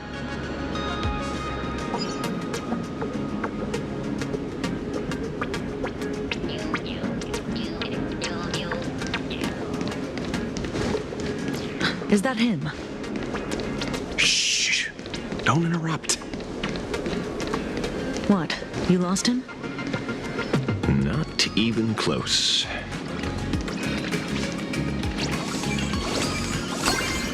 Hey! Why are you two following me? Oh, we're just two grown-up fans of the Daybreak Squadron trying to get an autograph from Big Brother Magnus. Mr. Ashvale? Don't prank me like that. You really scared me. Really? Cinderborn, the peacekeeper of our city, vanquisher of evil fiends, is scared of his own fans? Long time no see, Magnus. You're not here for autographs, are you? I saw you two at the gathering. I don't understand. Why are you investigating Miss Fullwish? She's been nothing but a kind, lawful person who spreads happiness to others. You heard about what happened with Sinwish Syndicate, I assume. Then, was Miss Fullwish telling the truth? The perpetrator left the same signature as the Herald of Death did 15 years ago. So, did that monster really kill Mr. Polwave and Costide? 15 years and he's back? This demon? How many more lives must he take? Mr. Magnus, you're one of the survivors of the incident, right? Yes. That monster took my parents that day. But what's the Sinwish Syndicate case got to do with Miss Fullwish? Because that Herald of Death was executed 15 years ago. That's for certain. The Sinwish Syndicate case, on the other hand, has copycat written all over it. And Fullwish is a suspect. So, just because we're survivors, we automatically become suspects? What? Are you gonna interrogate me too? If that's what you want, Miss Kuchiba can arrange for it later. For now, I just want to ask you a few questions about the Smiles Society. It doesn't matter if you have a few or 100 questions. I have nothing to say to you. 15 years ago, I was left all alone in this world. The so-called relatives closed in like a pack of hyenas, their eyes fixed solely on the compensation smeared with my parents' blood. Abuse, deception, expulsion. To them, I was nothing more than a walking money bag, an eyesore, a jinx. It was the society that gave me the chance to live the life I have now. What about the Sinwish Syndicate then? If I recall correctly, they took care of you once. Old Polwave helped you deal with those relatives. Listen, Mr. Ashvale, the debt I owe the Sinwish Syndicate will be paid. I will avenge them as a member of the Smile Society as well as the Daybreak Squadron. I'll rip the Herald of Death out from the shadows in their name and see justice served. That is my duty. You're in over your head.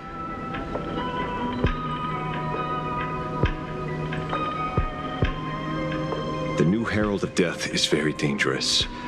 I doubt a handful of actors like you can achieve anything substantial. You think we're just a couple of kids playing superheroes with masks, right? Well, you're wrong. My squad mates and I aren't the easy pushovers we used to be, Mr. Ashvale. I haven't had my transformation surgery yet, but I can already power a Mechatron warrior in battle. We are real heroes here.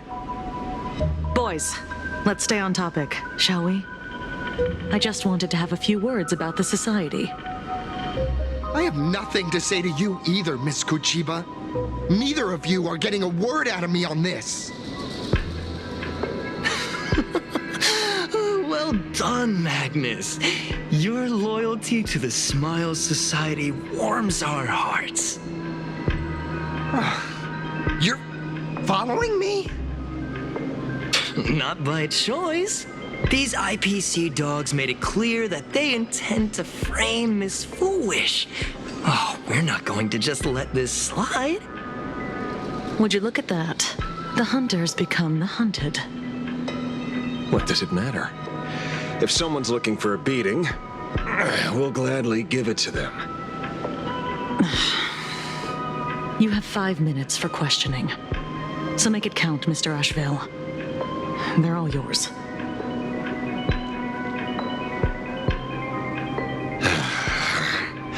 Never expected my first miracle as a supplicant to be teaching thugs.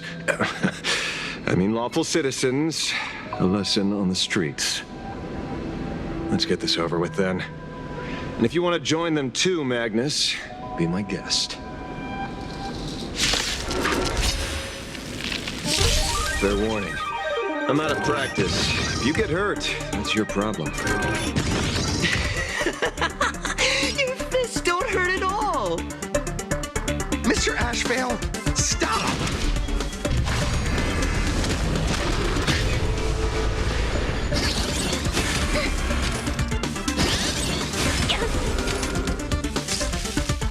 I hope for an end to strife and the harmony will soon play in unison. My gut says you're shady.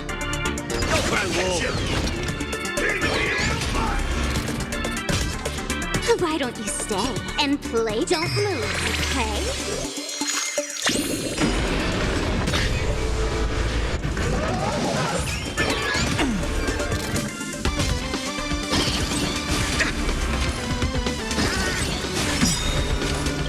Dragons, obey calamity undone, soaring above the lands. This is permanence. Go and fight to the death. We have the edge. Oh, this old wolf hasn't lost all his fangs yet. Riddled with holes. Sins must be paid.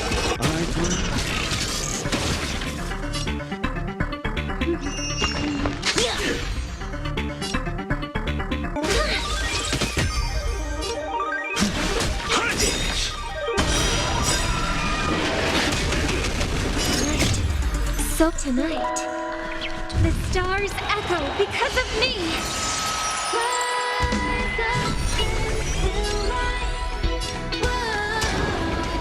I see through you. I offer my blood to consume this injustice. Beasts, come and slaughter each other! I'm sorry, Mr. Ashvale. I have to stop you. Hooray, Cinderborn! The bringer of justice! Oh, shut up!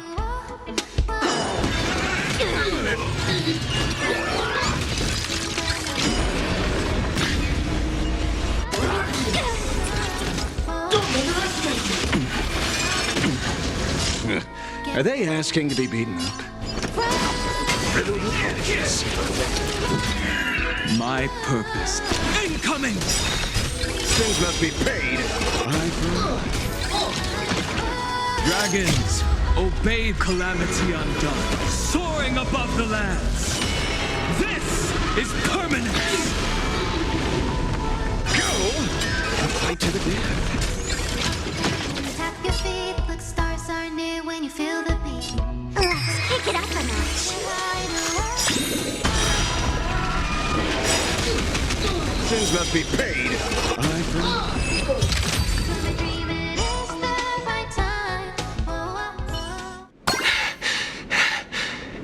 It hurts a little, but I'm happy.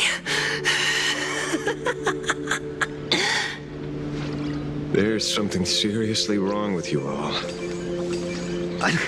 Enough! Are you really going to kill them? What's the matter, defender of the city? Are you scared? This is the real Phantasmoon Games, Magnus. This is the bloody truth under the mask of the Elations game. 15 years ago, at dusk in this city, the Herald of Death tore people apart, one by one. Did he ever stop to ask even once, is it enough?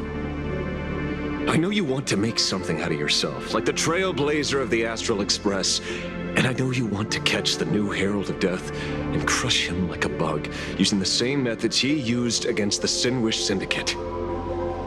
But here's the deal. It's not your duty. And the Eonic game sure isn't a TV show where you get to play the hero and save the day. You mentioned a conversion surgery earlier. Are you saying that all society members underwent some kind of unknown modification? That figures. I was wondering why these people looked like they felt no pain at all. Humming along merrily even as they bled. Does this have anything to do with the surgery? What? Nothing to say? Fine by me. 3 minutes left. That's long enough for me to question them. Time to hurry and get some answers from these people while they're still on the ground.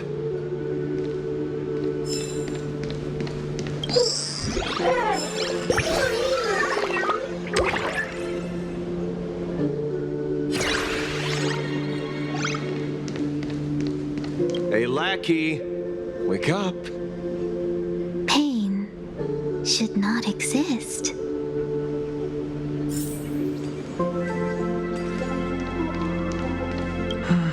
Smile. Please smile.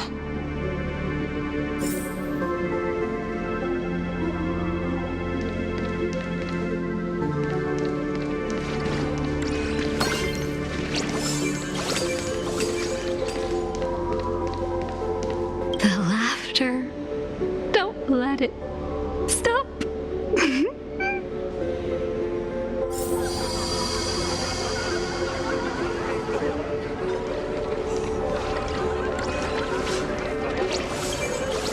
Those who suffer shouldn't exist.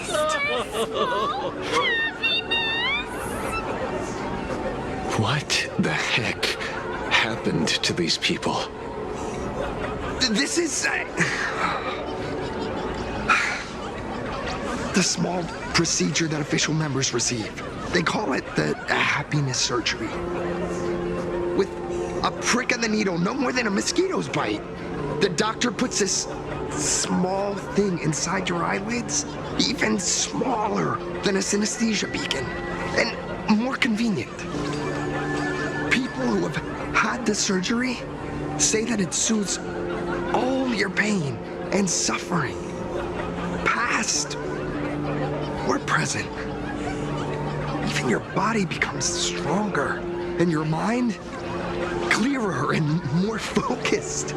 A state where you can truly receive happiness. So, you haven't had this happiness surgery yet, right? I'm not ready yet. I've been thinking it over. But the rest of the squadron had it, and they've all become happier. They say it's the necessary step to becoming a true superhero that safeguards everyone else's happiness. If I don't do it, then do I still deserve the name Cinderborn? Mr. Ashvale? What should I do? The surgery won't make you stronger, nor will it help you get your revenge. These guys on the floor are proof enough. Remember the hesitation and fear you feel in this moment, Magnus. If people simply erase their perception of fear and pain instead of overcoming them, then those people will never find true strength. Go now. I have some cleaning up to do.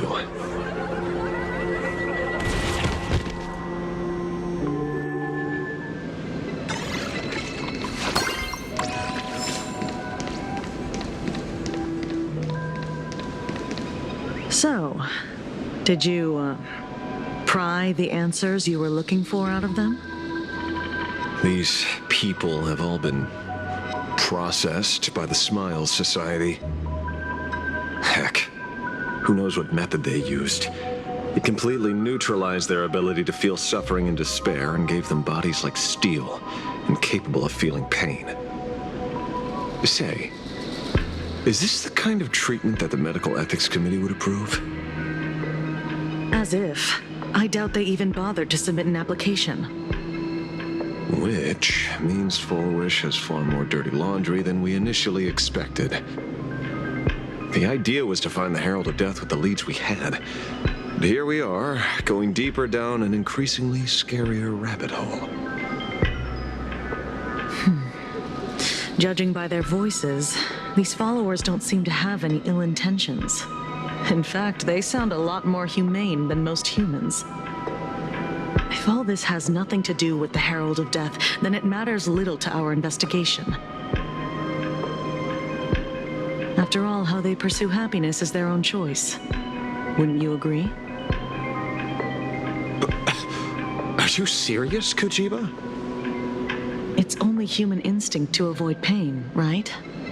Such avoidance doesn't go against the laws of nature, nor does it legally constitute a crime when the party involved was a voluntary participant. Not a crime. Well, my instinct right now is telling me that this definitely has something to do with the Herald of Death. Unfortunately, Mr. Ashvale, we need evidence to solve a case. I'm here to follow my senses and dig up whatever's at the bottom of this. As for evidence, that's your headache. Besides, I don't think we need to turn over every stone to figure it out. If the new Herald of Death and Full Wish are connected, we'll be seeing another move soon enough. If I were her, I'd choose the brightest stage possible so this weapon could spread maximum panic. You mean the Star Rail Fest? Madame Pearl promised that top-level security would be deployed during the fest, as well as a contingency plan, robust enough to quell any crisis. And you are staring right at him.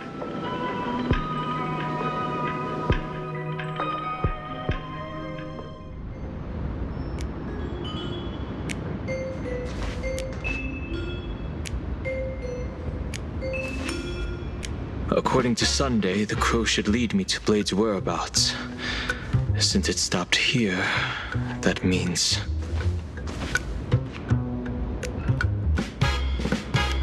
I wasn't even looking for you.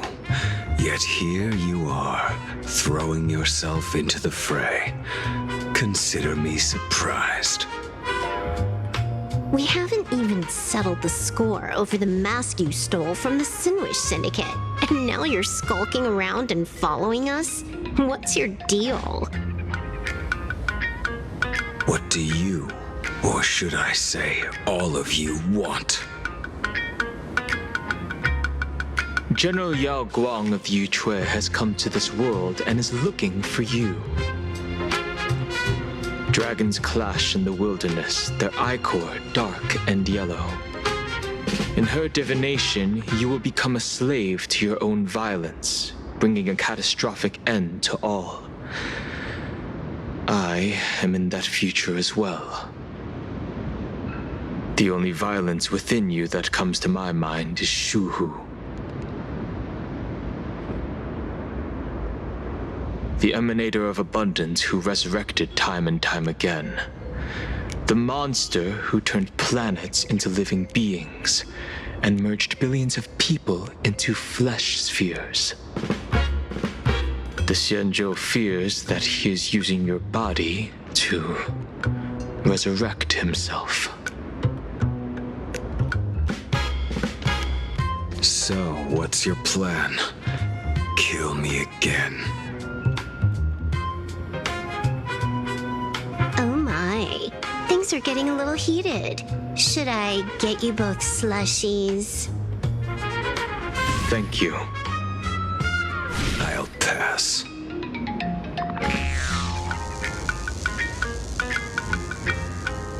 While General Yao Guang's divination may foretell a death battle between us, that doesn't necessarily mean it's the only interpretation. My experiences on the Express have shown me time and time again that even fates set in stone aren't entirely immovable.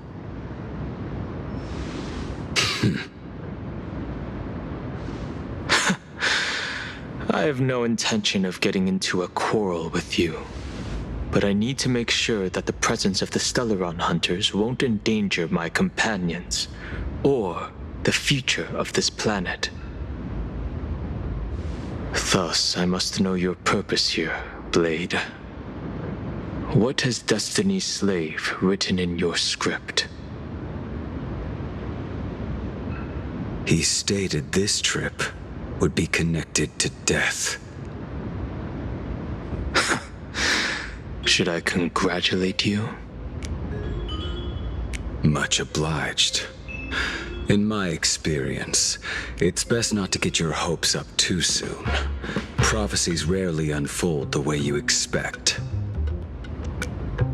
However, the General's divination isn't entirely baseless. Ever since my arrival here, I have been feeling restless. There's another power here beckoning me. Is there another form of abundance in the world besides you? Perhaps there is more than one. Are you referring to the disciples of Sanctus Medicus? Or the Elixir Seekers? Something far more dangerous. Do they have support from other factions? Unclear. As such, I'll keep an eye on you until everything settles. Just like you did in the past. That's as far as I'll go.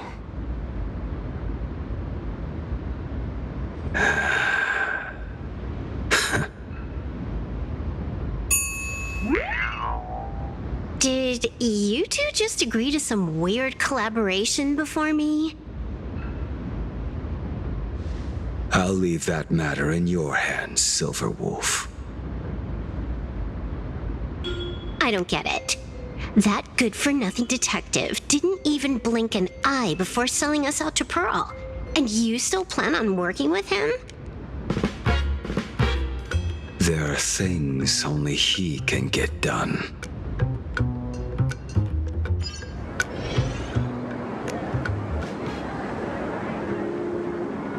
Hey, you two!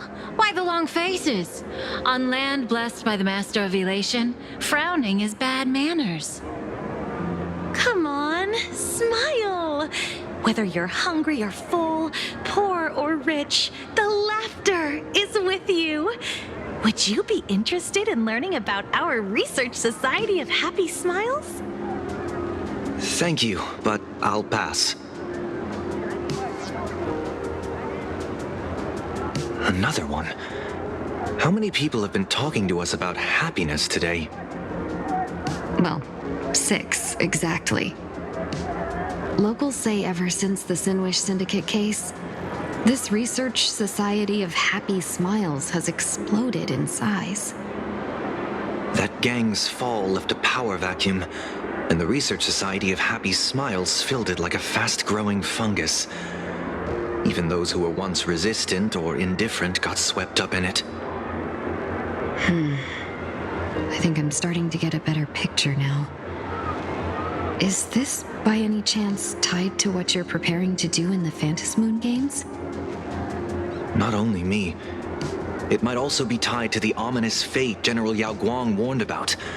The one looming over this world. A few days ago, when I used the tuning power to help her intervene at SparksyCon, I caught a strange sound echoing in people's minds. A strange sound? Yes. Cheerful, happy laughter echoing in their heads. Oh, without those gangsters, this street's much cleaner now.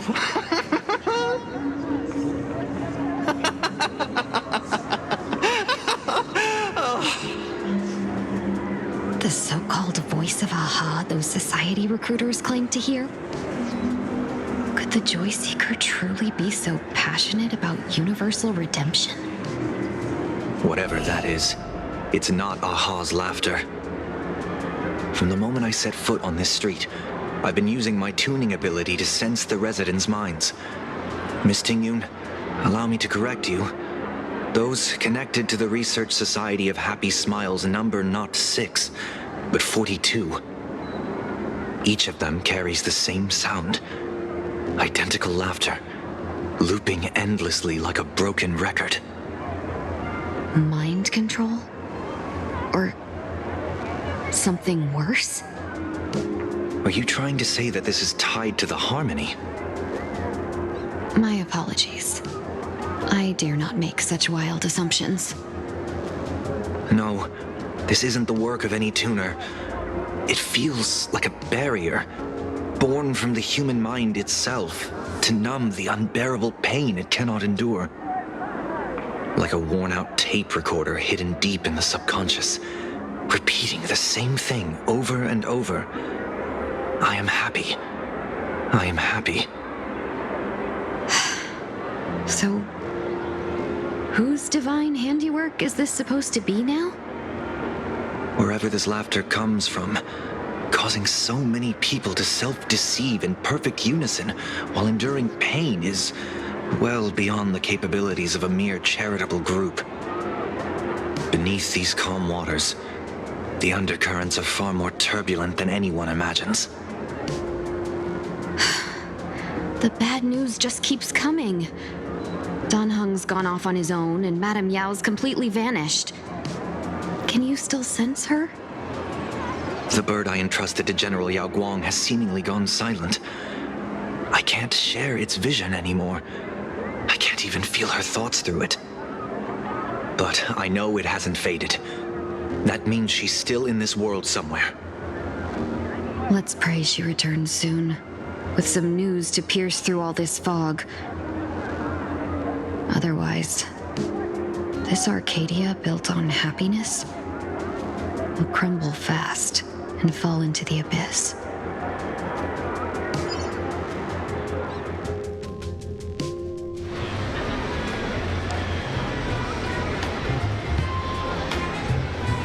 Blurry QR cult. That's an unusual name. Why would the author of Fluffy Across the Blue have such a pen name?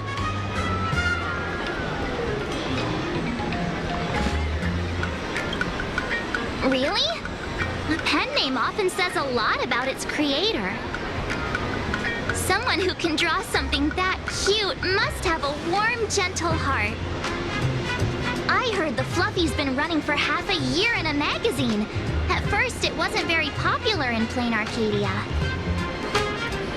But after that memory bubble movie, A Holy Grail Stay Night, Old Odie produced, became a massive hit.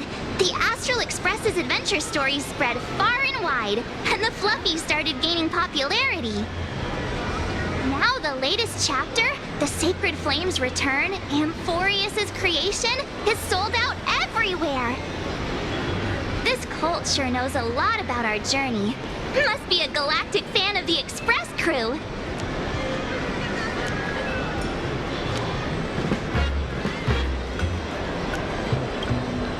Aw, come on. Whatever happened to trust?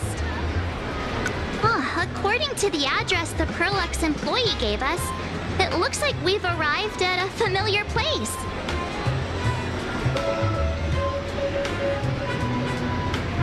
For such a small place, Dovebrook District is really full of hidden talents.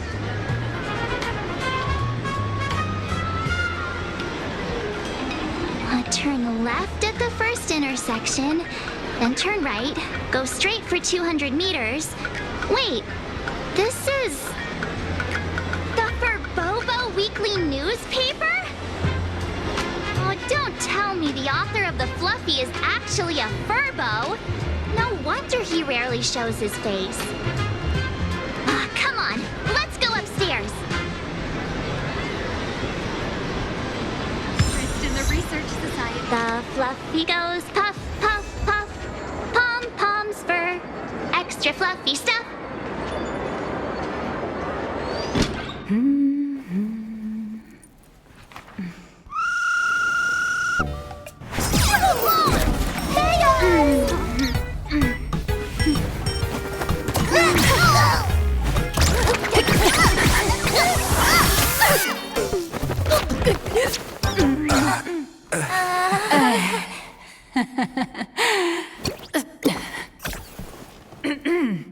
Please come in. Let me guess. Your next line is, why are you here?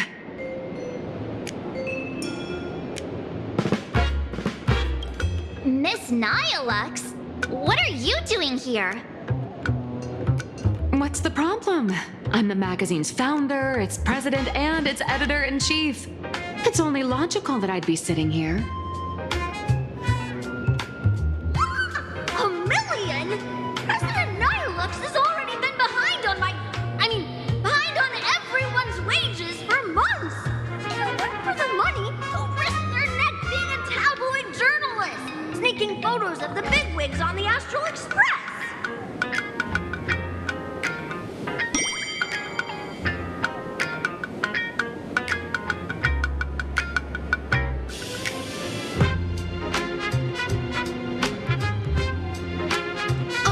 Who doesn't pay wages has no right to sit here. They belong in the underworld. Idiots. Without me, you'd all have been locked up in some Department of Aberration Defense painting prison long ago. And you still have the gall to demand wages from your savior. Have you ever heard of the sensational serial thief case, Phantom Furbomorph? It happened in the year 1996 of the Arcadian calendar. I'm sorry. I was wrong. I shouldn't have talked back. I'm sorry for being born a Furbo. Beep boop. Even if you've got dirt on us, making us work for free is way too ridiculous. We've had enough. We've overthrown the boss. We've got a new president now. Please stand up for us. Welcome, traveler. Furbo Hot Pot requires a reservation. Rumors are 10,000 credits apiece, and if you're looking to hire a hitman, just head right down the hall to the storeroom. Oh, or maybe you came to meet the brilliant, charming, and universally adored blurry QR cult. Well then, truth be told, that person is actually...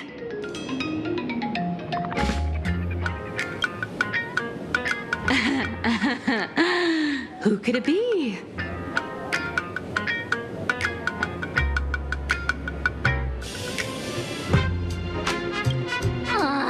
Even more non-existent memories. What are you even talking about? Once you rule out all the wrong answers, only one truth remains.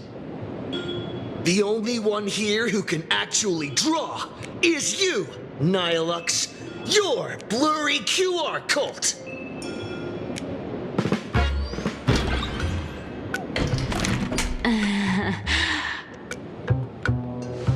You saw right through me. As As a reward for seeing through my disguise, how about an autograph or a photo? Allow me to reintroduce myself. I'm Nihilux. You can also call me by my pen name, Blurry QR Cult.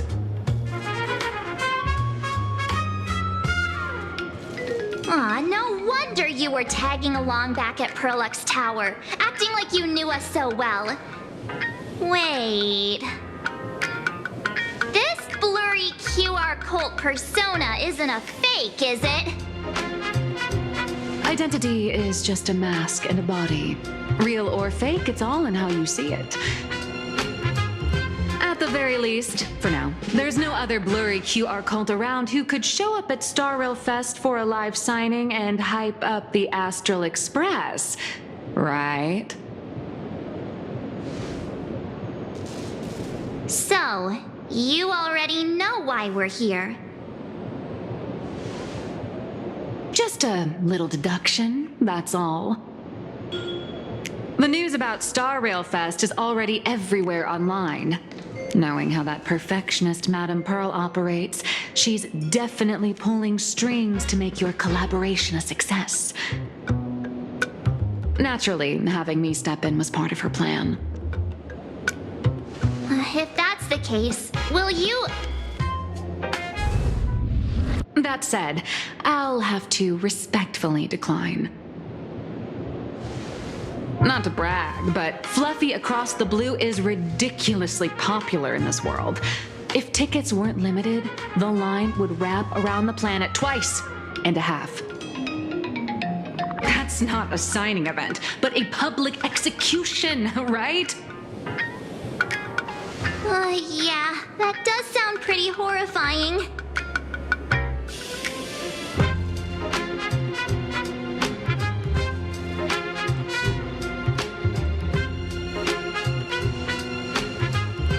How should I know? It depends on what trouble you get yourselves into, and, I mean, on where you go, and on which villain you heroically defeat.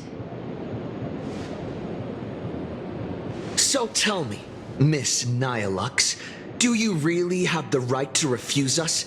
You've used the crew's likenesses and adventure experiences without permission. Surely you owe us some form of compensation. Why are we talking about this all of a sudden? Today, on behalf of the entire Astral Express crew, for your violation of our publicity rights, emotional damages, and lost wages, I hereby demand 1.6 billion credits! How did you work that out? Believe it or not, I don't have a single coin on me right now. That's impossible! Just your royalties alone should have made you rich! Due to, unknown circumstances, my luck with money hasn't been great. But I get what this is really about. You're not only after cash, are you? I'll show up at Star Rail Fest. Is that good enough for you? Then it's settled. Thank you, Colt. That said, I also hope the two of you, as the original inspirations, will take some time to familiarize yourselves with Fluffy Across the Blue before attending the exhibition, so you won't be caught off guard by fans' questions.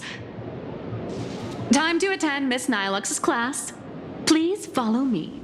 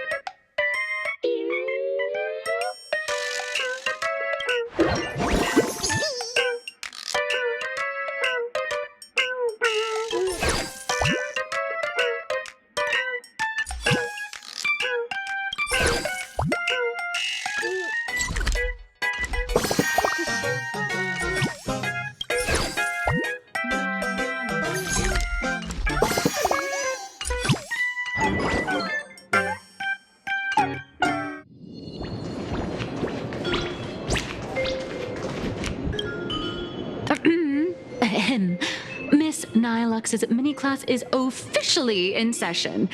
If you have any questions, feel free to ask at any time. Miss Colt, why did you pick the Astral Express as the theme for your comic? Well, I'm all about realism, but sadly, my previous works like Acheron's Godslay, Galaxy Ranger Saga, and dozens of others all got canceled.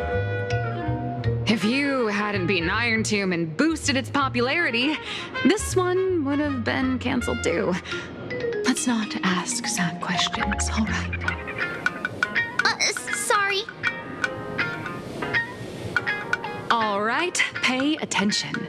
The cute little critter in the center of the image is Baseball Raccoon, the main character of Fluffy Across the Blue. Just recently, March Bunny and Woof Woof Dawn found him in a trash can. At that moment, a terrifying monster is causing havoc on the space station. It tries to spit fire at Baseball Raccoon, but the flames don't burn through the trash can. Instead, it sets the trash on fire, and the stench knocks the monster out. Miss Colt, why is he the protagonist? Readers today value immersion, and a character who has no memory of their past is, of course, the best choice. I don't know anything about my past either, so why didn't you pick me? Even though Little Raccoon joined the Express the latest, he's left behind so many stories across different worlds that there are even rumors in the Lawfus prison about him beating up alien life forms. With material this crazy, not making it the main character? I might disagree, but AHA absolutely wouldn't.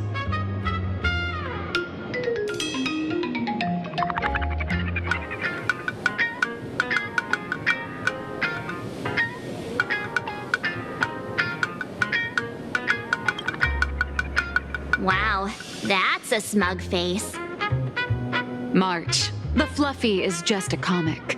Outside of this, the author and the readers, every character in this world, aren't we all the protagonists of our own lives? That sounds so passionate, Miss Colt. I totally get it now.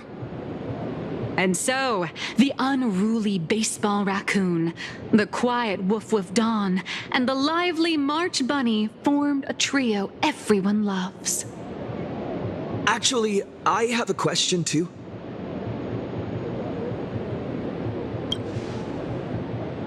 Ever since I got punched in the face by sales numbers, I've grasped a universal truth. In today's world, fluffy, cute animals aren't always a crowd pleaser. Seriously? Even I feel like I can't compete with Pom Pom's cuteness. Designing the adult versions took some work. After defeating the monster, Baseball Raccoon accepted an invitation from the other fluffy animals and boarded the Fluffy. Here, the protagonist meets 3 big animals with distinct personalities. First, the adorable and universally loved conductor, Pom Pom. Beside them is the elegant navigator, Miss Hime-Cat. I know, that's Hime-Cat. Her original inspiration is Himeko. Oh, please don't tell her.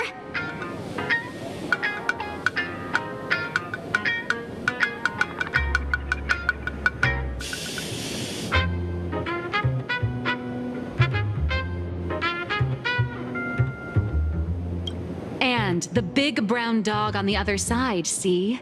His name will shock you. That's right, he's Mr. Yang!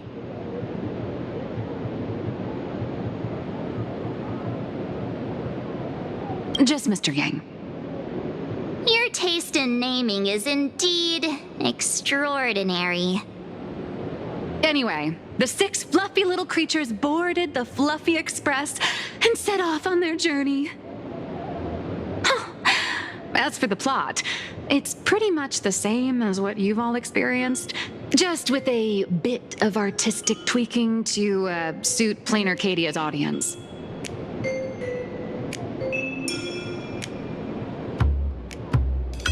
A tiny bit. In the comic world, which is even more cutthroat than the Phantom Moon games, if you don't cater to the reader's tastes, it's nearly impossible to survive. Once upon a time, great comic artists had the luxury of 100 chapters to build things up. Now, if you don't hook readers within 100 pages, you're done. Readers today are hard to please, and authors have to come up with ever more shocking and sensational material. Doesn't this remind you of the Phantom Moon games? Looks like you're all familiar with the characters from the Fluffy. Now, let me talk about some of the creative challenges I'm facing.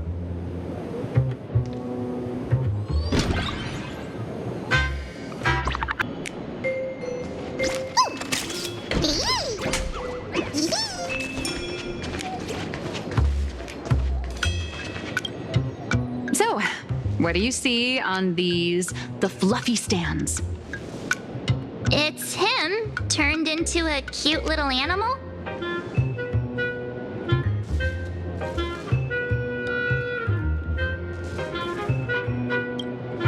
Yes, this is the character, and you're the inspiration behind him.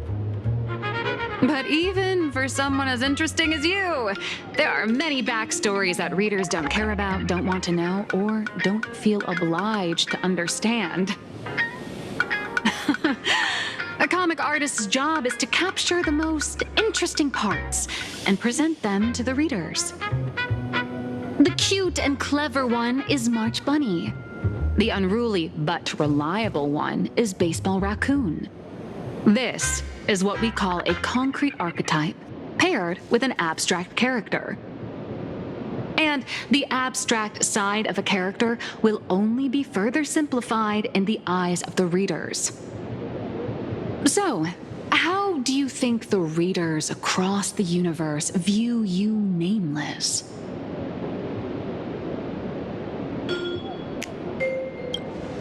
Don't underestimate your influence.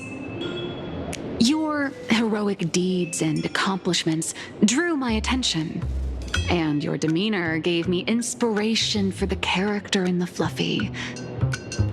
But while the hero identity boosts the character's popularity, it also becomes a limitation.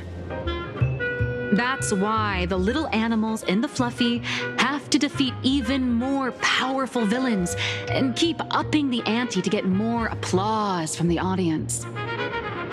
In turn, the reader's perceptions and expectations constrain the character's growth. If he acts out of line, the popularity will crash. If he can't come up with new ideas or grow stronger, the audience will soon lose interest in the comic. Unfortunately, the creation of Fluffy Across the Blue is now stuck at this very awkward bottleneck. Honestly, after drawing comics for so long, I've pretty much run out of ideas. Hundreds of Amber eras ago, people would laugh out loud just from seeing a cat do a backflip. Now, to get the same kind of enthusiastic reaction, you'd probably need to have that cat fight a Mechatron in a one-on-one showdown in Perlux Tower. Although the Fluffy specials are selling like crazy, doing side stories without progressing the main plot isn't a long-term solution. Ever since all the gossip memo keepers I hired got wiped out in Amphorius, my source of intel's been drying up fast. But if someone from the Astral Express could quietly feed me a few juicy insider secrets from the Phantom Moon games, imagine the reader's reaction when the next chapter drops. Whoa! Does Blurry QR Code have a time machine or what? Oh, that'd totally save the Fluffy's future sales. After all, all. My little Furbo crew already works for you. Just have them slip me a copy of the Phantasmoon Games press release. Let's call it buying your exclusive adaptation rights.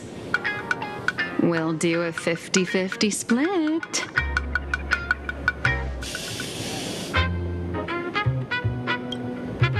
I've already figured out how to spend the royalties. First, I'll buy Pom Pom 10 new outfits, then get Himeko a brand new coffee machine. And after that... All right, since we've got the profit split sorted, looks like my creative block won't last much longer. Just wait for my appearance at Star Rail Fest. Star Rail Fest, a grand event that gathers millions of eyes and an inordinate amount of wish power. And under all that attention, the dark forces coveting the Master of Elation's blessing are bound to surface. Heroes and devils dancing together in plain Arcadia. Tell me, is there a better source of inspiration than that? My hero, don't let us down.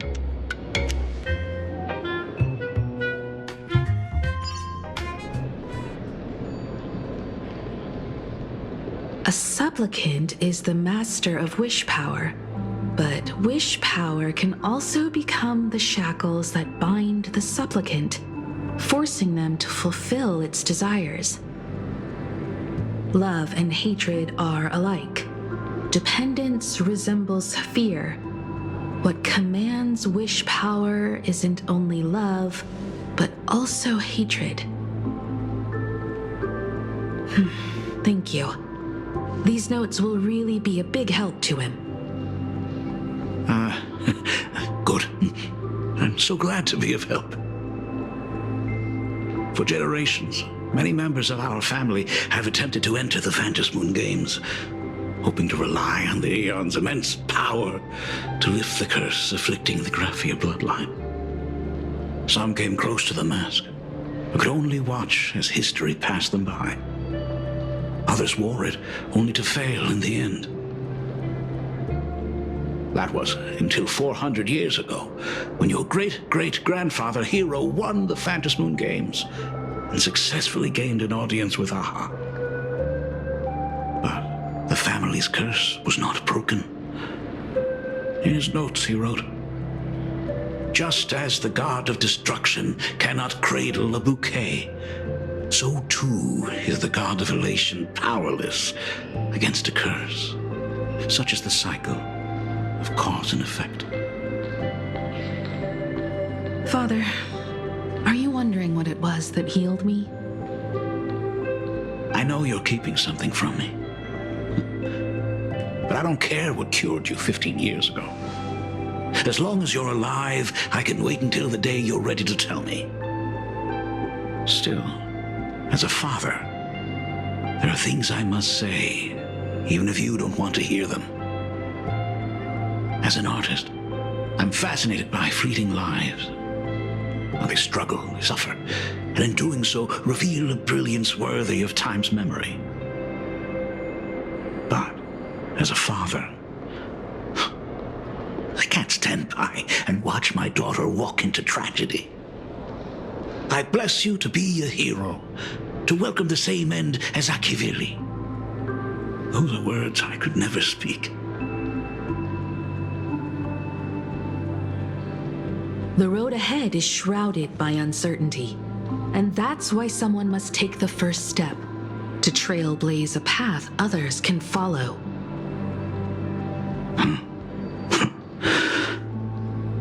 I can't stop you, even though every part of me wishes you'd stay. But this is your choice, my daughter's choice. All I can do is stand by you quietly and pray you'll come back safely. Do you still remember the bedtime story I used to tell? They say there was once a princess in the sky. Day and night she painted in her celestial garden, untouched by the joys and sorrows of the mortal world. One night, a thunderous sound echoed from her painting. Curious, she stepped inside. Through seas of flowers, across mountains, until she reached the world's edge. There stood an ancient tower, so tall it pierced the heavens, so vast it seemed to hold the universe itself. Climbing the endless staircase, the princess reached the summit, and from there she saw the world beyond her garden. In the distance, she heard cries, the voices of people burning in raging fire. From that tower of infinity descended the world painter to walk the mortal realm. With a single stroke of her brush, she brought forth 1,000 imaginae, turning the tide against destruction. To go where there are cries, to go where there are flames. That is the meaning of Murata. But beyond the family name, my interpretation of our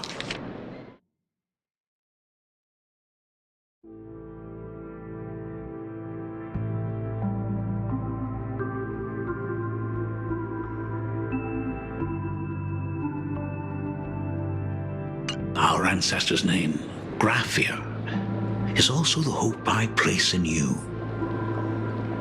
Himiko, whatever choice you make, if this is truly what you want, then go. Use those steps blazed upon trails to paint the world as you see it. Thank you, Dad.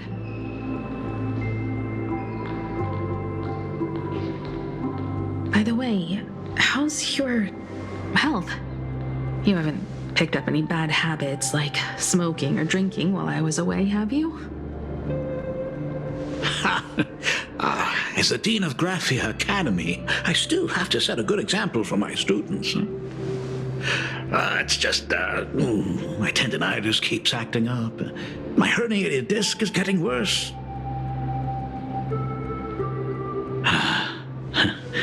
Himiko, how long will you be staying? At least until the lunar cycle shifts. I'll stay here in plain Arcadia until then. I see. If only the Phantom Moon could stay full forever. Himiko, safe travels on the trails ahead.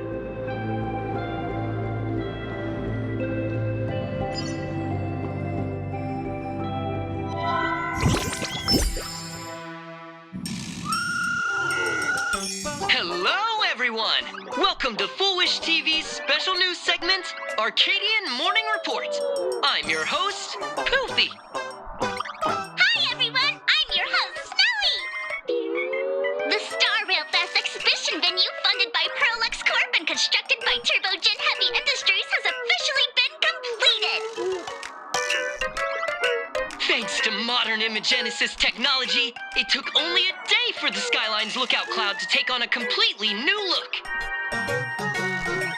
Starting today, the Lookout Cloud line is officially opening up a stop for the Star Rail Fest exhibition areas. The exhibition areas opening on day one include the Bellabog area, Siajolafu area, and Pinacone area, showcasing the legendary adventures of the Astral Express. The Infurious area, which is currently under construction, will open in due course.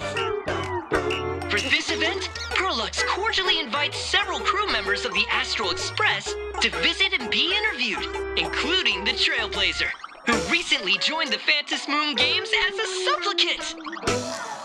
That is certainly something to look forward to. I heard Pearl-X has also invited Blurry QR Cole, the author of Fluffy Across the Blue, for a signing session. It'll be the first time the author reveals their true face in public. An exhibition to gather wish power. Now that's an interesting scheme. Leave it to Pearl to come up with such a bizarre idea.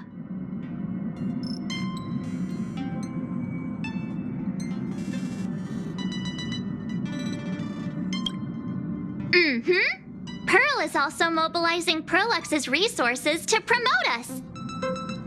When I talked with Pearl, I shared with her the idea of becoming a sail, advancing and retreating together.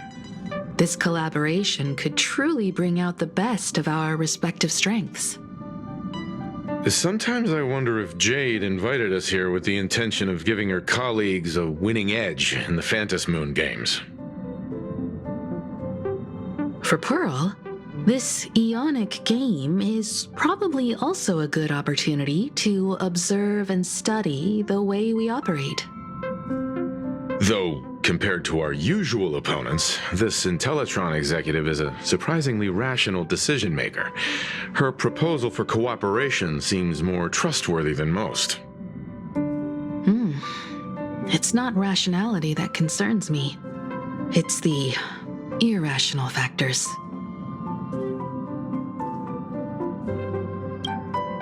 Exactly. News of the Dovebrook bloodbath has already blown up online. The Department of Aberration Defense tried to clamp down on the rumors, but plenty of people are still linking it to the Herald of Death from 15 years ago. With such a large crowd gathering there, this exhibition could very well become a target for the new Herald of Death. Pearl must have contingency plans for situations like this, right? That old guy? No way! Whatever Pearl has planned, we must consider the possibility that the Herald of Death might attack the venue. We won't just be there to showcase the Astral Express to the people of this world. We'll also need to stay on high alert for any suspicious activity. It's about time. You should get going. Someone's got to stay behind on the Express to keep the conductor company and be ready for any emergencies that pop up.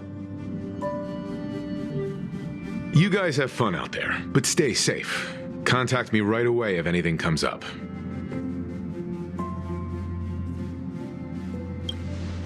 They're both out on a mission with General Yao Guang.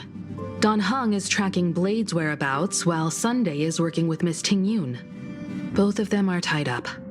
Looks like they won't be able to make it to the exhibition this time. Looks like the heavy burden of documenting our travels falls on yours truly once again. I'll make sure to snap tons of pics so I can tell you guys all about the exhibition when we get back. Star Rail Fest, here we come! Erdino Station! It's still early. Where to now? In an orderly manner. Please be mindful of your personal... Passengers heading to Star Rail Fest, please prepare to board. Oh, if it isn't the heroes of the Astral Express! Oh, the trains have been placing bets on who will get to escort the Nameless to Star Rail Fest on opening day. It's such a super-duper Arcadian honor. And can you believe it? Turns out I'm the lucky one. Oh, I could already feel everyone's enthusiasm turning into waves of wish power along the way. No wonder everyone's running around with such high spirits.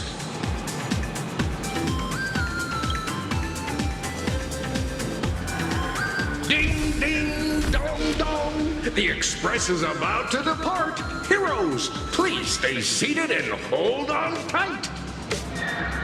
This special train is bound for the Star Rail Fest exhibition. By the laughter above, may the smile of plain Arcadia grace our faces. Look out, Cloud Line. Thank you for riding with us today. May the laughter... Hurry up! Hurry up! We'll miss out if we're late. Are those hired cosplayers over there? Feels like the Express crew is... Chat! I've made it in safely! For those who couldn't get tickets, you can catch the entire fest through my live stream today! Next to me is my partner... Wait, what are you doing? I, Cold Dragon Young, Don Hung. Where'd you get that mask from? It looks so weird. Such trifles matter not. What doth matter most is securing the autograph of Master Blurry QR Cult upon this book of mine. The signing event hasn't even started yet. Besides, Xianzhou people don't talk like that. What's our motto? Through stars we soar! The Express is our home! One crew, one heart! We'll never roam! Wow! That's some next level phantom energy! Astral Express! We love you! We love the Trailblazer! Mark 7! And beyond! Astral Express! We love you! We love the conductor! Hideko and Wells!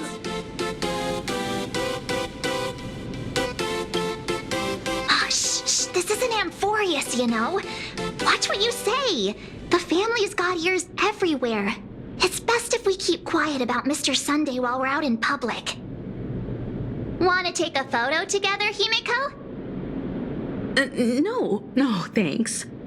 I'd take tense negotiations with Pearl over getting mobbed by my own fans any day. Who'd have thought there'd be social situations that even Himiko's afraid of? If Don Hung and Mr. Yang were here, I can't even imagine the looks on their faces. What a sight. Truly.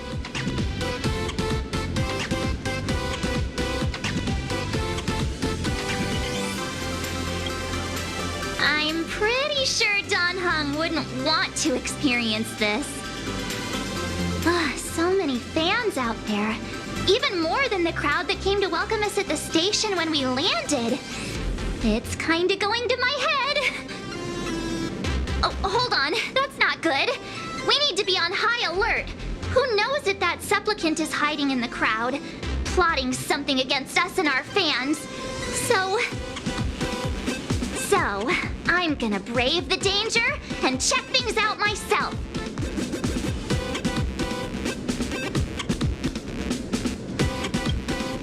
You talk too much. Don't wander off too far, though. We still have official business later. Speeches and other activities that we need to show up for. Got it. We'll just hang around here.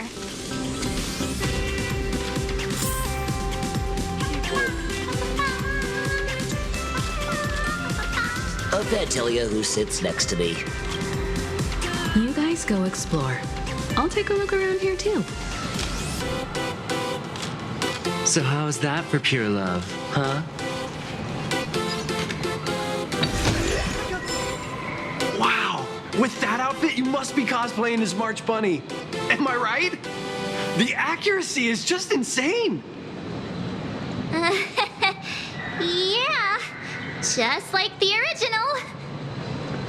Since we're all fans here, let's skip the sales pitch. But I gotta say this up front. The conductor is the cutest in the whole universe! I agree. The conductor is the cutest in the whole universe. But wait a minute. Some of your stuff looks familiar to me.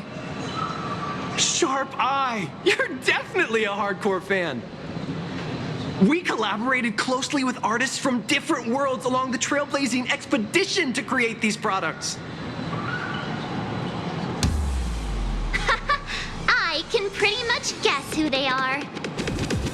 I may not be that talented or have the artistic skills of a master, but I've written some articles and gained a bit of popularity in the fan community, so while I'm here at the booth, I thought I might as well do some self-promotion.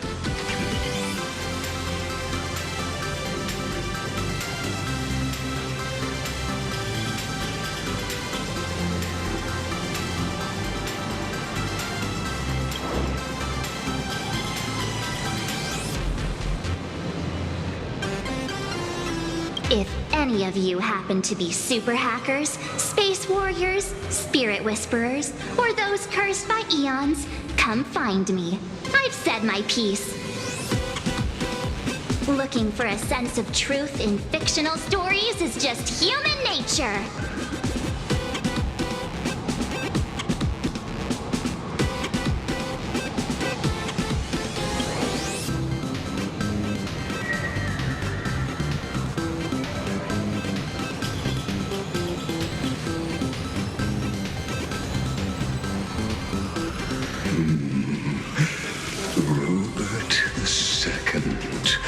Wise throughout the universe, profound in his insights, was bestowed the title Profound One by Noose.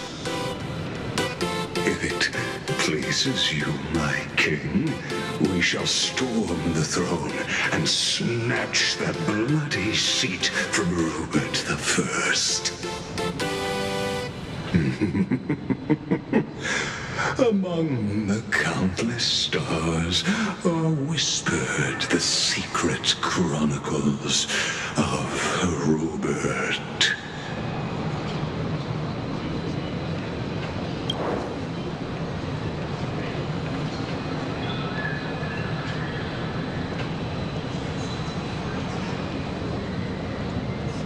Our destiny lies only among the Sea of Stars. On June 1st, year 40,000 of the Trailblaze Empire era, at 2:55 a.m., Wat Yang's life came to an end at the age of 33. 3 minutes later, he sat up again.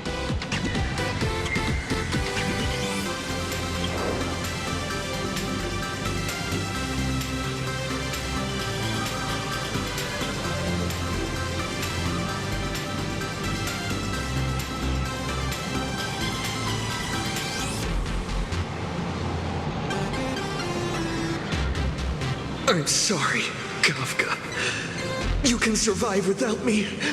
But if I leave Mr. Yang, he won't make it. Well, what about Silverwolf? Are you planning to release her back into the wild?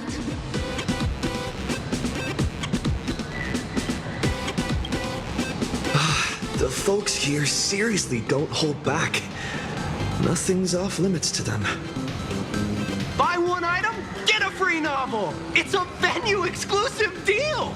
First come, first serve. Better act fast or you might regret it forever. When the fluffy figurines hit the shelves the other day, this mysterious old guy snatched them all up, saying something about using them as art references for students. He loaded up a whole cart like he was stocking inventory. Even the scalpers were no match for him, I'd say. Not long after he left, a girl with bunny ears came to buy figurines too. She was clearly a collector, buying complete sets of everything. Then she discovered that in every collection she wanted, there was one Hemacat missing. That old man bought all the Hemacats. Oh, that's horrifying. I can't let this happen to me. I have to make the best use of my wallet while things are still in stock.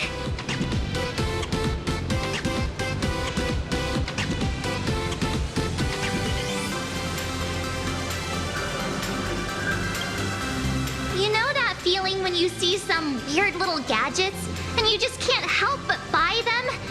And before you know it,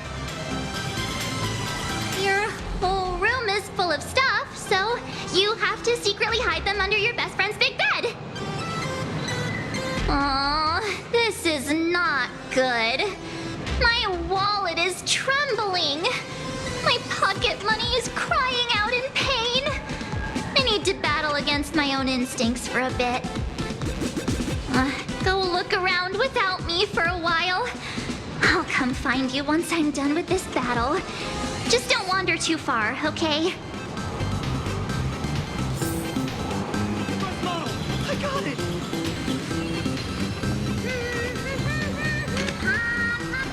So many people.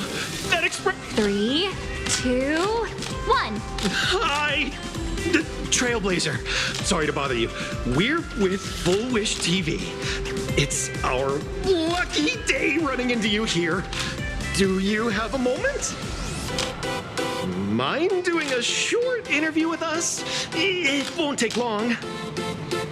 Our audience is absolutely dying to hear about the new supplicant in town and your adventures aboard the Astral Express. No problem. But let's keep the interview brief, since the organizers might have other plans for us. First question. Seeing as Plain Arcadia was the starting point of the Express's new voyage, how would you describe your impressions of this place?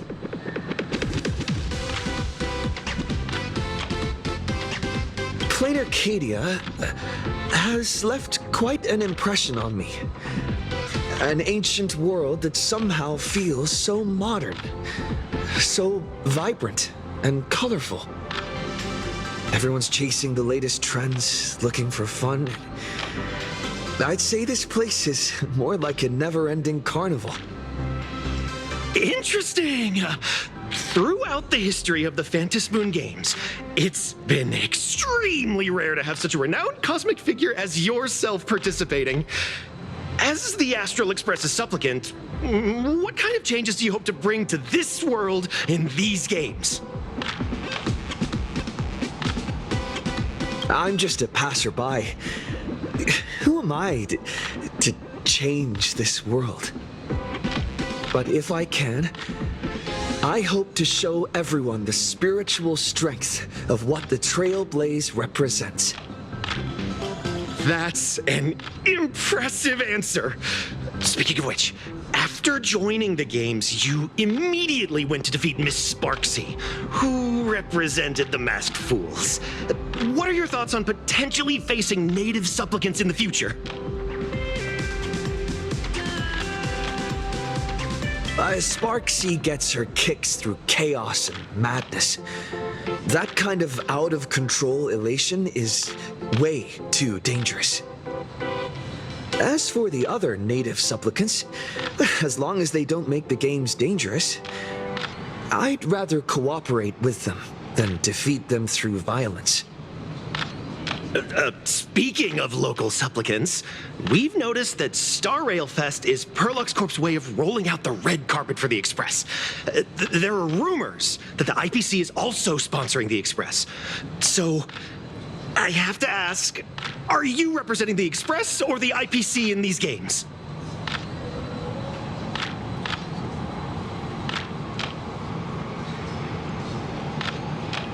The IPC's interest?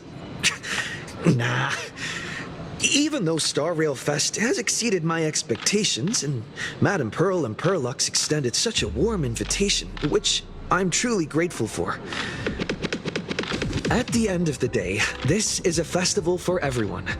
And I'm just one of the guests. I'm not the master of this place.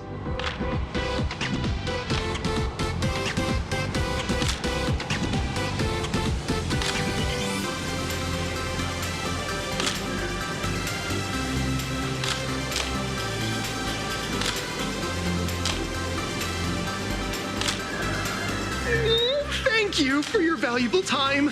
We won't keep you from your plans at the exhibition any longer. What a print. No worries. This material will do just fine. Hey, little raccoon. Over here.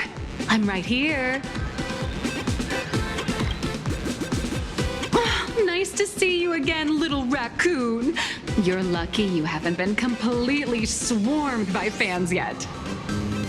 Here you are, the original inspiration for the Fluffy's main character, fresh as a daisy, yet no one recognizes you. Talk about irony. Don't tell me they think you're just some cosplayers. Oh, come to think of it, that's actually quite possible.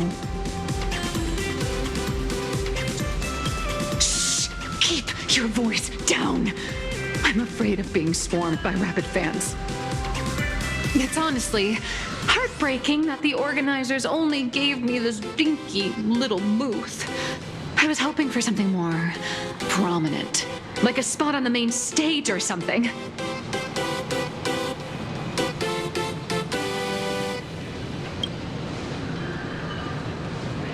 I know. Hey, want to have the number 000000001 collector's edition comic that blurry QR cult signed today?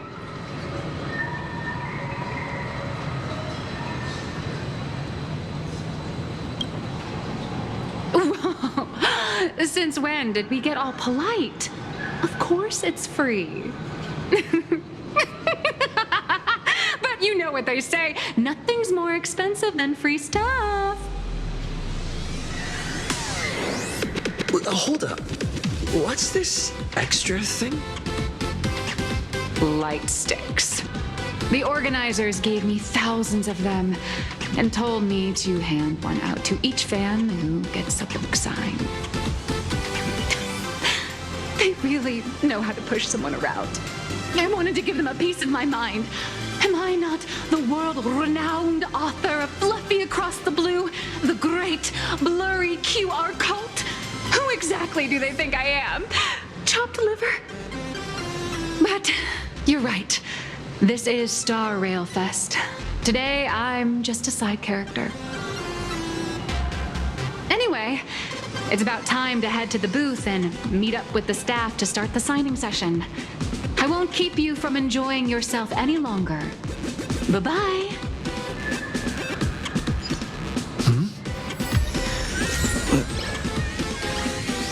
Avanessia.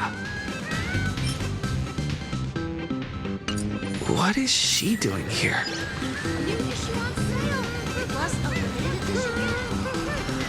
Where should we go next?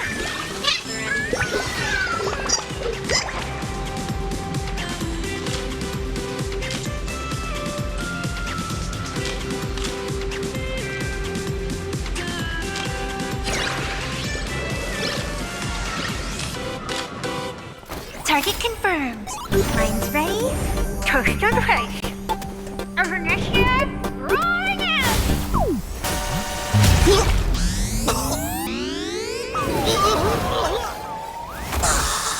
Did that guy just pass out?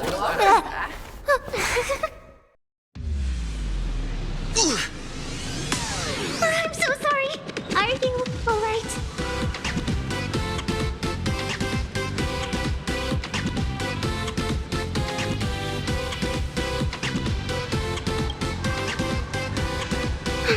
I just wanted to recreate that classic teen rom-com moment.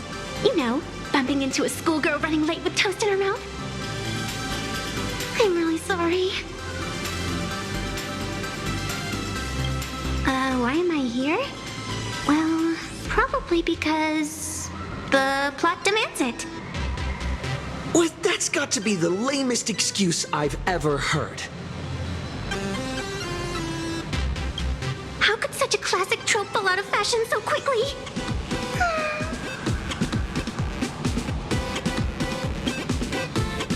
Hey, I helped you out during the Phantasmoon Games, didn't I? Is it really fair to glare at me like I'm some kind of villain?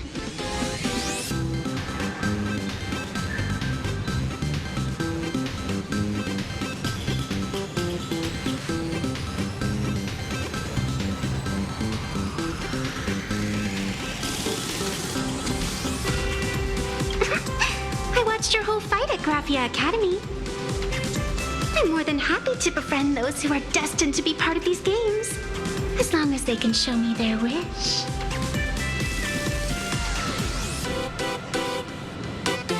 Of course not. That mask has already been imprinted with the shape of your soul.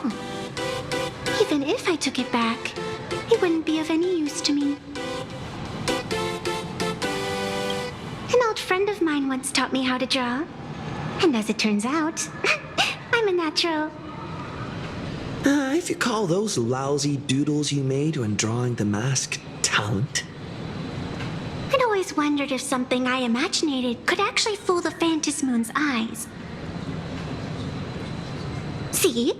This temporary ticket I gave you shows great promise. proof that my artistic skills have leveled up. Speaking of which, shouldn't you show me some gratitude?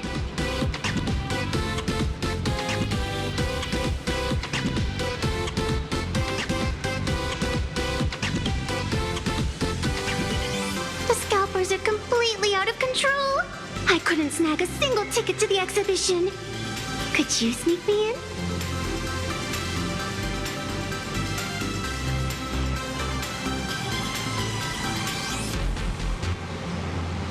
She did help us out before. But as a dignified nameless, how could I do something as helping someone sneak in without a ticket? After all she's done for us, you're gonna be stingy about a tiny favor? Besides, since when were we such paragons of virtue? I sure don't remember any of that. Huh? Didn't expect you to be so principled. Guess I'll have to use this trick.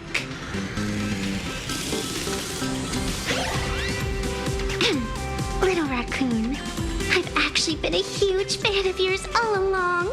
From the very first page of The Fluffy, Volume 1, Chapter 1, I was already captivated by you. That afternoon, as I passed by the Graphia Academy building, I caught a glimpse of you by the window. Right then, I knew my heart had been stolen, and nothing else would ever make me feel so alive again. Getting to share a few happy moments with you at this exhibition, that's all I could ever ask for in this lifetime.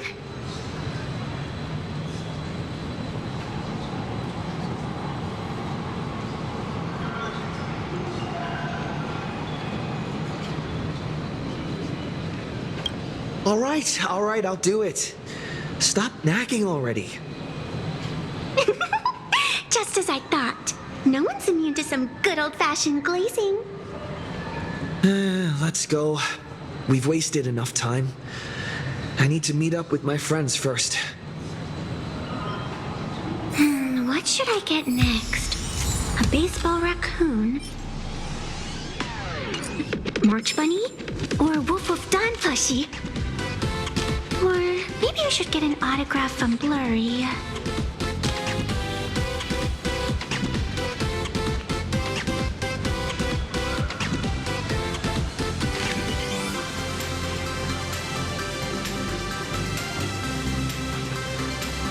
I got the Astral Express model! I got it!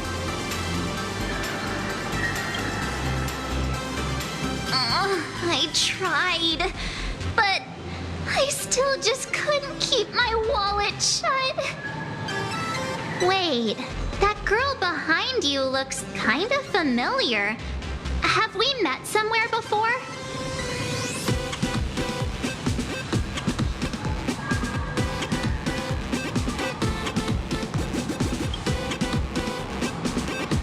What are you talking about?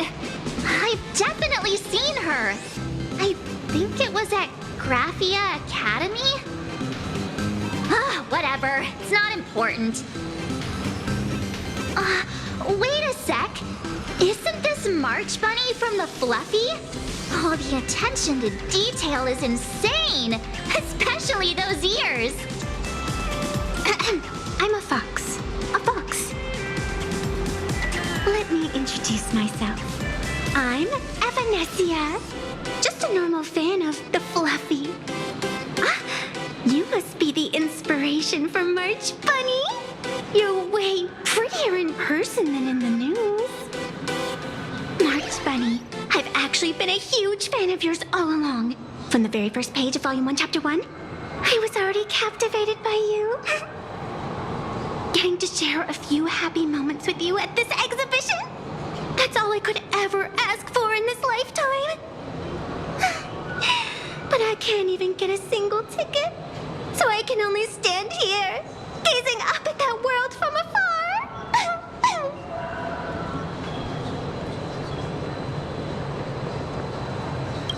Oh, you poor thing.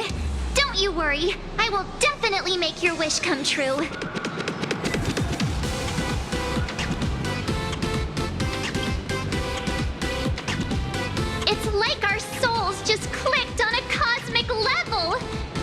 wouldn't get it. Such an adorable little fox girl could never have any bad intentions. It's not like she's another Fantilia, right? Besides, this place doesn't even have any Stellaron or Ambrosial Arbor. Don't worry, Nessia. Just leave it to me. That's great! Thank you so much, Miss March.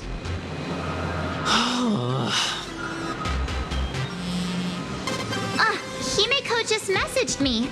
It's about time to head in now. I got it.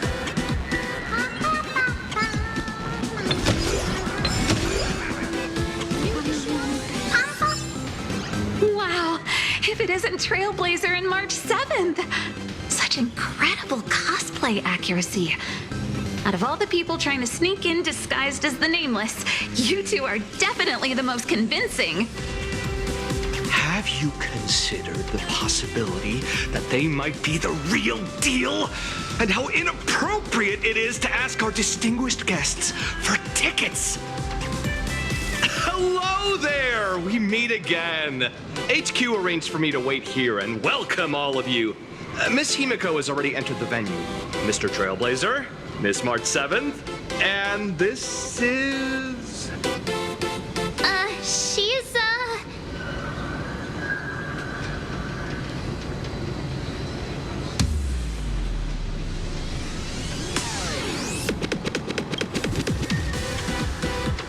Hi, I'm Evanesia, his good friend.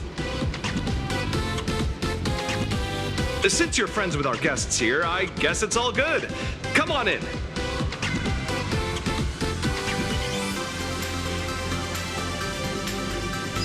Ladies and gentlemen, the guests from the Astral Express are about to make their entrance. Get ready to make some noise!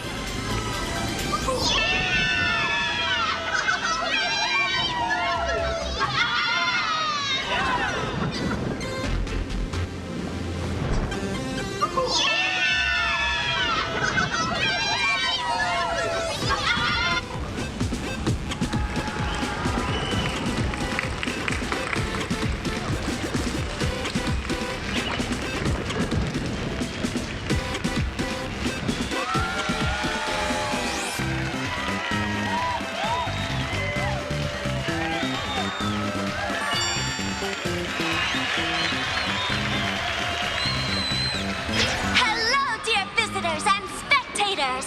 Before we officially kick off the Star Rail Fest exhibition, I'd like to thank our host, Pearl Entertainment, as well as extend our gratitude to Blue Industries, Turbogen Heavy Industries, and Full Wish TV for their collaborative support.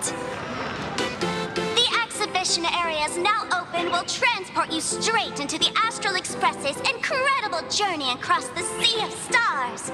And right now, ladies and gentlemen, you're standing in none other than Bellowbog!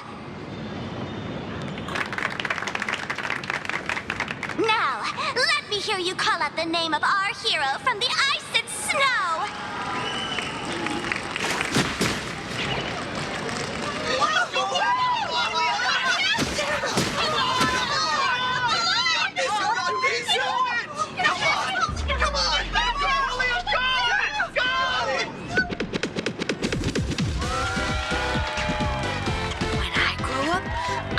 Be the Supreme Guardian and turn into a frost giant to fight those rampaging super ancient weapons! In my next life, I want to be the Supreme Guardian and turn into a magical girl to protect Plain Arcadia.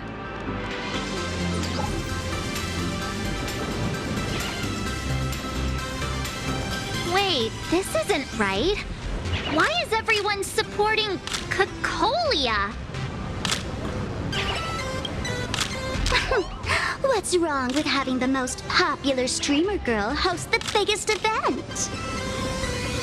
Whoa, wait. Aren't you supposed to be on the Department of Aberration Defense's wanted list? That's right. So I'll have to go into hiding right after this job. Come to think of it, maybe I should lie low using my Sparkle identity. After all, What does sparkle have to do with this Sparksy thereafter? Oh, right. Nameless. Won't you take pity on me and give me back my mask? In your dreams. Yahoo! Since we have two Nameless from the Astral Express here with us today, let's kick off an exciting The Fluffy Trivia Quiz!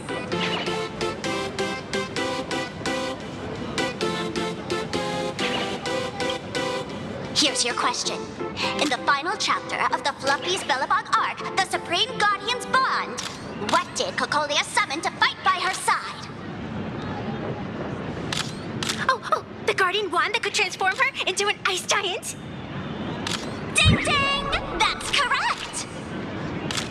Well, looks like this young lady here is quite the devoted reader of the Fluffy, answering even faster than the Nameless.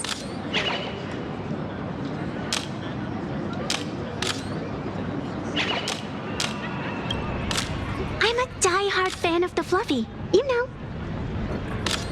What's the deal with this ice giant? Sure, Cocolia can transform, but she shouldn't be anywhere near the size of the engine of creation. What? Lady Cocolia fought the engine of creation in her human form? That just makes it even more awesome! Ugh, but they didn't show that part in the comic. Next question. Before Cocolia was frozen in ice, what did she give to Baseball Raccoon?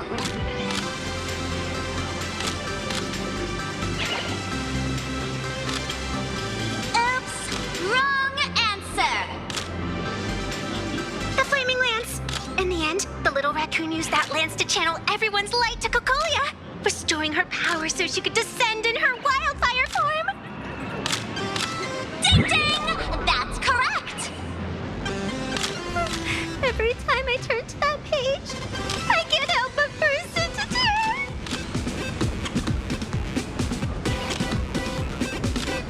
tears! Actually, I inherited this flaming lance from the previous Supreme Guardians when I got stabbed right through the heart. What are you talking about? In Bellabog's final battle, wasn't it like this? Despite her grievous wounds, the Supreme Guardian transformed herself into a frost giant for the sake of the people of the Winterlands, joining forces with the Nameless to counter the destruction engine that was about to flatten Bellabog. So the Fluffy storyline follows the official Bellabogian narrative? Wait, is that not how things went? Could you at least spill a little? Just a little?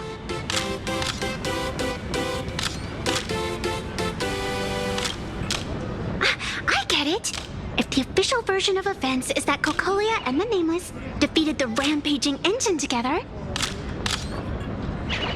then that means, in reverse, Cocolia was the enemy you defeated. I see. If the truth about this were to be revealed to the people of Bellabog, the hard-earned peace would crumble, wouldn't it? Nessia, please keep this a secret. Of course, my lips are sealed. But I have to say, I'm surprised that even the heroes of the Astral Express can tell lies.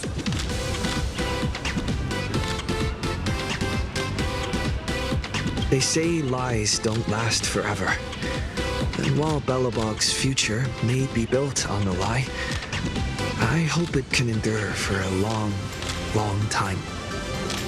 Because those people are all my friends. Thank you for telling me about this. The Phantasmoon games make supplicants wear masks. But if you ask me, that's when people really drop the act and face their true selves. Big hero, the event's not over yet. Come join me on the stage and deliver your decisive strike in the epic battle between Madame Cocolia and the Destruction Engine. Me?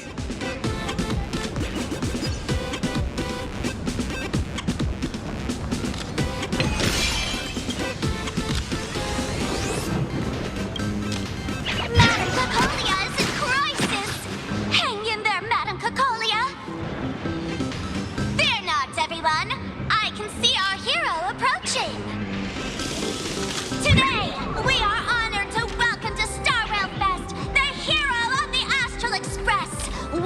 survive the Battle of Belobog, the Trailblazer! Let me hear you say the name of the Will of Preservation's successor! Trailblazer! Trailblazer! Trailblazer!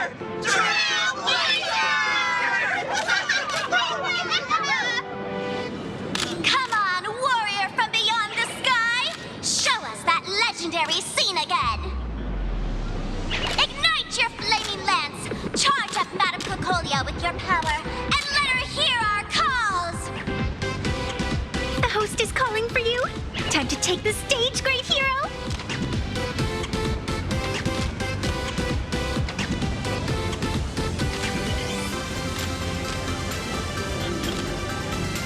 Reenacting a legendary scene right here. Oh, good thing I'm not the one up there. Big hero. You're gonna shout that line when you ignite it, right?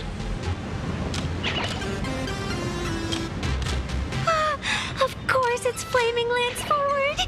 You've got to shout it really loud. Flaming Lance forward!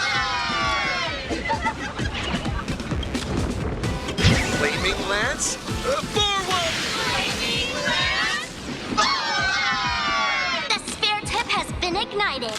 Kids and grown-ups alike, raise your glow sticks high and let's show our support for Cocolia, shall we? You got this,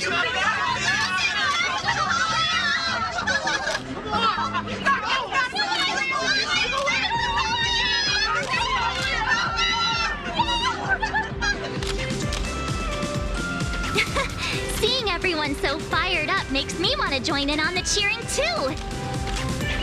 You've got this, Madame Cocolia! Don't give up, Madame Cocolia!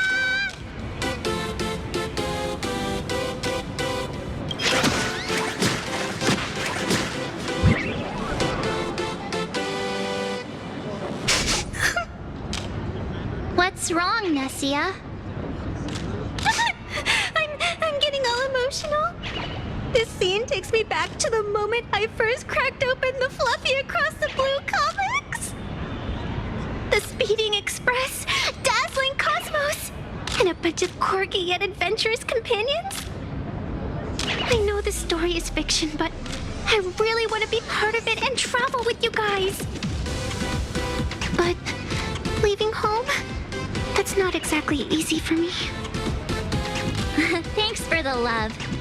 And hey, traveling with the little animals aboard the Fluffy still counts as traveling with us in my book. A friend once told me, the stars we see may not be their original forms, but their light isn't a lie. Our story is that very light. Being able to connect with friends like you through stories is probably the most precious part of this journey. Well said. Shall we head to the next exhibition area then? All right, let's get moving.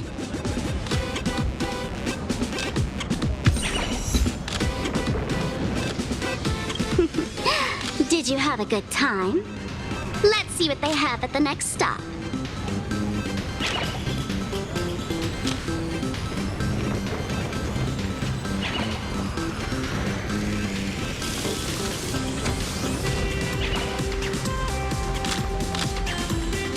Welcome aboard the Fluffy Shuttle Express! Together we'll trailblaze into the future! Next stop, Cienjo Lafu Exhibition Area!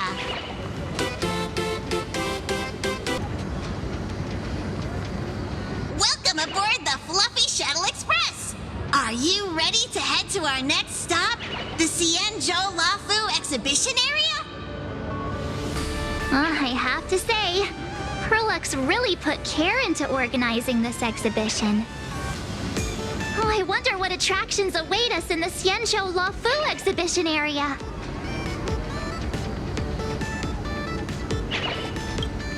Welcome aboard the Fluffy Shuttle Express! Together we'll trailblaze into the future!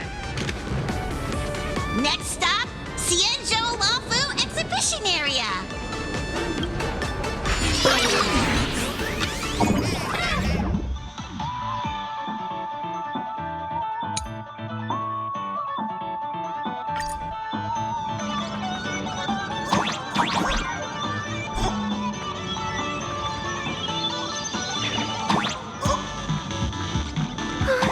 The audience is brimming with excitement. Welcome aboard, passengers. The Fluffy Shuttle Express is about to depart. Next up, Xianzhou Lafu Exhibition Area.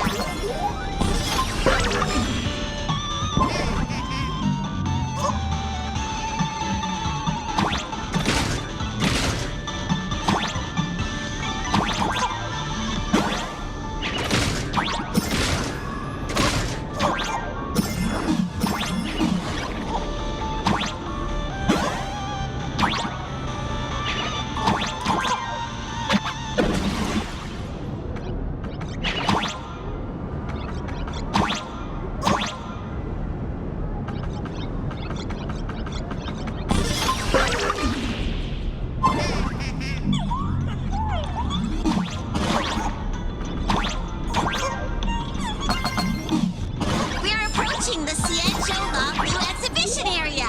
Please remain seated and hold on tight.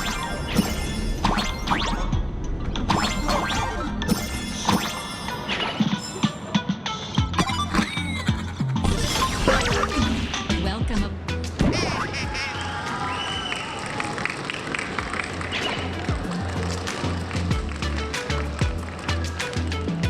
Oh, brr. The frigid waters of Scale Gorge Waterscape are chilling me to the bone. Why is there so much water in the exhibition area? Did a pipe burst or something? I bet this is some cutting-edge immersive theater performance. I gotta say, these tickets are totally worth every penny.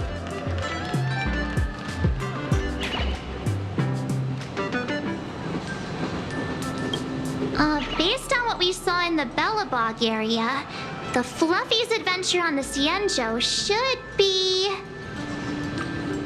Ah, I got it! It must be Woof Woof Dawn teaming up with Jing Yuan Yuan to battle against the Lord Ravager Fanti.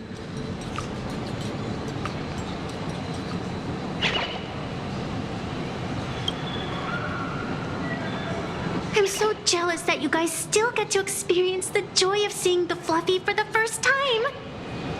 Well, it's fine, because this means I get to show off all my knowledge about the Fluffy. When people talk about the Astral Express's most memorable moments in the Xianzhou War, it can only be the epic fight, the triumphant return of the High Cloud Squadron.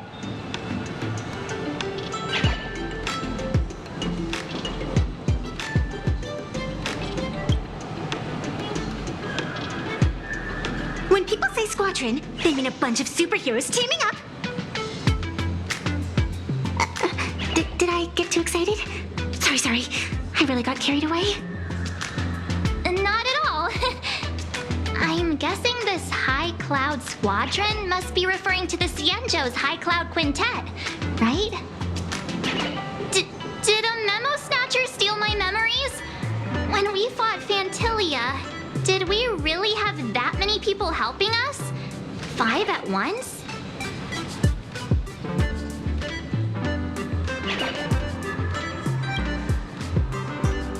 Oh, I can't take it anymore. I'm bursting with curiosity.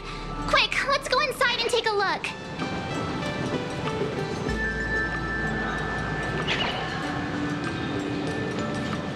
The Express family living the best life is more important than anything. Why do all the reporters from Verboba Weekly look so... What an exquisite Xianzhou outfit.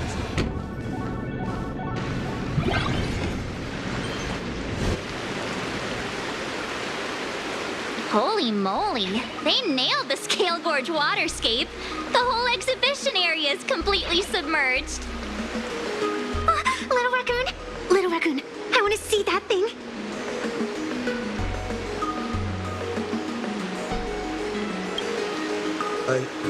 Rending my form setting free. chorus or a symphony. Aw, hold it right there. Please do me a favor and stop that. Nessia means that thing. With a flick of the hand, the ancient sea splits apart.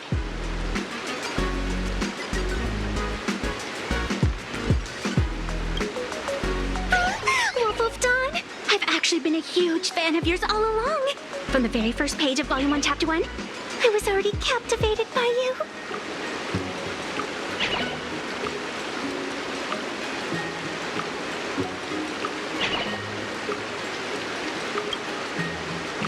Who on earth did this kid learn to ask favors like that from?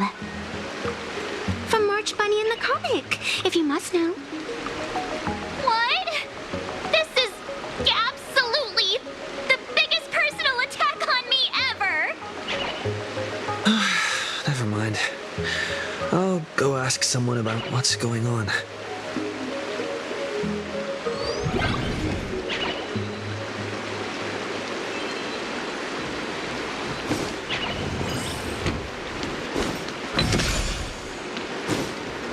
As an old fan, I think the Xianzhou chapter isn't over yet. How long until the stage event starts?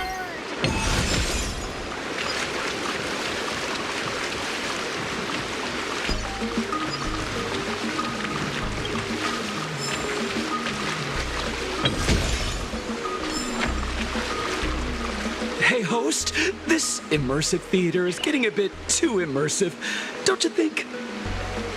Ugh. It's been almost 20 minutes. Where's the actor who's gonna split the sea? That's right. The script for this exhibition stage play was written under the guidance of the Xianzhou's legendary literary master, Mr. Cien. We guarantee you'll get an authentic recreation of the Express's most iconic moments.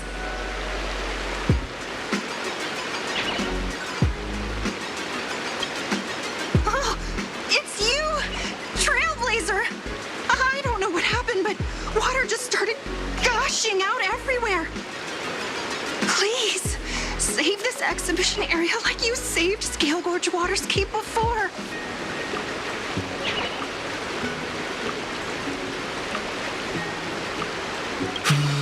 All right then.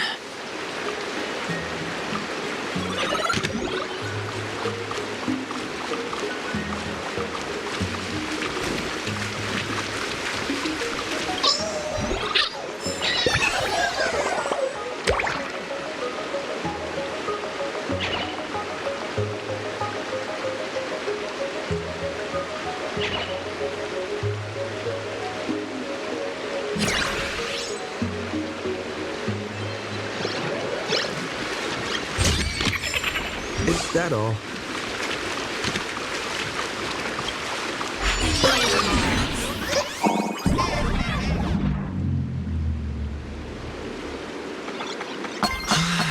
I come to sightsee. I do hard labor. I fix these pipes. All for the audience.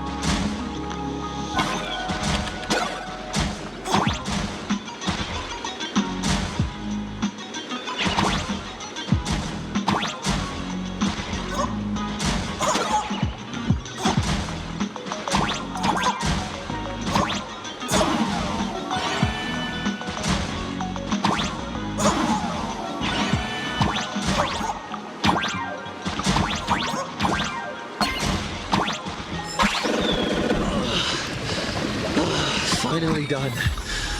I've never missed Dan Heng as much as I do.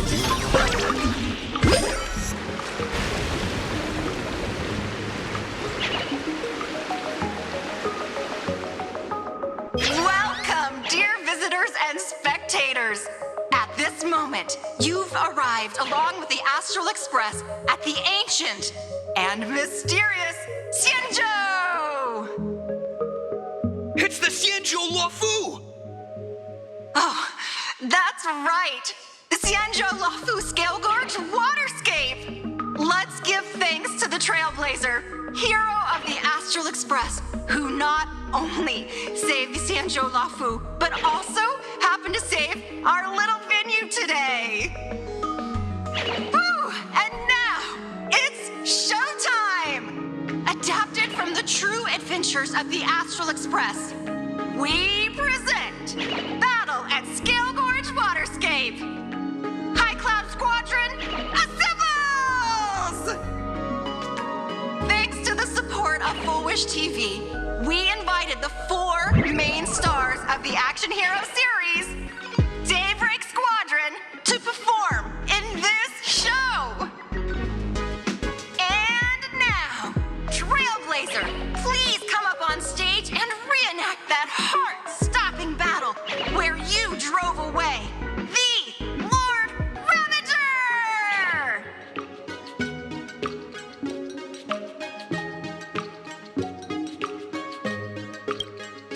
Ha! We meet again, the Nameless.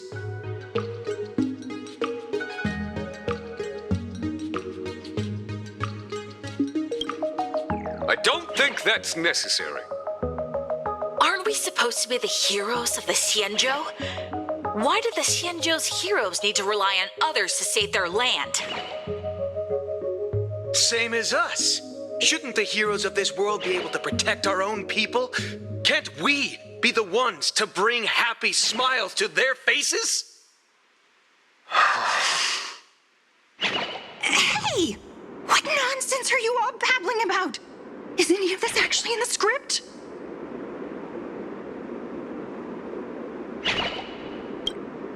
No, quite the opposite. Star Rail Fest is the perfect opportunity. As supplicants stepping into the Phantom Moon Games, the Daybreak Squadron challenges you. You wouldn't back down now, would you, supplicant of the Astral Express?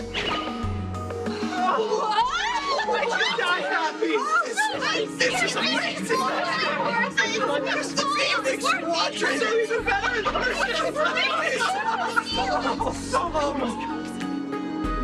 What? This is way too sudden. These people, something's not right about them. I feel like they're way too hyped up. Even characters in action comics don't talk like this. Yeah, in comics, a challenge like this is always a cover for some massive conspiracy. I've gotta fight alongside him. March, you need to have faith in his abilities. Rather than rushing into battle, what you should be doing now is getting in touch with your companions.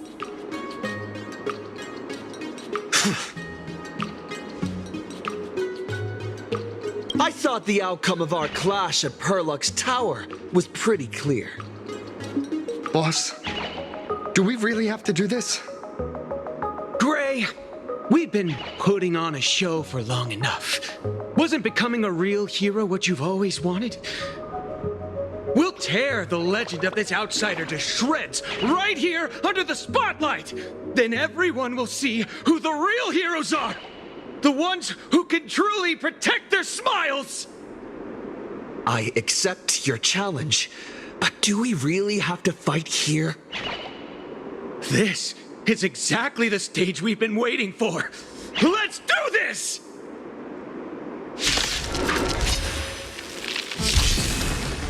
The Phantom Moon Games are a ceremony to find those closest to elation. We'll show everyone the heroism of the Daybreak Warriors! Countless stars, please shine for the heroes.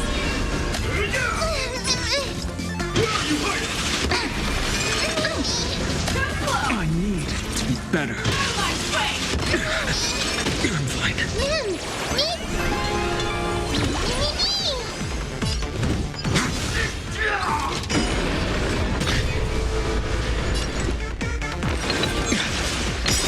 My strength is not what it was. Together, we can do anything!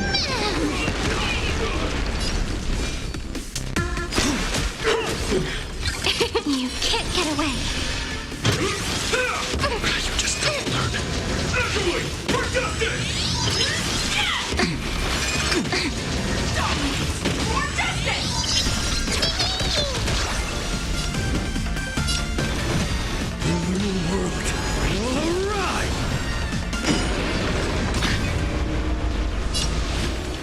Let's write an ending like never before.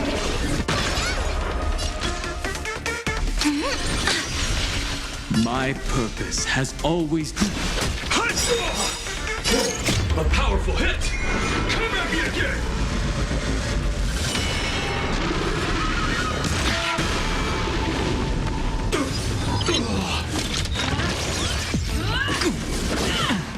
I'll endure.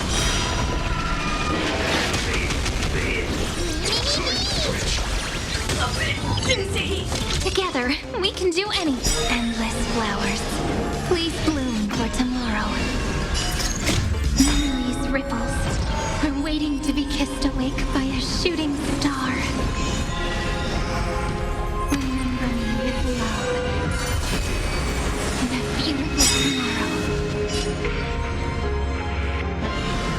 May world-bearing ignite the dawn. Dragons, obey this calamity undone, soaring above the lands. This is permanence!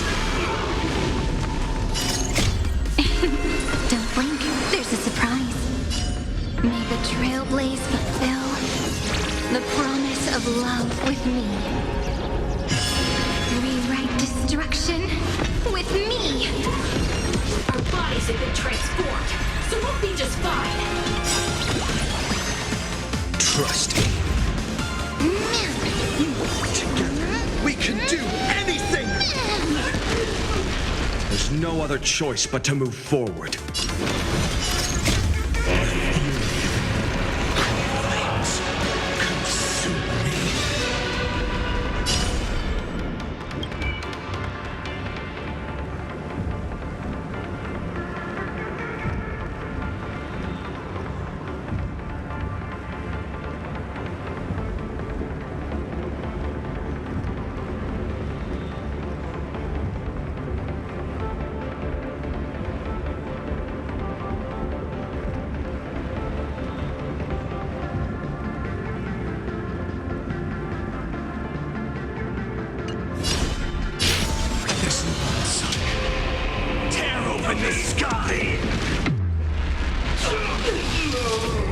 You don't stand a chance against me.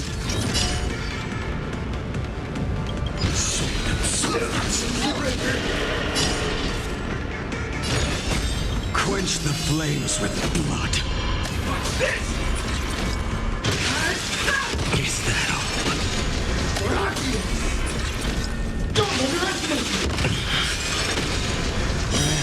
Strife's name!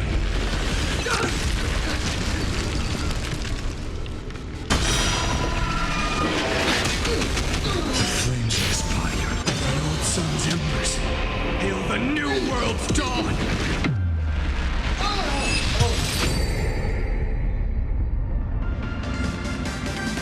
Have you calmed down now? Can we talk? Once a supplicant's challenge begins, it won't stop until one side falls. Don't get it wrong. This is just a prelude to the real showdown, witnessed by the Phantom Moon!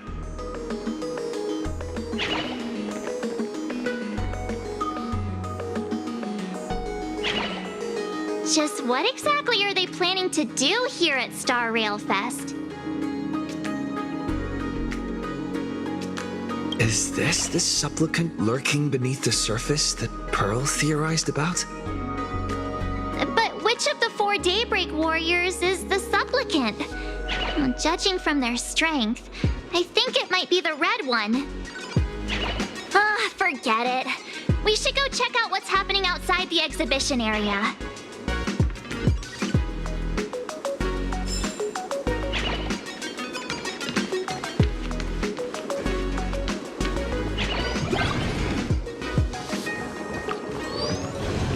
If you've lost your belongings, please let the service center.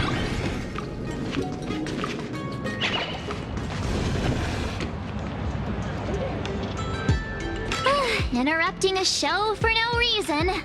But to be honest, I wasn't dying to watch that High Cloud Squadron Assembles play anyway. So, don't tell me this whole Xianzhou story is also something Blurry made up? Funny. Can't say I'm surprised at all. I wouldn't dare take credit for what I didn't do, since it was in fact General Jing Yuan and Dan Heng who teamed up to defeat Fantilia. As for the High Cloud Quintet, it's been over 700 years since those five made their mark. I know it may sound wild, but Xianzhou folks generally live really long lives. You've read the Fluffy comics, haven't you? Pretty sure they covered all that lore in there. Yeah, immortality. Some see it as a curse. But personally, I don't think the abundance is as terrifying as their reputation suggests.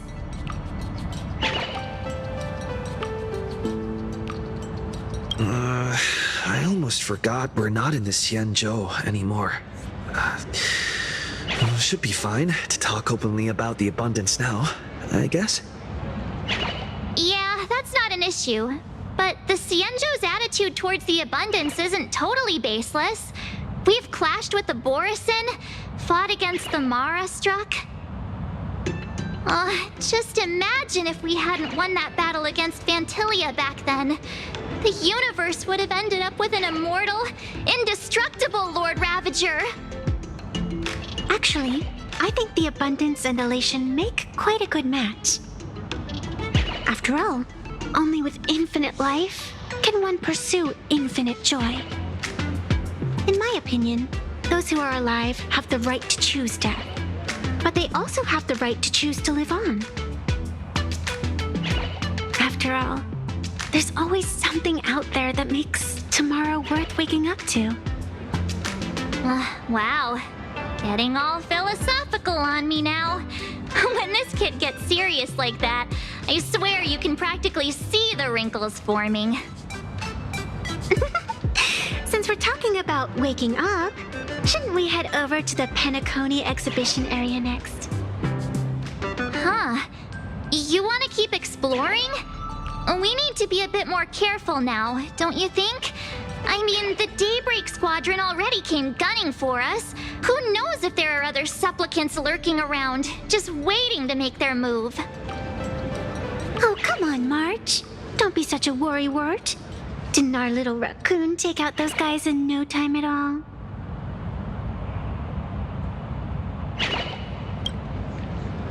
Such reassuring words. Little raccoon, I've actually been a huge fan of yours all along. All right. Don't push it. Here we come, Penacony! Exhibition area!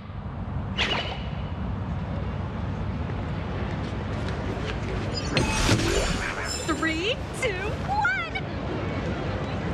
Pom-Pom is the best!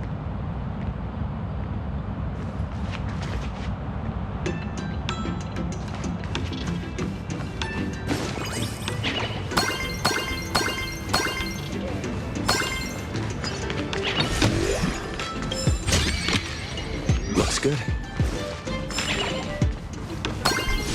Welcome aboard the Fluffy! Himeko, you're here! Are you two all right? Will told me to watch the live stream, and I saw the Daybreak Squadron challenging him.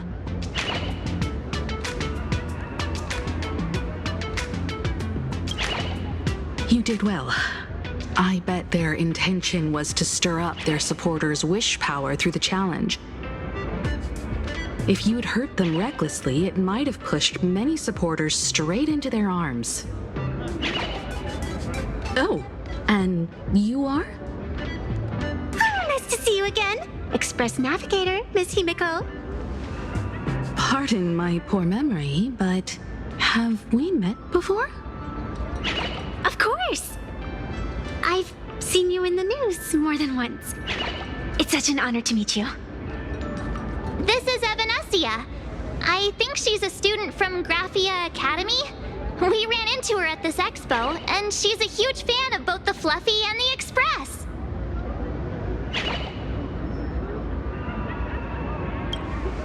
Huh? So that girl you saw in the Phantasmoon courtyard, it was her? Well, wait a second. She made you a mask? So you're telling me Nessia isn't just a normal girl? Who exactly is she?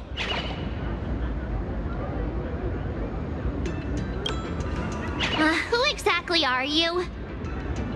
Me? I'm no different from you. Just a spectator of the Phantasmoon game.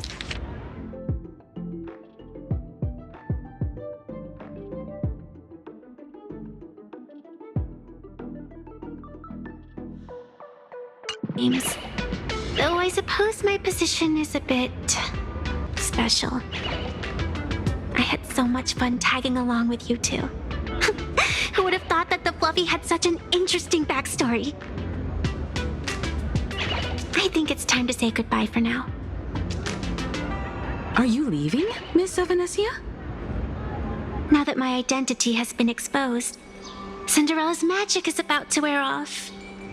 And since this little adventure started on a whim, might as well end it on one too.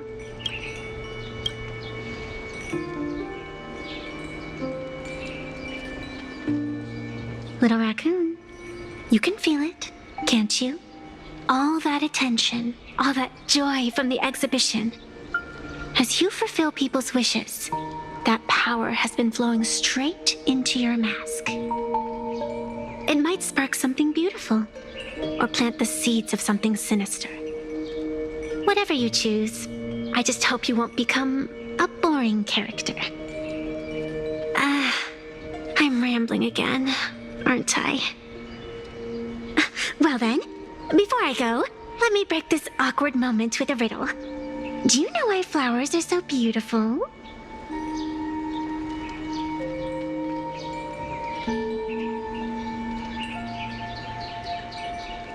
You're quite the romantic, aren't you? But I have to say, wrong answer.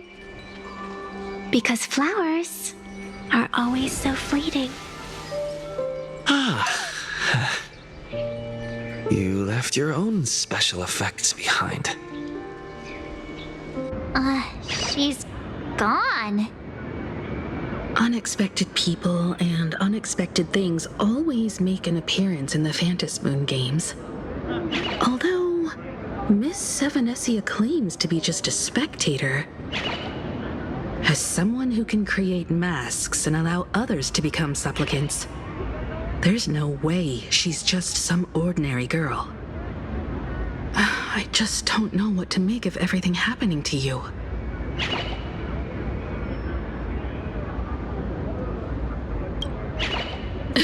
Sorry, I'm just being overprotective. All right, time for us to head out. Where to? Let's continue forward to the next stop, the Penacony exhibition area. I have a feeling that the Daybreak Squadron's challenge isn't over yet. As the stars of this exhibition, if you left just to avoid conflict, all the spectators might think you chickened out and fled. Darn it! This whole Daybreak Squadron business has got me on edge. Somehow I can't shake the feeling we're being watched. Here's some good news. At least we aren't completely without help. Pearl's people are on their way to the Penacony exhibition area to join up with us.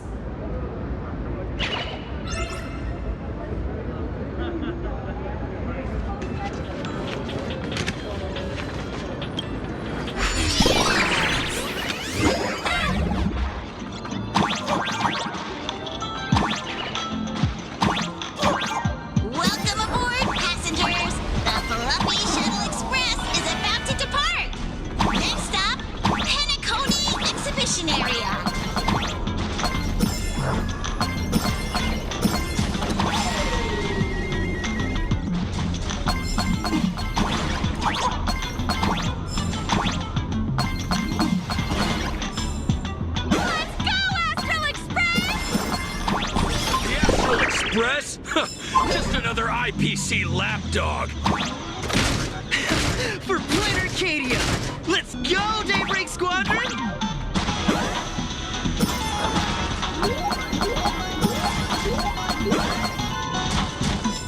We're approaching the Penacony exhibition area. Please remain seated and hold on tight.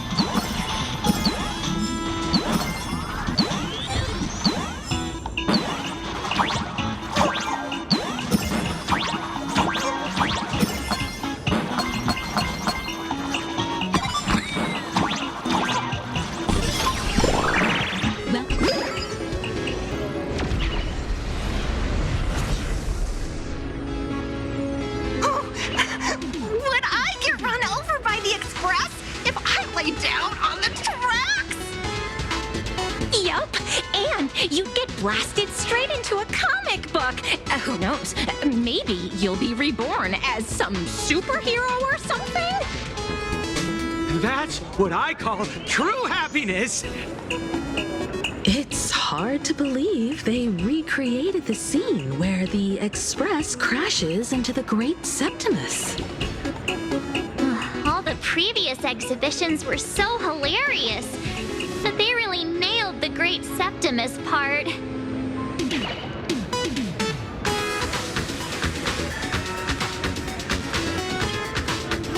That's just mean. So where's the person Pearl sent? Huh? Who's calling? Yoo-hoo! How you doing, gray hair? I'm not giving the mask back to you. Get over it. I heard about your big fight with the superheroes, and since I actually respect you as a rival, I thought I'd give you a heads up. You might think you scored a massive win in the Phantom Moon games, but most people probably don't see it that way. Anyway, the news is on right now. Why don't you go check it out?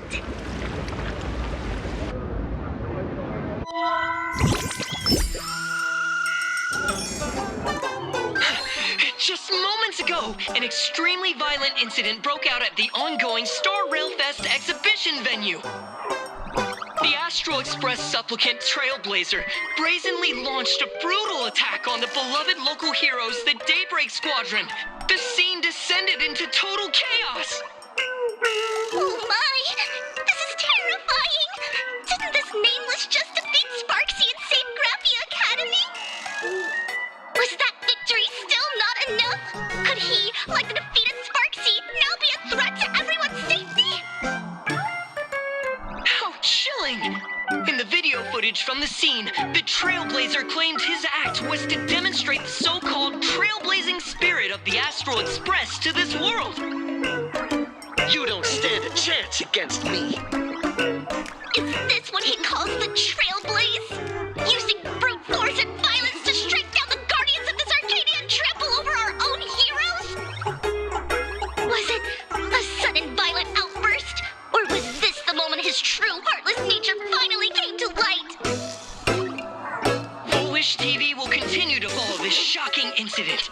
Stay tuned and don't go away. It's all over the internet now. Some say you're a violent maniac.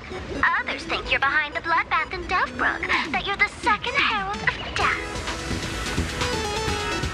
Oopsie. How are you feeling right about now,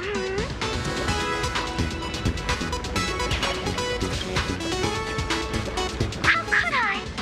As a famous streamer, poor little Sparksicle has always been troubled by constant cyberbullying. And then there was some nameless from the Astral Express who gave me quite the beating IRL. Of course, someone's definitely pulling strings behind the scenes and stirring up drama. As a top streamer in this field, Sparksicle can spot these tricks from a mile away. All right. Didn't you also do a TV news interview? It's not about what you said, it's that you said it. Here, YouTube video. I won't go any further, but since you managed to defeat Miss Sparkle... No, I mean Miss Sparksy. I don't want to see you embarrass yourself in front of those clowns. Good luck. See you around. Hi! Trailblazer. Sorry to bother you. We're with Full Wish TV. It's our lucky day running into you here. Do you have a moment? Keep it brief. I've got plans later. First question. Seeing as Plain Arcadia was the starting point of the Express's new voyage, how would you describe your impressions of this place? Plain Arcadia. Everyone's chasing the latest trends, looking for fun. Interesting! Throughout the history of the Phantasmoon games, it's been extremely rare to have such a renowned cosmic figure as yourself participating. As the Astral Express's supplicant, what kind of changes do you hope to bring to this world in these games? Show everyone the strength of the Trailblazer to change this world. That's an impressive answer. Speaking of which, after joining the games, you immediately went to defeat Miss Sparksy, who represented the Masked Fools. What are your thoughts on potentially facing native supplicants in the future? The other native supplicants, way too dangerous. I'd rather defeat them through violence. Speaking of local supplicants, we've noticed that Star Rail Fest is Perlux Corp's way of rolling out the red carpet for the Express. There are rumors that the IPC is also sponsoring the Express. So, I have to ask, are you representing the Express or the IPC in these games? At the end of the day, this is a festival for the IPC's interests. Madame Pearl and Perlux extended such a warm invitation. I'm not one of the guests. I'm the master of this place. Wait, what? This is totally a malicious edit to frame him! How shameless. Indeed, every word came from my mouth. But when pieced together, it turned into a declaration of war. Over these 15 years, the nature of competition in the Phantasmoon games has evolved. The Daybreak Squadron's taunts were just smoke and mirrors. The real game is being played in the shadows, where our opponents have mastered the art of weaponizing public opinion. Come to think of it, it's only natural. After all, the true stars of the games were never the supplicants on stage, but rather the audience, whose gazes they command. Indeed. The audience is all fired up, waiting to see you work your magic, kid. But you know what?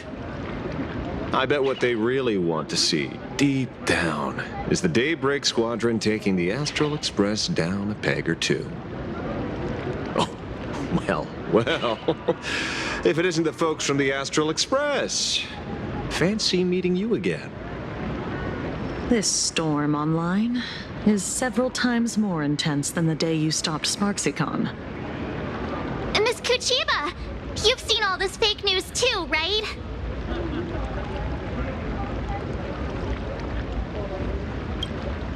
Sorry, got a bit held up on the way. Since I entered the exhibition area, at least 7 folks stopped me asking for the autograph of this guy called Welt. So, who is this Welt? Pearl assigned us to investigate the Sinwish Syndicate massacre. But every suspicious thread we followed led us from the Research Society of Happy Smiles straight to the Daybreak Squadron. And then there's the one pulling the strings behind the scenes. Full Wish.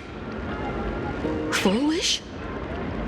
Oh, you know that name. Now this is getting interesting. She was my junior at school. 15 years ago, she was also the only student who survived at Graphia Academy. The good news is your junior is living better than anyone else. She owns TV stations, charity organizations, has a huge business empire, and wields both wealth and power. Oh, as for the bad news, she's probably plotting something for the Phantom Moon Games. And I mean the worst kind of something. My gut tells me that the Sinwish Syndicate massacre, well, that's probably on her tab too. Madame Pearl sent Mr. Ashvale to ensure everyone's safety. Of course, I understand that with the Nameless's skills, there's no real need for extra protection. But Madame Pearl didn't want to take any chances. Long story short, feel free to use me as muscle. No need to be shy about it. So, are we still heading to the top of Pom Pom Tower? We should keep moving forward. If my guess is right, the Daybreak Squadron will launch their second attack there. Forget about any fantasies of fairness and harmony. From this moment on, the Phantom Moon Games could follow in the footsteps of what happened 15 years ago. Once this battle turns bloody, fear will seep through the screen and become some supplicant's wish power.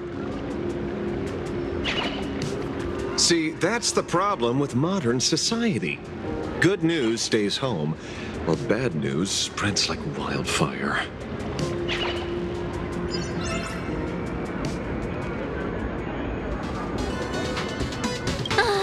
Daybreak Squadron. I thought they were fans of the Express too, but in the blink of an eye, we somehow became enemies. They might not be the real enemy here. Someone could be pulling their strings from the shadows. If possible, I'd rather persuade them to back down. Since once a battle starts, it'll be like pouring fuel into a fire, stoking the audience's bloodlust. A Phantom Moon game like that would only descend into madness. And I certainly do not want to see what happened 15 years ago repeat itself on these lands.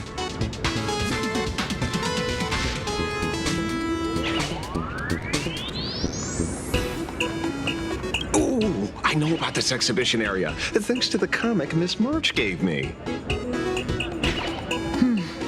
Wouldn't have pegged you for a comic book reader. I flipped through it on my way to pay respects to Costide. Even though that volume's story was pretty random and all over the place, it was quite interesting. A group of furry animals took over the Soul Glad soda factory to wake up the other animals in Penacony. Using Soul Glad as fuel for the Express. Talk about forced product placement. Time to get to work, Detective.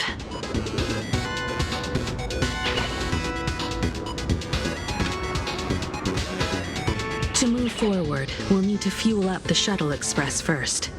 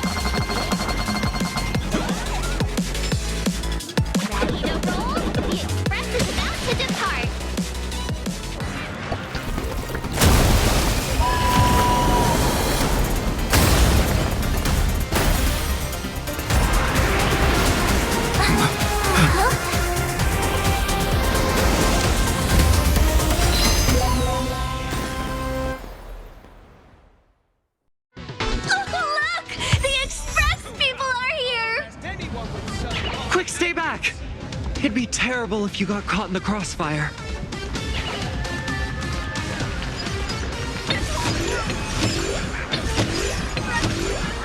Astral Express! We've been waiting for you for quite a while.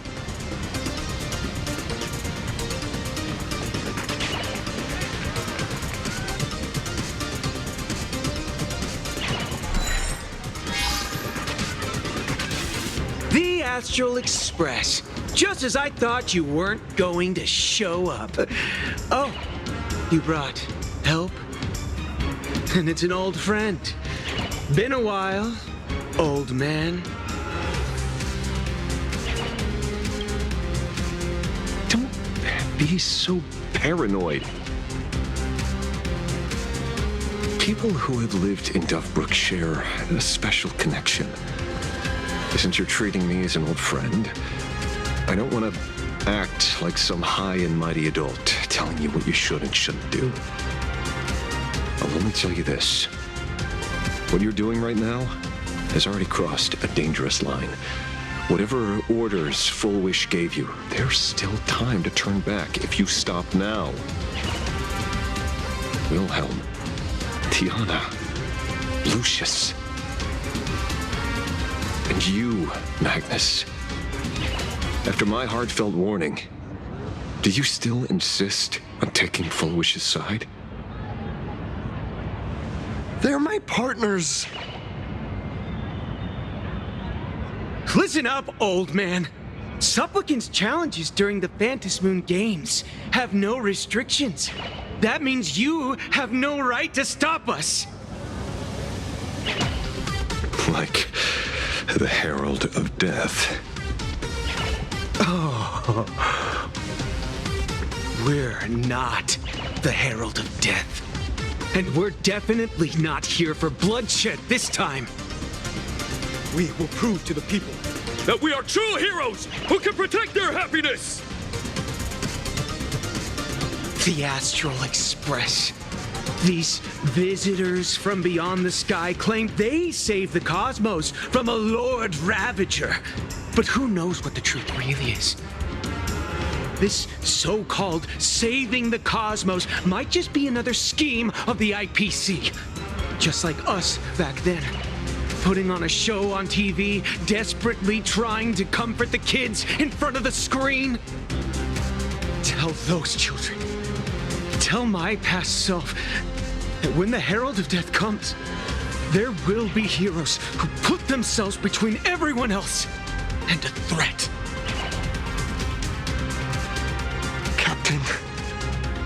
But where were the nameless of the Astral Express when we children needed protection 15 years ago?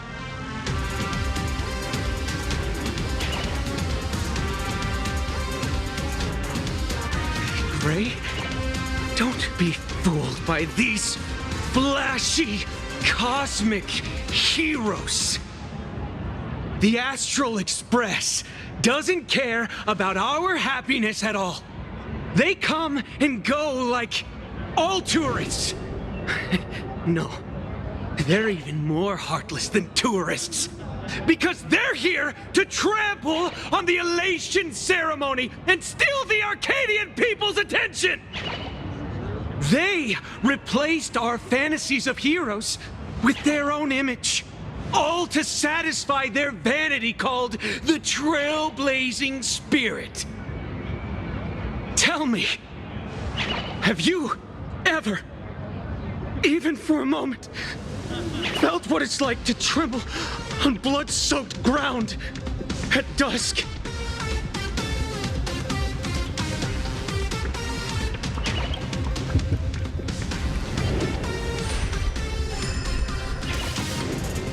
I'm afraid of losing my companions. Afraid of death. There are so many things that I fear. It's not the Astral Express you hate. You're just hating yourself. That powerless child who couldn't protect everyone. But I want to tell you, being powerless was never your fault. The Astral Express is the Express is #1 in the universe! Quit yapping! Tear them to shreds! Beat them to a pulp! I want a bloodbath! Daybreak Squadron! Beat these alien punks to the ground!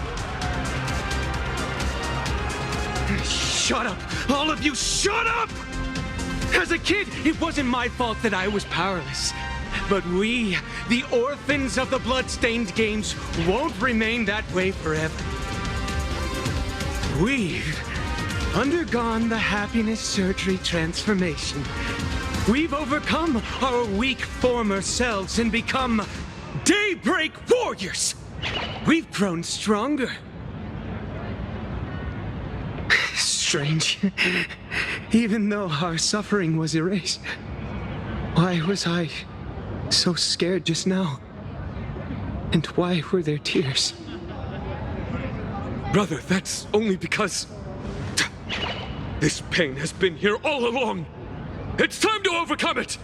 It's time to use the power of happiness to defeat it once and for all. Well said. Then let's finish what needs to be done. Let's reclaim from these outsiders the image of heroes that the people of Ahatopia hold dear. What about you, Magnus?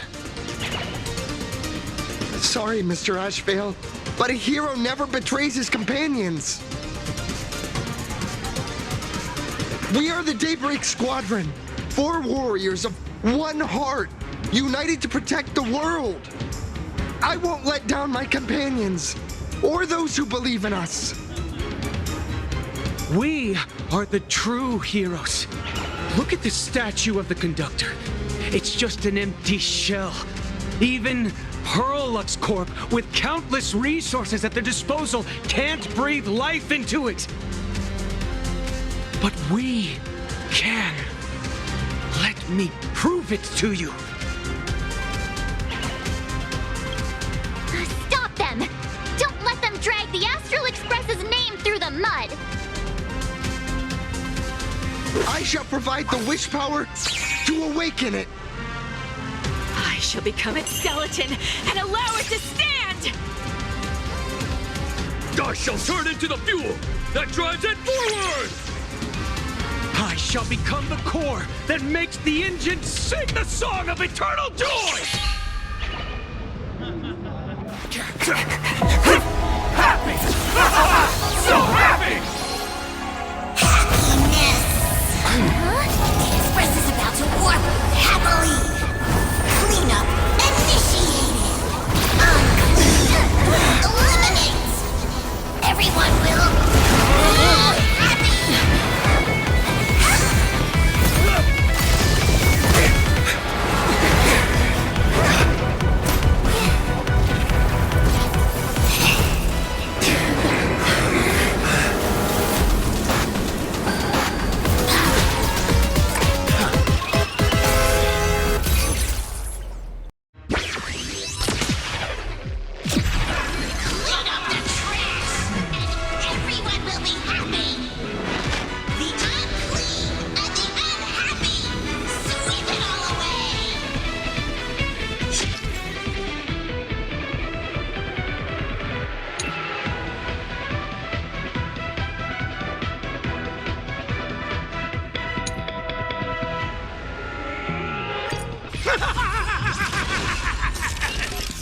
It's really moving!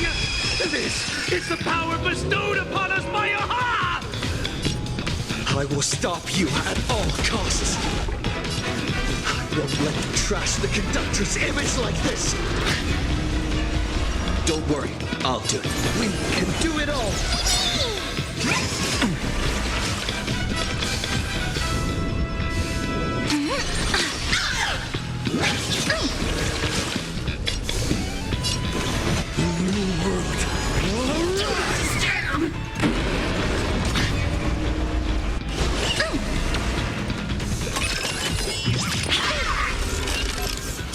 Deep cleaning mode activated! That kinda hurts.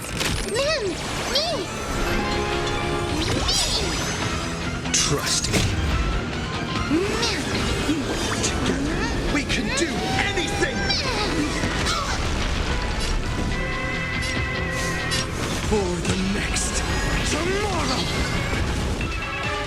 Sweep away pain together!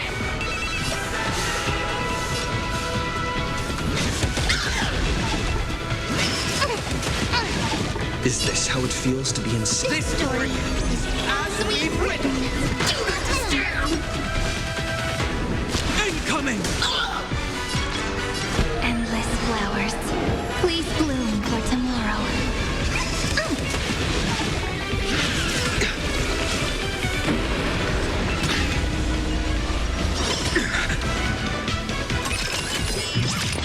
You just don't learn. Cleaning begin!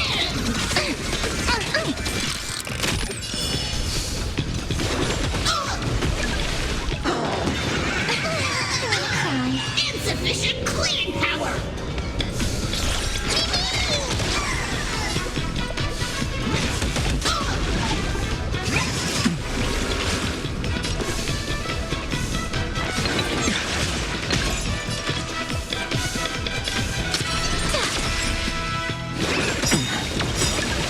Dragons, obey Calamity Undone, soaring above the lands. This is permanence!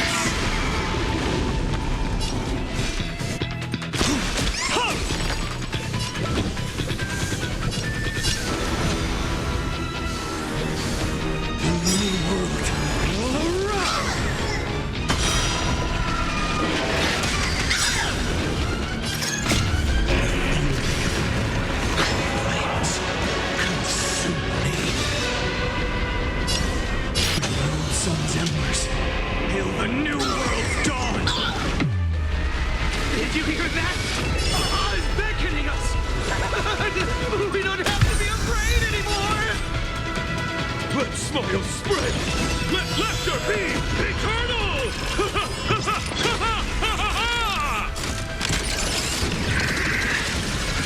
You guys are seriously nuts. Sweep away pain together!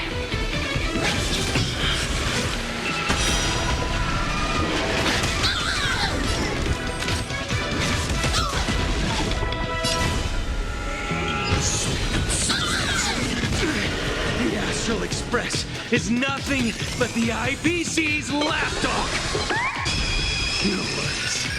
We've already dealt with one. Won't mind handling a few more.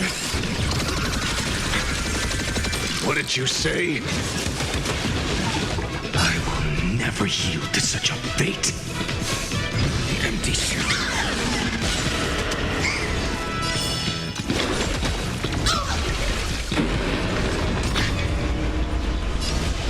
This one sun. Tear open the sky! Do not disturb! Insufficient cleaning power!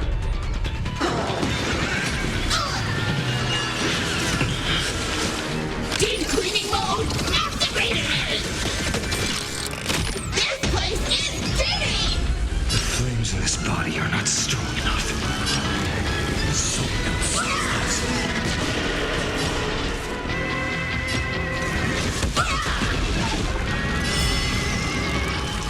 Won't stop working!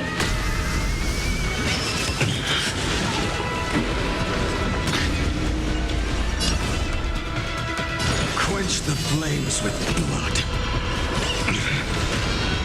We promise to protect the Arcadia! Filth! Pain! So much! Eliminate pain! Everyone smile! A powerful cleaning mode!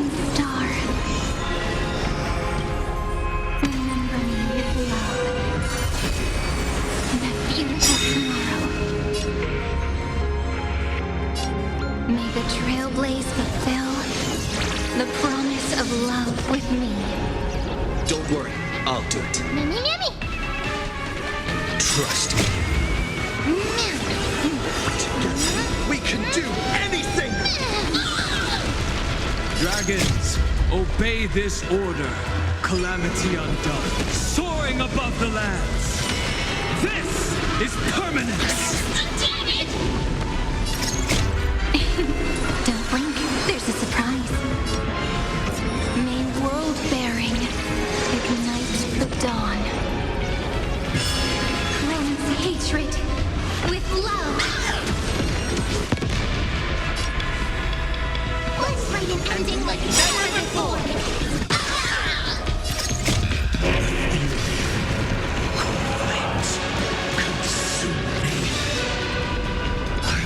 Never yield to such a fate.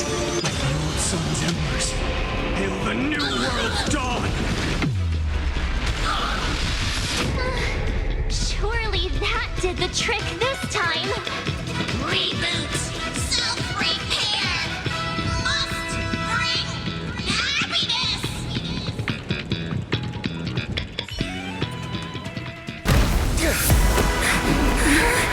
With everyone, we'll be happy.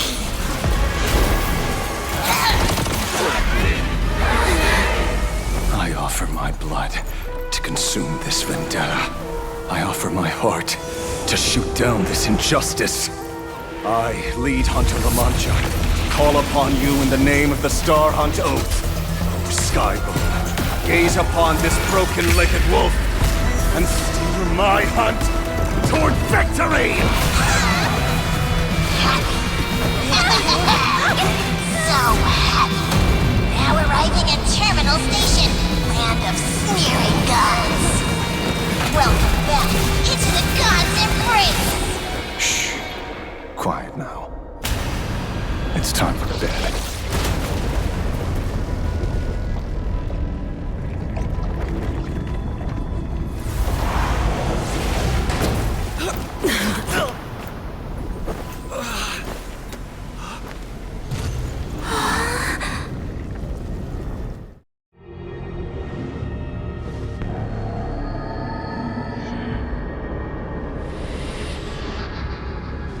Are we still alive?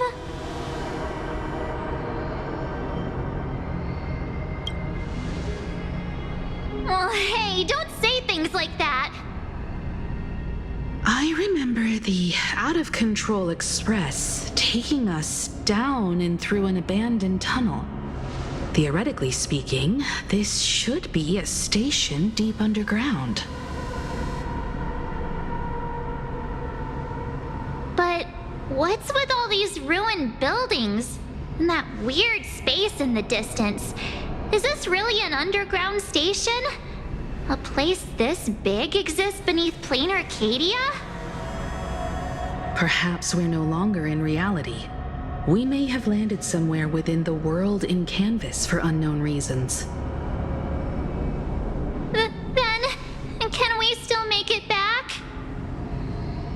We need to find everyone and get out of here as soon as possible. Where's Mr. Ashvale and the others?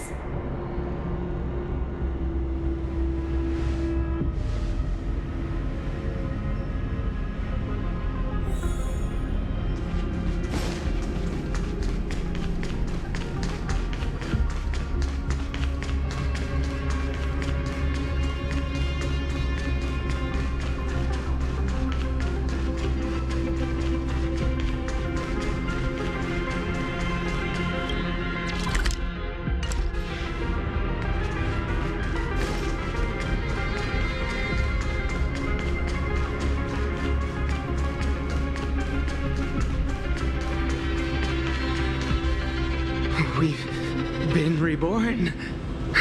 See? I knew we weren't like those Sinwish Syndicate trash. You're right, Red. We're heroes. We are justice. We are the undying happiness. If you are justice, then forgive me for playing the necessary evil. Everyone, please! This has to stop! If this goes on, you'll all... Just smile.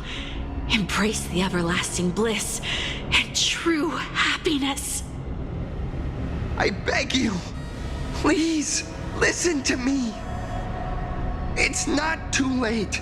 We could still go back to the Department of Aberration Defense with Miss Kuchiba and explain everything. It's no use. They are just creatures that can only react to joy now. All shall be blessed with happiness. All shall live forever. So smile and laugh. And let our laughter infect all of plain Arcadia.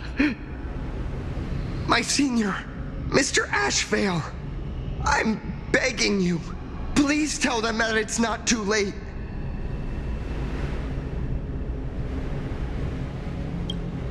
Move aside, Magnus. Please, just give me another minute. You know they're good people.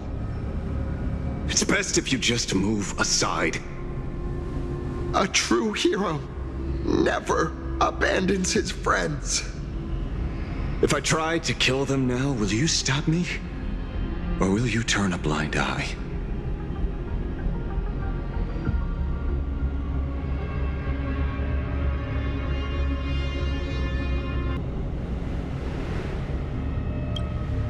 I get where you're coming from, but they've made their choices and so have I. After all, are they really better off like this?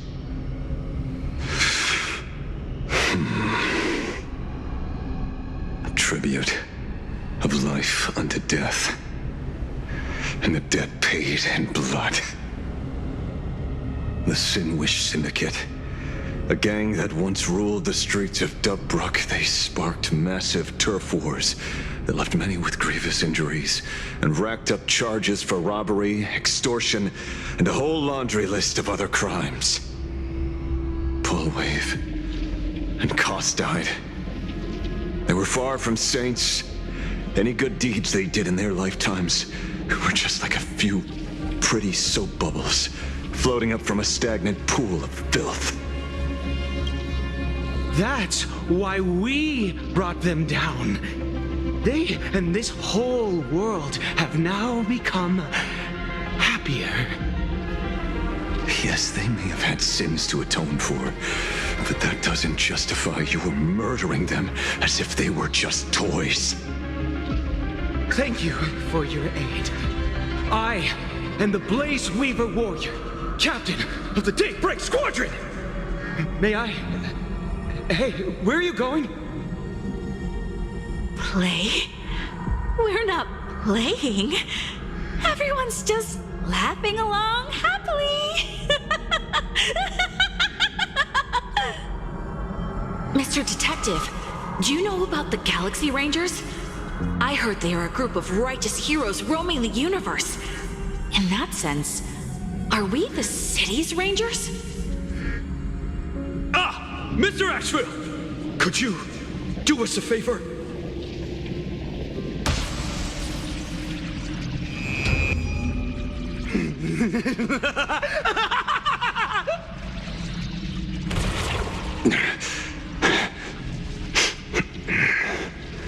This familiar scent.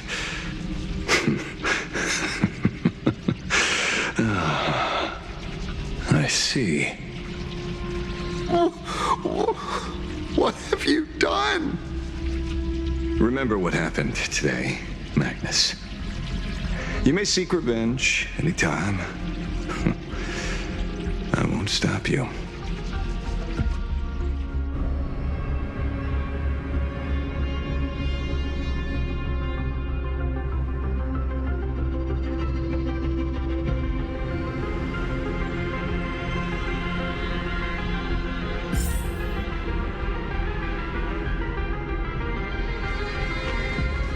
And so concludes the new Herald of Death case.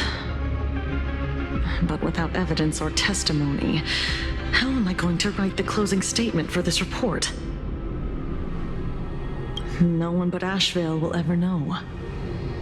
But I choose to believe him. His shadow only bears its fangs at those drenched in sin. I don't know how he came upon such power, but it did help the Department of Aberration Defense crack several hard cases.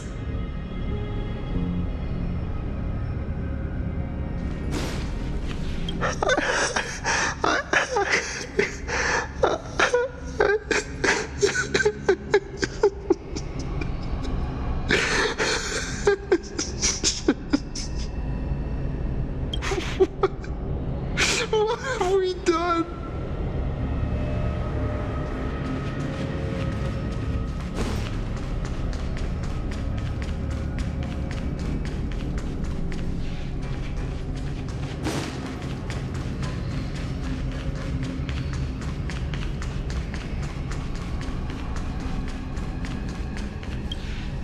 Glad to see that you're all made of tough stuff. I was just fretting over failing my chaperone duties. La Mancha, leader of the Galaxy Rangers. I've heard about you, but only in legends past. Then you're well informed, Nameless. I'd expected the name to be long forgotten by now. So much for turning over a new leaf.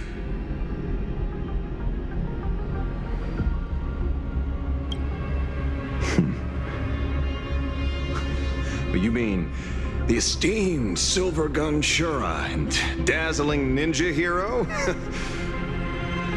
Of course not. I retired a long time ago. Out of the Rangers I know who are still alive, one sees me as a traitor. The other is prey. And just so we're clear, I want you all to forget the name you just heard. Right here and now, in this world called Plain Arcadia, I am just Detective Ashvale. Instead of obsessing over my identity, or pitying the 3 dead criminals, I advise you to work on a way out of this place first. I've long heard rumors about unsavory things hidden deep beneath the Arcadia. It's strange how the people here can sleep so soundly. The train broadcast called this place the Land of Sneering Gods. I don't think I've ever seen this station on a map. Are we going to be trapped here forever? Mr. Ashvale, despite being at such a bizarre location, you've been oddly confident and unconcerned over your safety since the very beginning. Do you truly know nothing about this place? I'm afraid that's classified information. Besides, well, I'm simply doing what any professional private investigator would do. Trust my employer.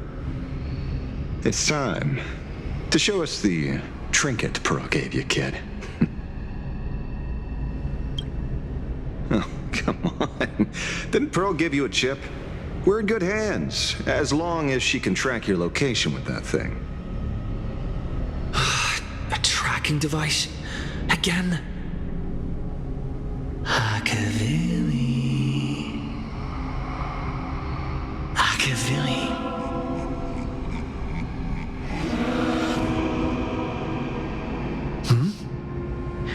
Come this way. Come slowly. Yes, at the end of this path. Come. I beckon you.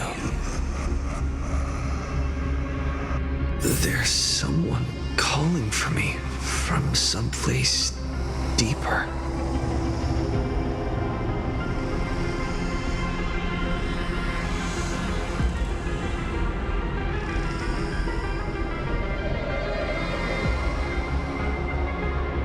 Did you hear that? Come to me. Where did everyone go? There's someone calling for me from someplace deeper.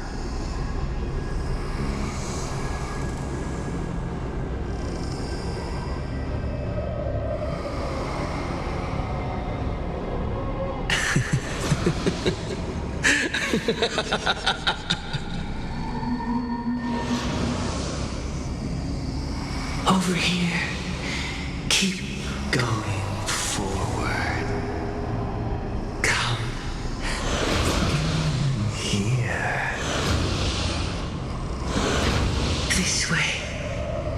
continue. Come, embrace this wondrous world. Come to my side. You want to go further, deeper.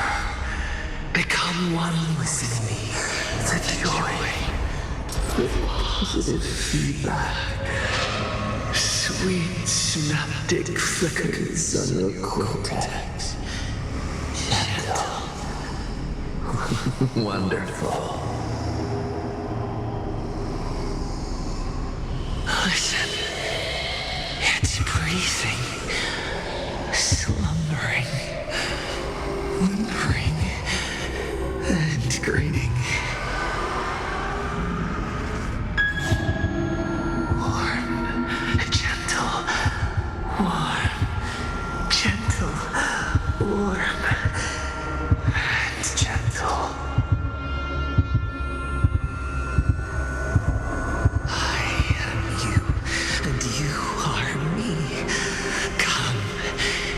Embrace this primordial joy.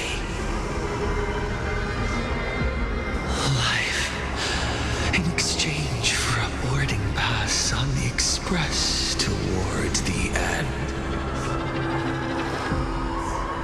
Become one with me. Become a part of me. Become mine.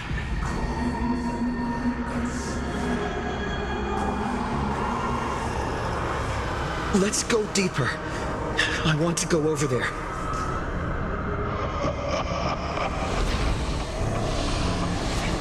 Come.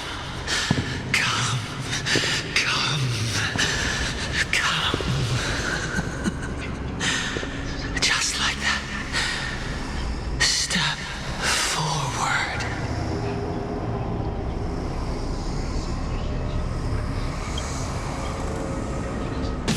That's far enough, kid.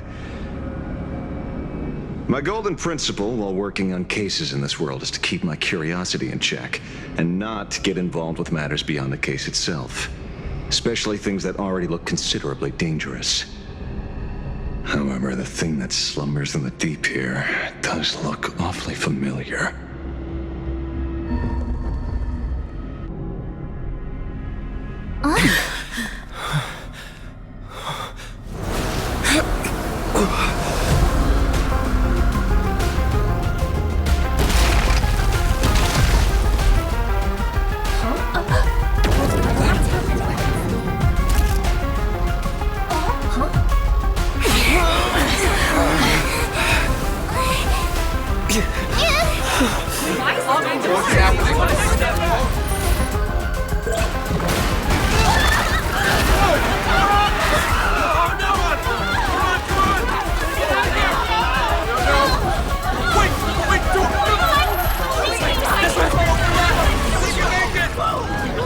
I come to appraise.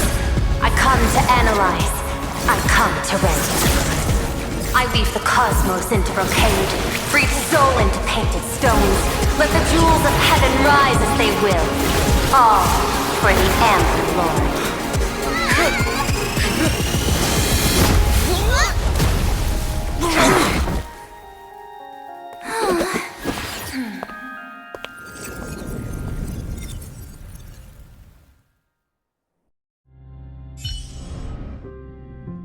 We meet again, everyone. Fortunately, his lucky chip helped me locate you.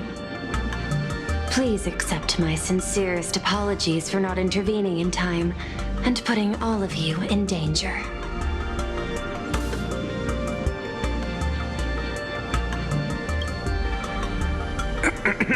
Actually, she put one in my pocket too, but I auctioned it online as a souvenir. Thank goodness you kept yours. Otherwise, we'd be done for. Madame Pearl, where exactly were we just now? The place where you fell is called the Torn Scroll. It is a space that peeled from the scroll painting during Plain Arcadia's return to reality. These splintered spaces continuously rip at both reality and the world in canvas. The Department of Aberration Defense originally thought this kind of phenomenon had stabilized, but based on observation, during your encounter with the Daybreak Squadron, there was a sudden spike of disturbances from the torn scroll. Unfortunately, the cause, unclear. Therefore, I had to use the power of the Cornerstone to analyze the space, then mend the fissure with Imagenesis in order to bring you out. The Department of Aberration Defense has initiated emergency protocols to reassure the public and handle the aftermath. However, I wasn't able to directly observe your situation after you'd fallen into the torn scroll. Would you be so kind as to share what happened there? We can close the new Herald of Death case. My shadow has devoured the guilty three and tasted their sins. They were responsible for the Sinwish Syndicate massacre. Of that, I'm certain. Was Full Wish the mastermind? I couldn't find any solid proof of it, but it hardly matters now that the culprits have been executed. Worry not. Based on the intel provided by you and Miss Kuchiba, I have deduced the following. As a survivor of the tragedy of the Blood-Stained Games, Full Wish founded the Research Society of Happy Smiles, charity organization. The organization has since been providing an unapproved medical treatment named happiness surgery to its members, which neutralizes their physiological capacity to feel pain. The procedure drew many more followers as a result. And the Daybreak Squadron, members of the Smile Society, imitated the Herald of Death's modus operandi for their crimes, and challenged the Astral Express during the exhibition. From the aforementioned facts, the predicted probability of Full Wish being the mastermind is 92%. If I may, Madam Pearl. Management in Plain Arcadia should be dictated by the chain of evidence rather than extrapolated probability. I understand. I will observe the human laws and customs. In any case, we have achieved our goal through Star Railfest, luring the supplicant with ill intent out of hiding.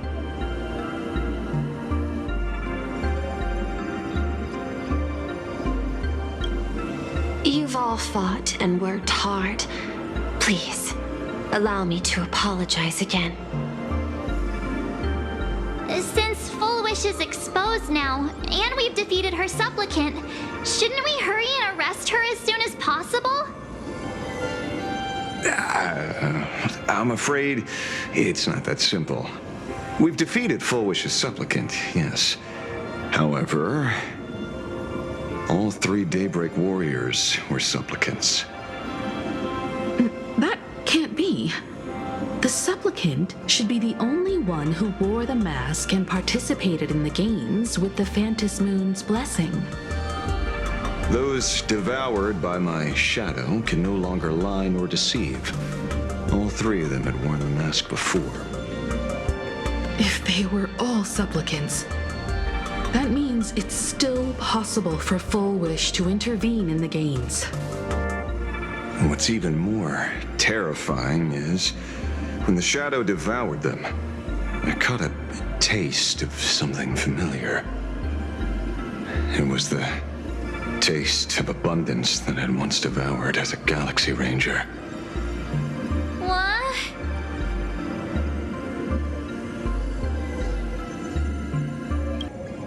Yeah, that's something that happened a long time ago. Living in seclusion dulls one's senses. I should have realized it earlier. Darn it. There is no point in beating yourself up over it. Therefore, the conclusion must be corrected. The Research Society's happiness surgery is a medical technology related to the abundance, and not simply about relieving pain. assessing the risk involved in this procedure. Unable to extrapolate. General Yao Guang told us that she foresaw a great calamity upon Plain Arcadia. According to her divinations, Blade, the Stellaron hunter, could be its catalyst. So that's why she asked me for the authority to extradite Blade. Regardless, none of us had anticipated this. Plain Arcadia's calamity had already taken root, long before the arrival of the Stellaron hunter.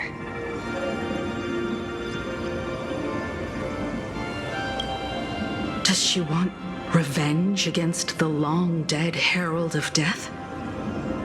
Or is she trying to erase the memories of that tragedy? It's frivolous to speculate her motives. Unlike Intellitrons, humans may weave an intricate plan for a mad reason at any cost, yet execute it with impeccable rationality at every step.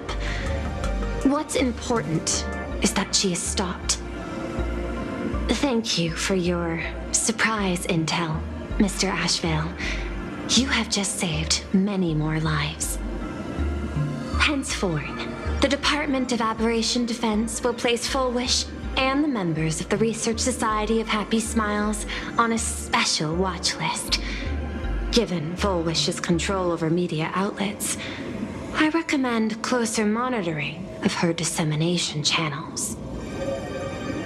Understood. We will also implement pre-disaster measures at the calamity level standard per the Safety Response Protocol against aberrant threats. Fullwish is not working alone. For normal people to be able to get an abundance transformation, that implies far more sinister supporters behind the scenes.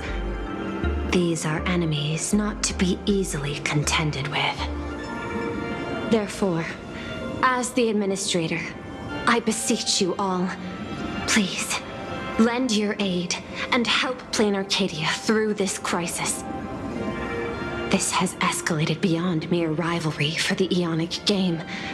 Fullwish's conspiracy has crossed the line. This situation's 100 times more dire than the Herald of Death incident 15 years ago.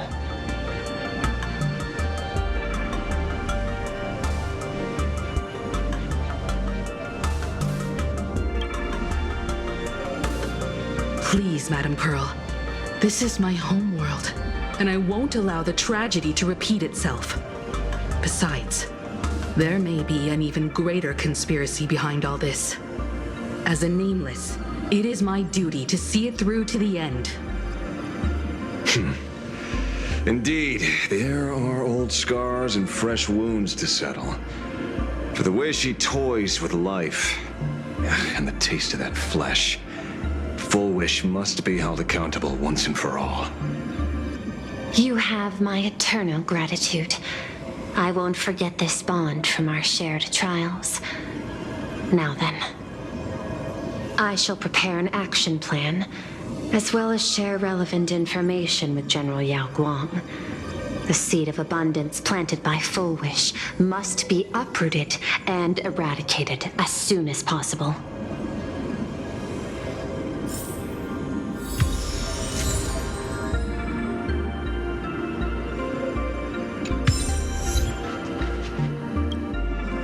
So it's true.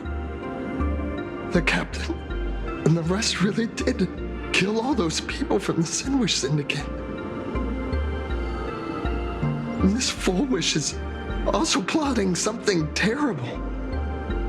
This is absurd.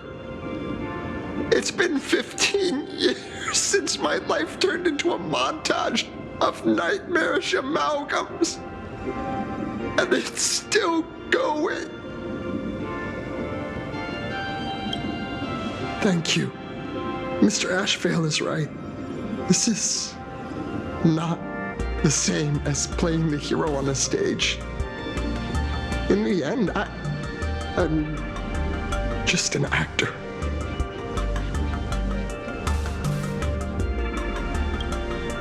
Oh, leaving now. We're counting on you. hero of the Express.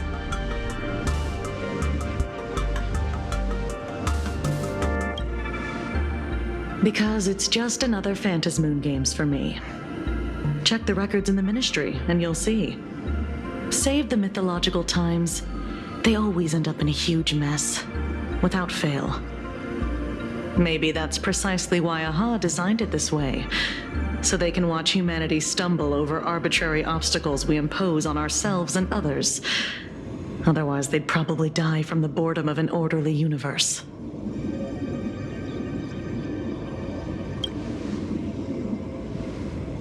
Maybe interrogate him for a few days.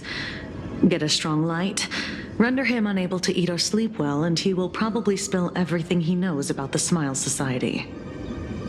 And once we've picked his brain, we'll let him go. It's almost time. I should get back to work too.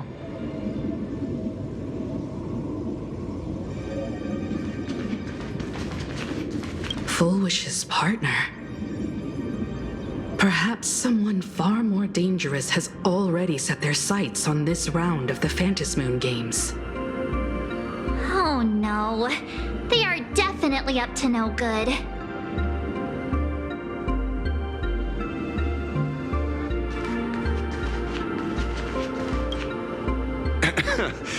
Terribly sorry, Nameless. It was your exhibition and your enemies. And there I was, stealing your spotlight. Curious.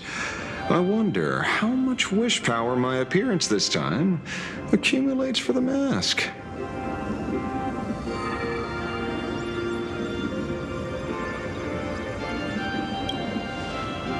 Oh, don't be like that. You can tell them that I'm Welt. We already look similar enough. Who knows?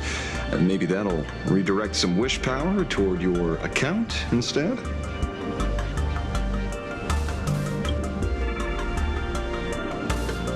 We fought side by side in the past, and well, I know a few faces. But, as they say, the honeymoon phase never lasts. I heard some of theirs were still looking for me before I went into my last cryosleep.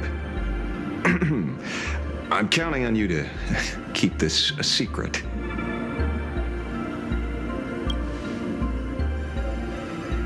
Some people want the head on my shoulders, while others want the shadow in my arm.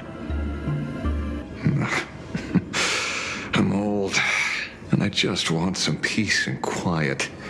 That's all there is to it.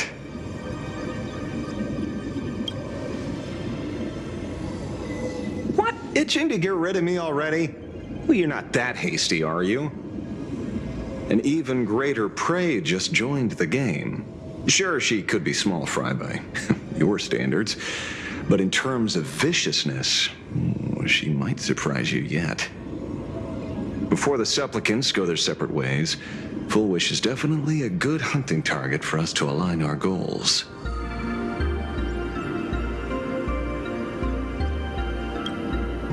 Such confidence. Can't help but smile at that. And for some reason, you really remind me of a young man named Tiernan. You nameless bunch just love jumping headfirst into fire pits, don't you? Well, given your skills, would you be interested in joining the Galaxy Rangers?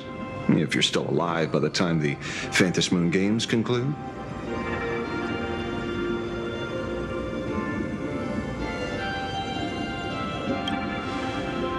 Good answer. I apologize for my presumptuousness. After all, becoming a ranger comes with loss, suffering, and vengeance. In that case, I will take back my words. Young Nameless, may you never have to tread the path of a ranger.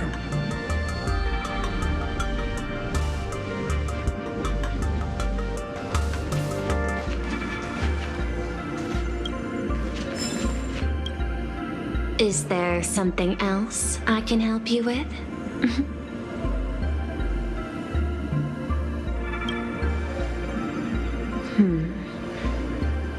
had put them on a temporary watch list before, due to significant decreases in crime rates in certain regions. But now, we finally know how they achieved such a miracle. Personally speaking, I cannot fault the citizens who joined the society, nor do I wish to fixate on the accountability of those who governed at the time. After all, for the corporation, the Smile Society is a tool for maintaining stability, and the members are simply following the human instinct to avoid suffering. You've been to Penacony. You should know. There, the family's members lull guests to sleep with power of the harmony and soothe their pain. From a human ethics point of view, it is well within people's rights to avert pain in moderation. Humans cannot turn off their innate negative feedback like Intellitrons do. I understand and deeply sympathize with that. My assigned theme is analytical art, but at the same time, I am fortunate to be appointed governor of a world. The portrayal and sublimation of pain in human works of art shine among humanity's greatest treasures. Tragedy, elegy, and lost epics. Their soul-stirring power springs from a profound understanding of this negative feedback. This so-called happiness surgery does more than just obliterate people's perception of pain. It strips away human complexity and turns what was dynamic and brilliant into a monotonous blotch. To me, governing this world is like creating a painting. My vision is to maintain the diversity of life forms and preserve their potential for growth and change. The Research Society has disrespected my work. Thus, my duty and theme have become one and the same. I will do all that I can to cleanse the misguided strokes of the Research Society from this land. Thank you again for lending your aid, Nameless. I will begin extrapolation of our next steps now.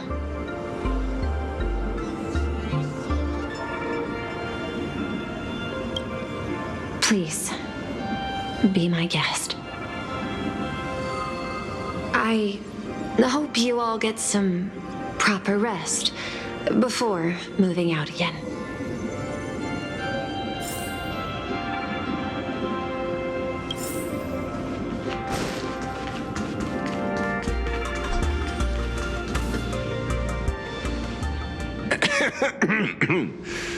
You know, I'm not here to be an ornament.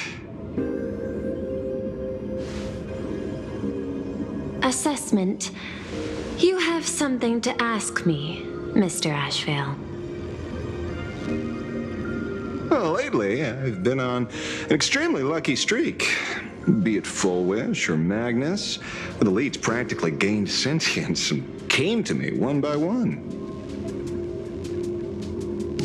Luck is also an important part of one's toolkit. Wouldn't you agree? I'm beginning to think you're the one behind it all. You tasked me to investigate the Society and protect the Astral Express, which all led to me unleashing my shadow on those people. Just so you can confirm your hypothesis. You had everything planned out since the beginning, hadn't you? If I answer yes, would it wound your ego? Perhaps. Yes. I paved the way for your investigation, leading you straight to the suspects. Through you, I confirmed my suspicions about the Research Society. However, the question of abundance transformation remains a thorny issue for me. Fortunately, there's a ranger who specializes in confronting such abominations, having lived in long seclusion within planar Cadia. But you know, that shadow sealed inside my arm can be very dangerous. Simply removing the nail can cause it to stir and resonate with the fragment and fissure. Had I not kept it under control at that time, the fight would have ended with all of us buried in that bottomless abyss. Is that part of your plans too, Pearl? Humans fear the worst, but to the Intellitrons, such fears are merely irrational deterrents. Wasn't the mask of elation I gave you enough to pin down the shadow? That gift you found through the guidance of the Express Navigator, Star Seer, I see. That very shadow that devoured the Swarm and Lord Ravager Zulo 10 amber eras ago. That very shadow that devoured Shuhu, the emanator of abundance, hundreds of years ago. You won the bet. You sure know a lot about this. Please, allow me to correct you. My ethical parameters prohibit engagement in probabilistic gambits. Accordingly, I operate by acquiring sufficient information to ensure zero margin for error. Then again, you are the species that brought art into existence as a form of expression. That seed of creation exists even in the most ignorant of humans' minds. And for that, I love and admire you. Whether you believe it or not, I will honor our initial agreement, Mr. La Mancha. At the moment of victory in the Phantasmoon Games, I will free you from all sufferings and fulfill your wish. To let a Galaxy Ranger die peacefully in his bed.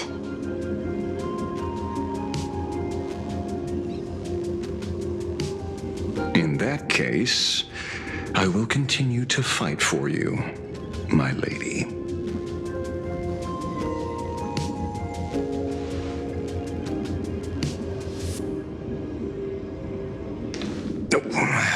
Right. You mentioned several times wanting to replicate the works of Graphia. I don't know much about art.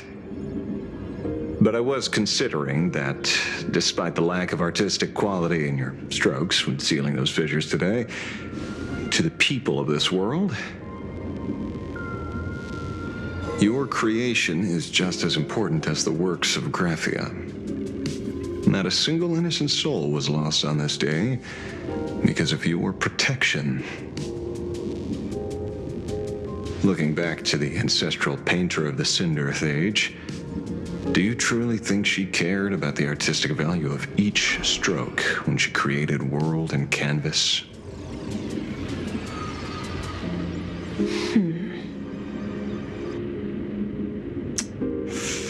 Tisk. Ugh. But what do I know? These are just crude observations from an amateur, so pay them no mind. I'll be on my way.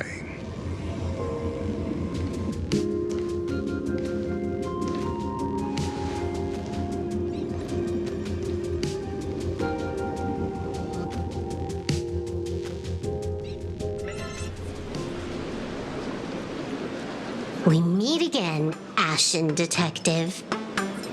It's hard to believe that I came back for you, especially after learning that you wanted to sell me out to Pearl. I gotta thank nature's gift.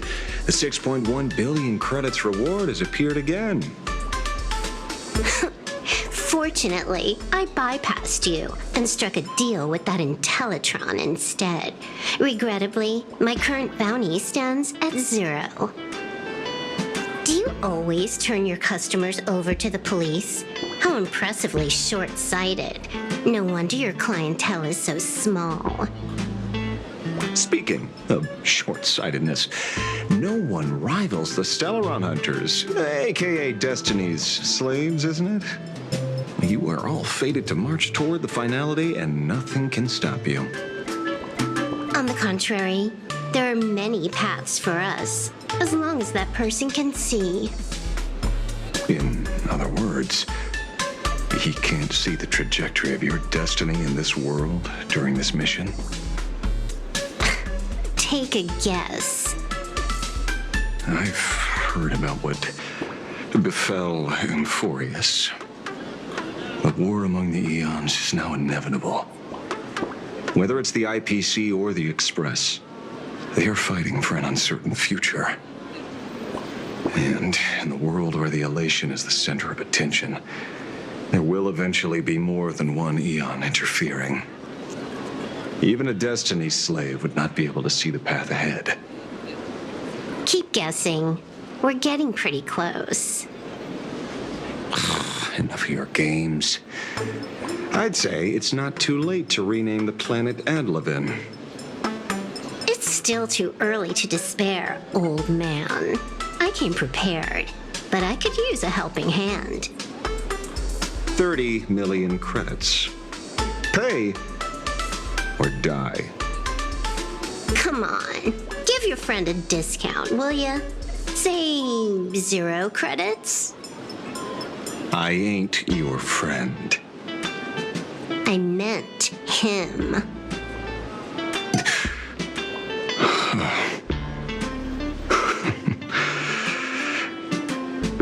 It's been a while, Ying Shing. It's been too long, Mr. La Mancha.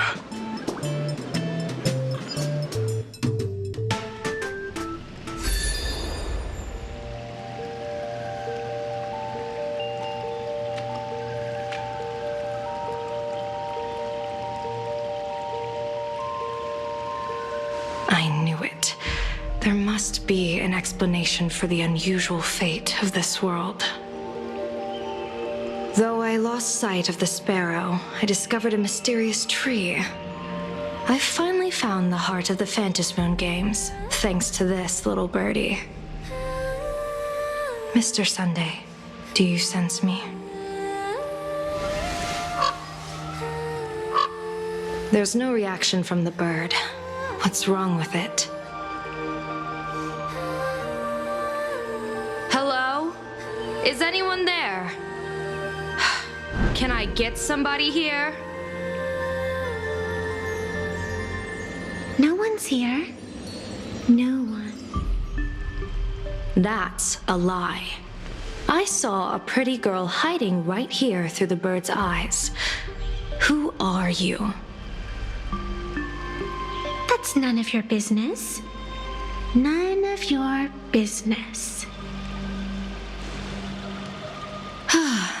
If that's how it's going to be, then I'm done playing nice here. If my eyes weren't playing tricks on me, the ancient tree here must be the ambrosial arbor of abundance, yes? Little girl, are you going to keep playing hide and seek, or will you come out and have a proper conversation with me?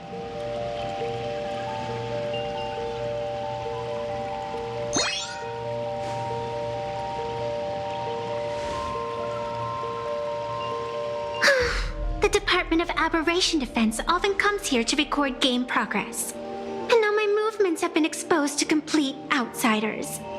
I suppose it's time to leave.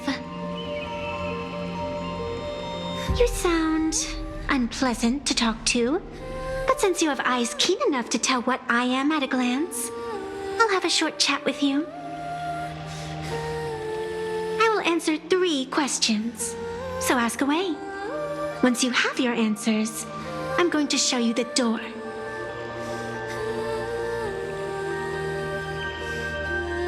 I wanted to question why the Joyseeker would permit the Ambrosial Arbor of Abundance to take root in a world they had blessed. But given their carefree nature, there was probably never any restriction to begin with. On my second question, are you a Fey-kind native to Ahatopia, or are you one of the long-life species shaped by the Ambrosial Arbor?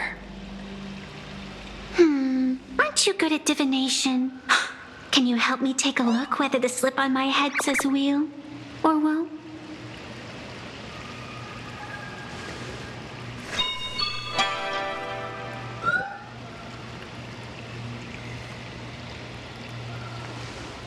There's nothing on your head except your ears. And that itself is the answer. I am the arbitrator who determines the outcome of the Phantasmoon Games. I am the raging waves of joy and the living pulse of this world. Diviner of the Xianzhou, the weal and woe you behold are but a single petal fallen from my hand. It blooms with the morning and withers by evening, reducing to dust in a fleeting moment. My true form is the Panarch Elwood, the embodiment of instant and eternity.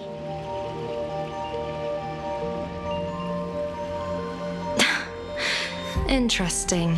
Took you quite some time to come up with those words, huh? The one who created me did say most people wouldn't believe me. Turns out they were right. I believe you. I feel the same way. For many do not trust the words of a diviner. Besides, no weal or woe has befallen you, which means your fate cannot be determined like that of ordinary mortals. You're not the first one I've met with this condition since my arrival here. You're left with one question. Since you admit to being an abomination of abundance, shouldn't you explain the fate of this world's residents?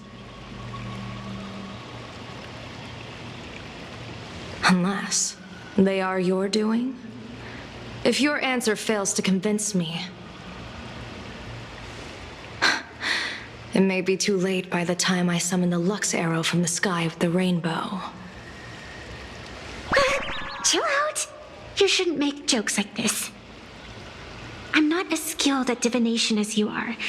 When you suddenly speak of the great wheel or woe and interrogate me, I get confused too. After all, isn't every rule and every variable of the Phantasmoon Games dictated by the impulse of some god? As for the brewing storm, let's settle down and discuss whether the turmoil, once again, is the result of the laughter's mischief.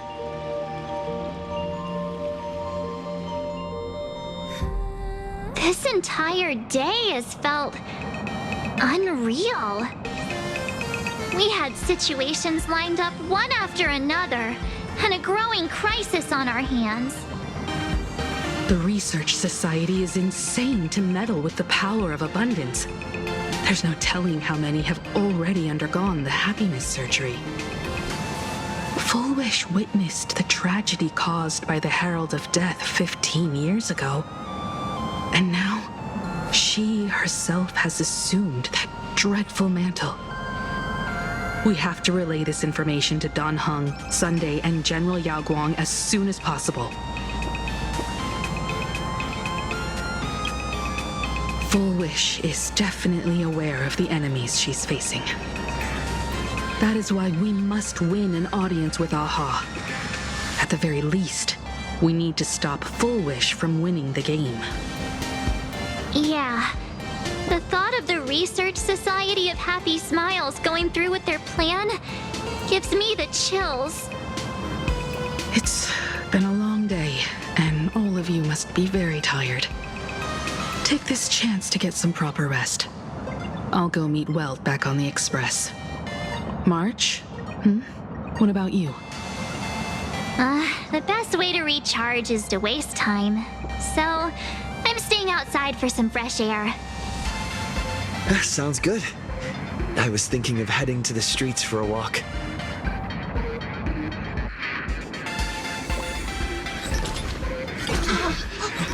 What was that? Did you hear that? Hey, I'm too tired to join in the fun. Go ahead if you want to play. I'll wait here for you.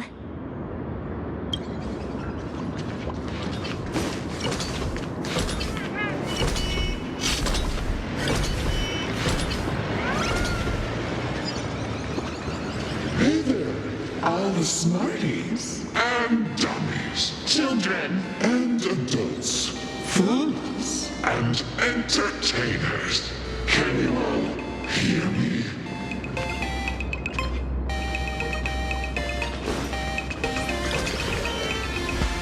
Now that everyone has made their appearance, no need to keep further secrets what began as a spark must grow into wildfire as an extra one of these fantasy games, servicing all of my authority more than a thin minute to become the true permanent demon of elation.